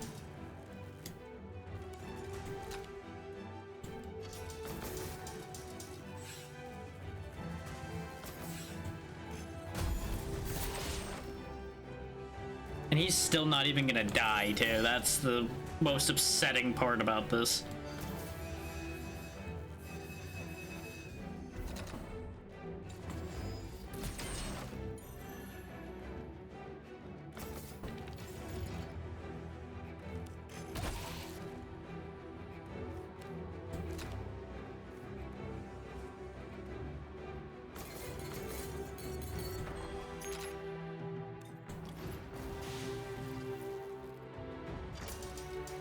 This is overkill, but it makes me feel better. Ooh, every time you purchase an item in the shop, heal 5. That's really strong. Maybe we're not dead after all. First time you receive a killing blow this run, heal back to 25% health. I think the game is trying to keep me alive. Deal 6 damage to the front enemy. If the enemy is killed, deal double damage to the next enemy. Yes? I mean, yes? I mean, yes? Yes?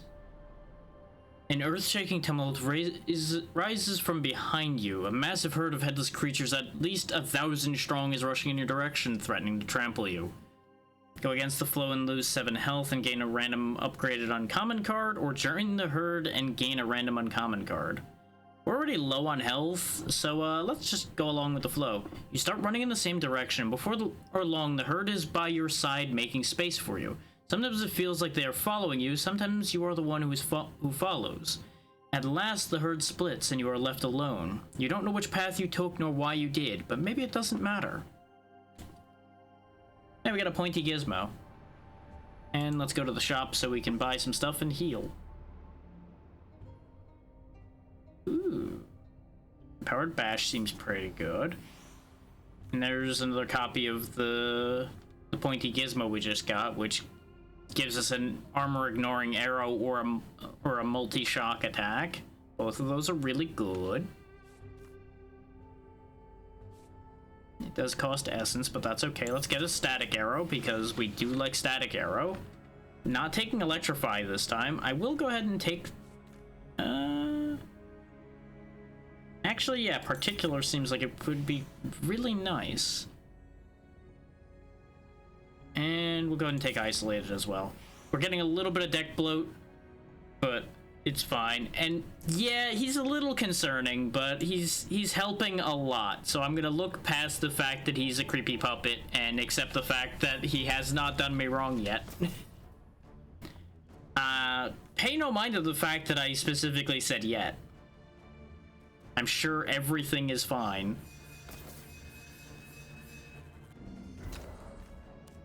Pointy gizmo. Exactly.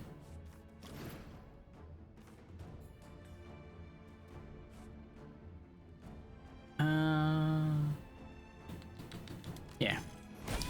Get drilled. Trying to set up for deadly arrow later by damaging the front man. This is a nasty group of enemies, though. We had these the first go around, and they were rough to deal with. Clear out these shields.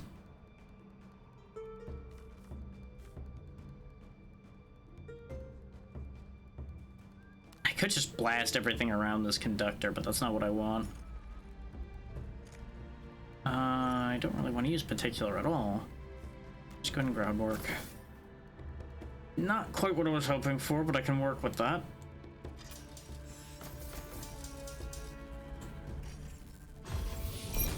Okay, he's set up for failure. We'll go ahead and shock him. And this is gonna sting. This is gonna sting a lot. But it'll have to be okay.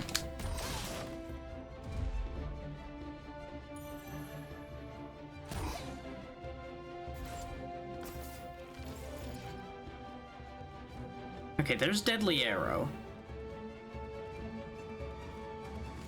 Unfortunately, he's 1 hit point too high for Deadly Arrow. So I'm gonna have to be a little wasteful here. I also didn't put any shock on him. I should have put the 2 shock on him. I'm a fool. Well, commit to the bit. Because that still deals 12 to that one, so it more or less equalizes. Unfortunately, it's more or less, not actually.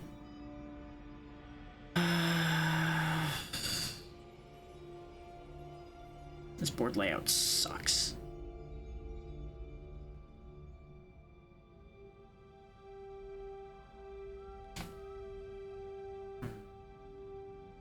If I go for associate, I might be able to get universal tiles in the right spots. If I go for shift and associate, I might be able to make a connection between those 2 conductive orbs and be able to do something still. Or I whack something with Empowered Bash and wait. That's probably actually the better choice, because this way we get the buff on the damage for it. For the future. I could have still shifted, but I don't know what the layout I want is, so it's hard to convince myself on that one. Go ahead and hit you with shock before the turn takes any real path here. I'm not going to get as much out of this, but I need to make forward progress here or we're in trouble. Groundwork. that's okay, because I can shift to do that. And now I connect all of these.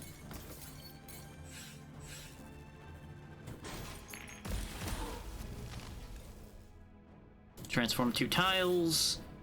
That's perfect, actually. Because now we do that, get a ton of essence. And that's gonna have to do for the second. Because I don't have 2 conductive tiles to use. I could get a bit of block going with this, but that's all I could literally do with that. I may as well just block with this. Because that's 1 more block than I would have gotten out of the conductive spot there.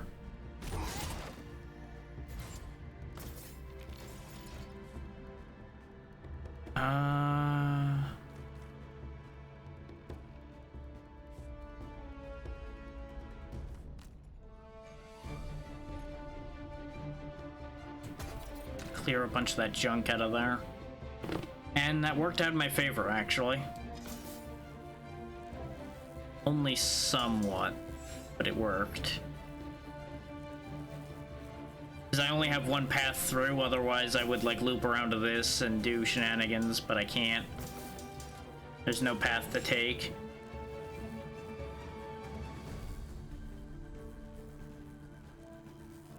Which means... static arrow first.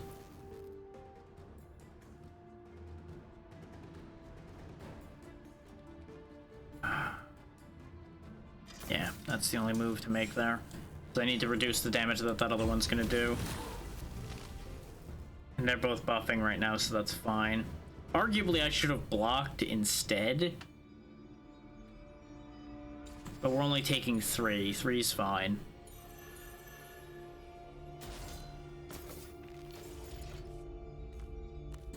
Groundwork. They're still not attacking, which is kind of weirding me out a little bit.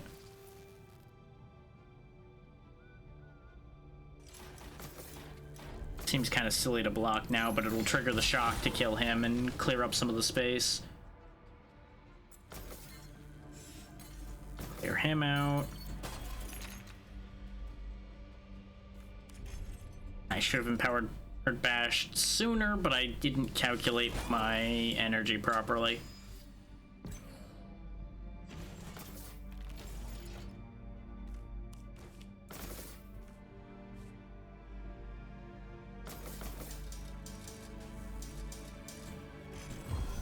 Hit him for free.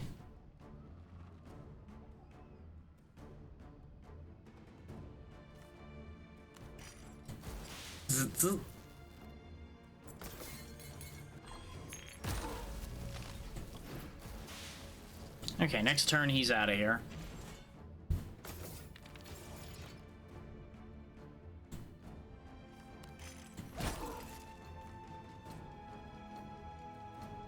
Ironically enough, bypassing his block might have actually saved his life. No, it didn't. We knock his shielding down, and then we finish him off by shielding ourselves. And there we go. Gut reaction. Ooh, boomerang brings it back to hand. Interesting. We've seen these 2 already. We'll take gut reaction and see how that works out then. We don't have the money really to go to the shop and do anything useful, so we'll just carry on.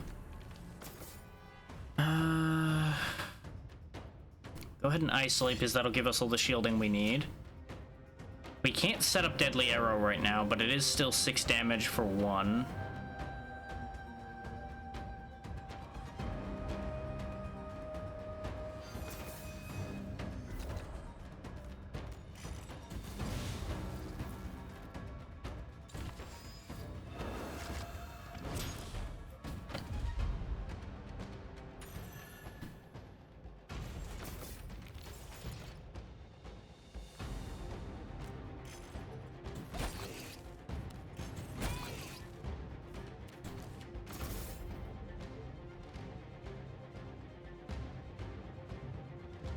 Yeah, the headaches are actually kind of brutal.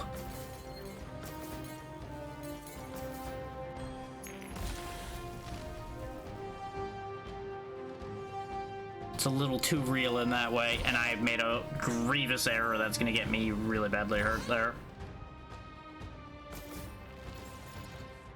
Like, I'm just not paying enough attention anymore.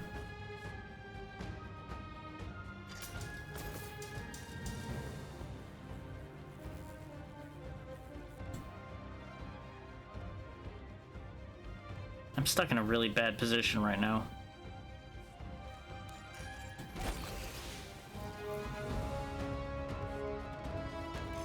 It doesn't help that they're all attacking at just awkward enough a timing from each other that I can't make great headway at any point here.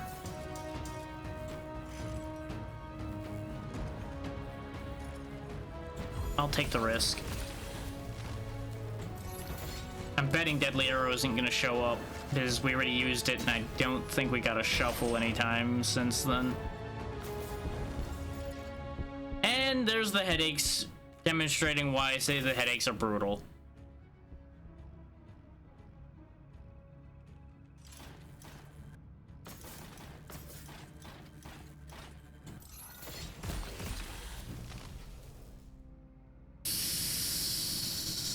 This is okay. Oh, but his shock went down, so he's not gonna die to shock when I do that. I'm gonna have to burn the damage on him just to get the damage off the board. That's upsetting.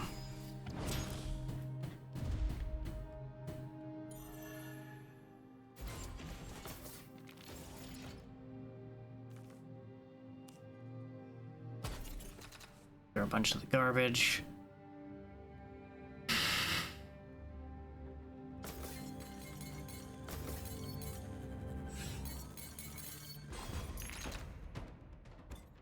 One away from a second one of the willpower things. Give me conductives. Not really what I was hoping for. I was hoping for something to connect to this.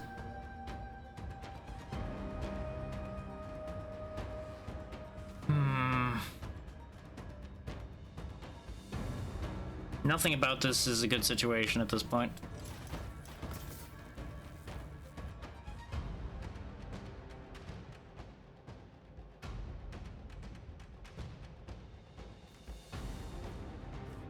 I could buy myself one more turn, and that's about the extent of what we can pull off here, I think. Because I've got no kill shots loaded here. So let's get the 6 block. Okay, that helped a little bit, because now we can get a heavier hit out.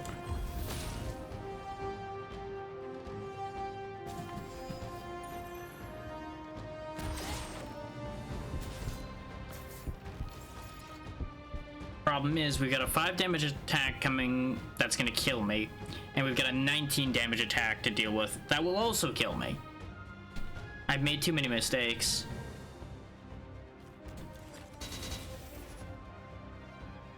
And those landed in a usable angle, but not a great angle. This basically is the only play I have with that idea. Which cleanses the damage enough that we're actually okay, because I can now block all the damage that's coming in. That buys us one more turn.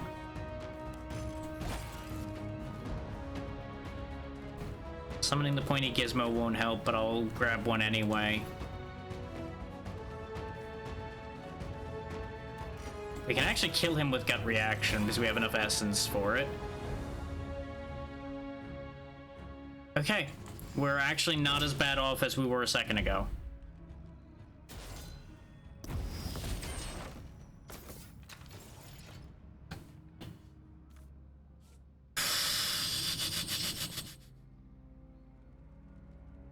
Here's where it becomes concerning to figure anything out, though. Okay, that's fine. I'm storing that up for next turn. Of course, you put it right in the middle of that, which is fine. And there's all of the shifts in the deck. Thanks, game. Thanks for that.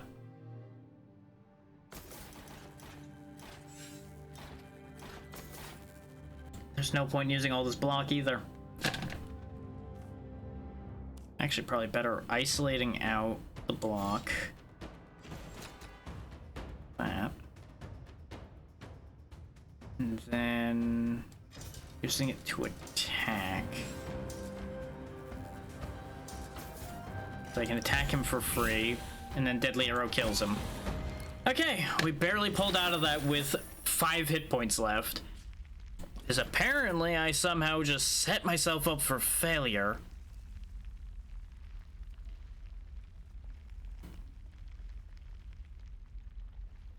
There's the vertical I needed. Transform target tile into a conductor's great, but I need that vertical movement. Oh, this fucking thing. We already dealt with this before. I'll go ahead and remove a card. What am I gonna remove, though? Honestly, one of these shifts can go. I don't use all 3 of them. He says, knowing full well that that's him shooting himself in the foot again. But no matter what I removed, I was gonna be shooting myself in the foot. Oh, and it's you again. Great. Would have really rather deal with anything else. But, you know, I guess you just had to be here, huh, Hellshell? You just had to be here. Don't you point at me. Don't you know it's impolite to point?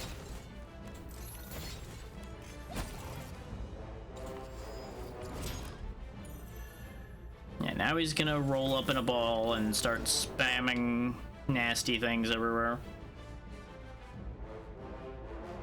Oh wait, no, he didn't add the enemy tile yet. Oh yeah, no, this guy's very rude in many respects. I'm gonna leave the board as it is and just shoot him this turn.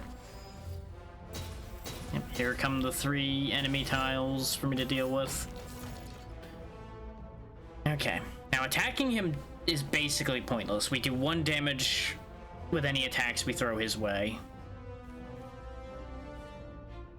Which means it's great that our biggest combo is an attack.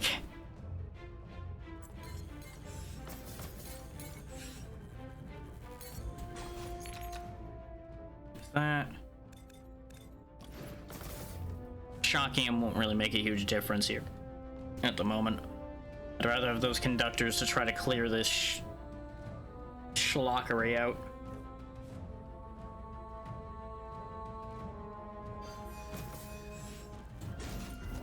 Do that just to free him up a bit. Doesn't help though. No, that's wasteful. The way he's attacking right now is such an issue. I'm gonna have to burn this for an attack. Even though it's gonna do like no damage, it does a lot to the unit tiles. Okay, now what can I do? Answer is not a lot. Not to deal with this one at the very least. But I can deal with him indirectly by blocking all of his damage and then weakening the other 2. It is a very fascinating way to do a fight like this, like I was talking about before, though, is basically he stops being an entity on the main screen here and instead becomes an issue over here on the board instead of on the deck playing field. It's a very interesting idea, even if some setups really just get dumpstered by it.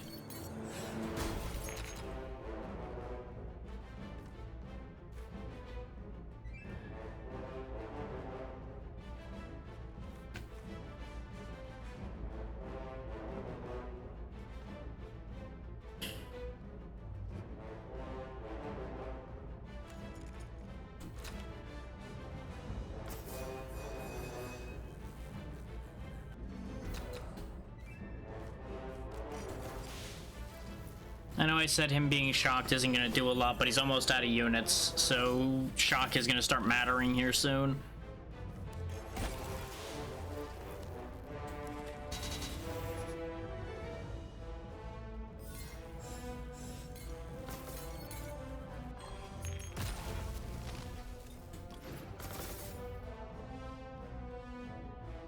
that'll work.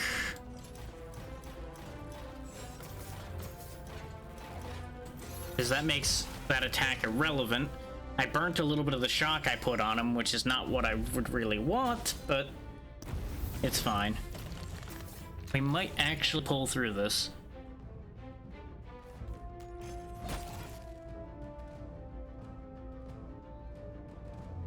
Especially since I can actually get a pretty heavy attack out for free while he's actually open to being attacked. Problem is, he's about to swing out for a lot of damage, and I have nothing to do about that. Because even if I wanted to block, there's not enough block tiles out for it to do a meaningful amount. Yeah, I know, you're pointing at me because you know you're gonna fuck my shit up. It just means I'm gonna return the favor and hope for the best. But it's not looking good. I know I've said that multiple times by this point, and it's only sometimes proven true that it's a bad situation, but that's just the current estimate of the situation we're in. Because now he puts more units out on the board here soon.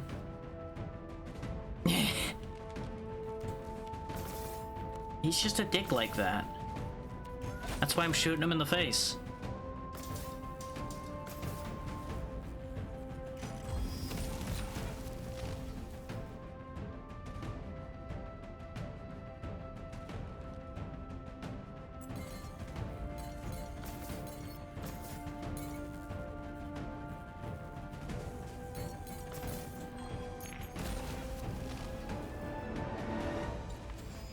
And we're dead.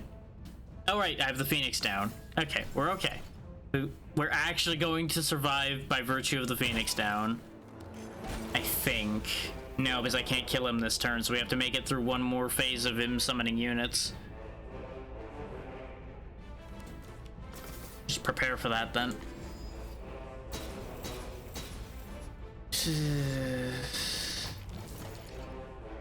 I need to mitigate 35 this turn.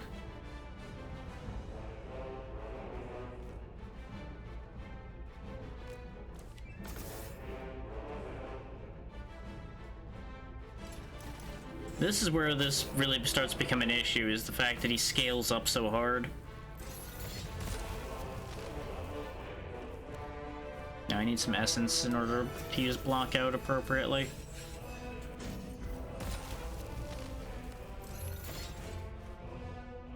Yeah, no, the best I'm gonna be able to do is block a chunk of it. Actually, no, I can do this, and that'll mitigate it down to a point where I can block it. So we can weather that turn. Chip away at him with gut reaction a few times. I should have crueled first, though. But I didn't account for the fact that I was going to use that.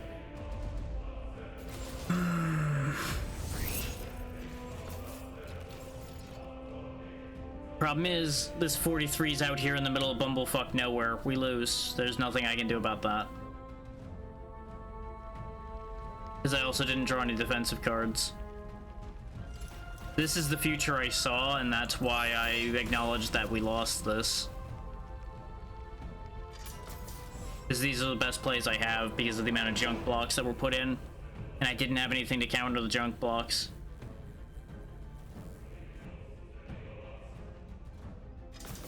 Rip. Such is the way it goes sometimes.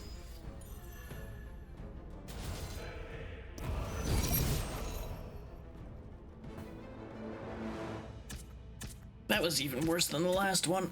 And that's how I can tell that that's my sign to stop.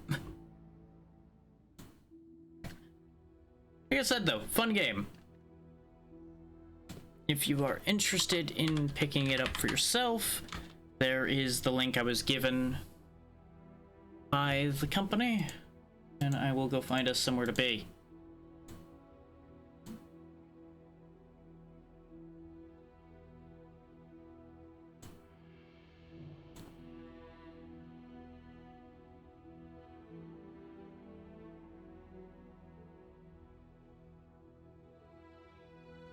I do think that I might be a little too late for one of the things I had planned.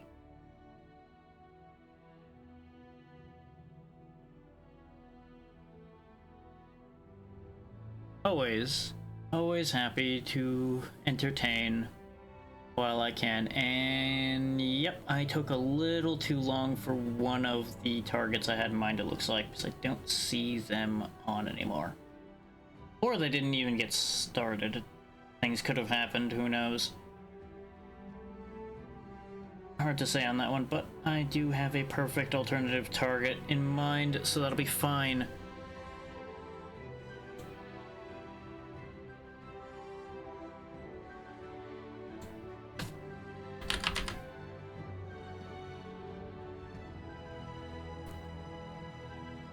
So I see that Moth is showing off a new model, and I see a charity tag on there, so that sounds like a great idea, all things considered. I know we've been there relatively recently, but doing it anyway, because I see the charity tag, and, you know, helping somebody hype up a new model is always a good move as well. There was somebody debuting today, but apparently I missed their debut, because I know I'm following them, and I didn't see them on my list, so I'm a little confused by that situation, but that is what it is. So, thank you all for taking the time to be here. I'm glad this game worked out the way it did. And we will be back on Thursday, potentially with a couple different games instead of just one. It depends on how I feel on Thursday. I've got a few things in mind for that one. They may not necessarily be October fitting games across the board at the very least, but it'll be fun.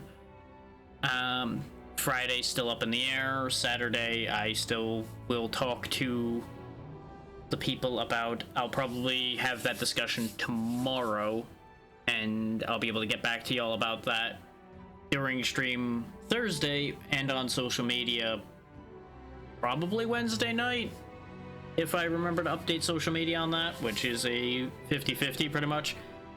But with all that said, be good to Moth. You've seen her over here before, and I have definitely sung her praises before.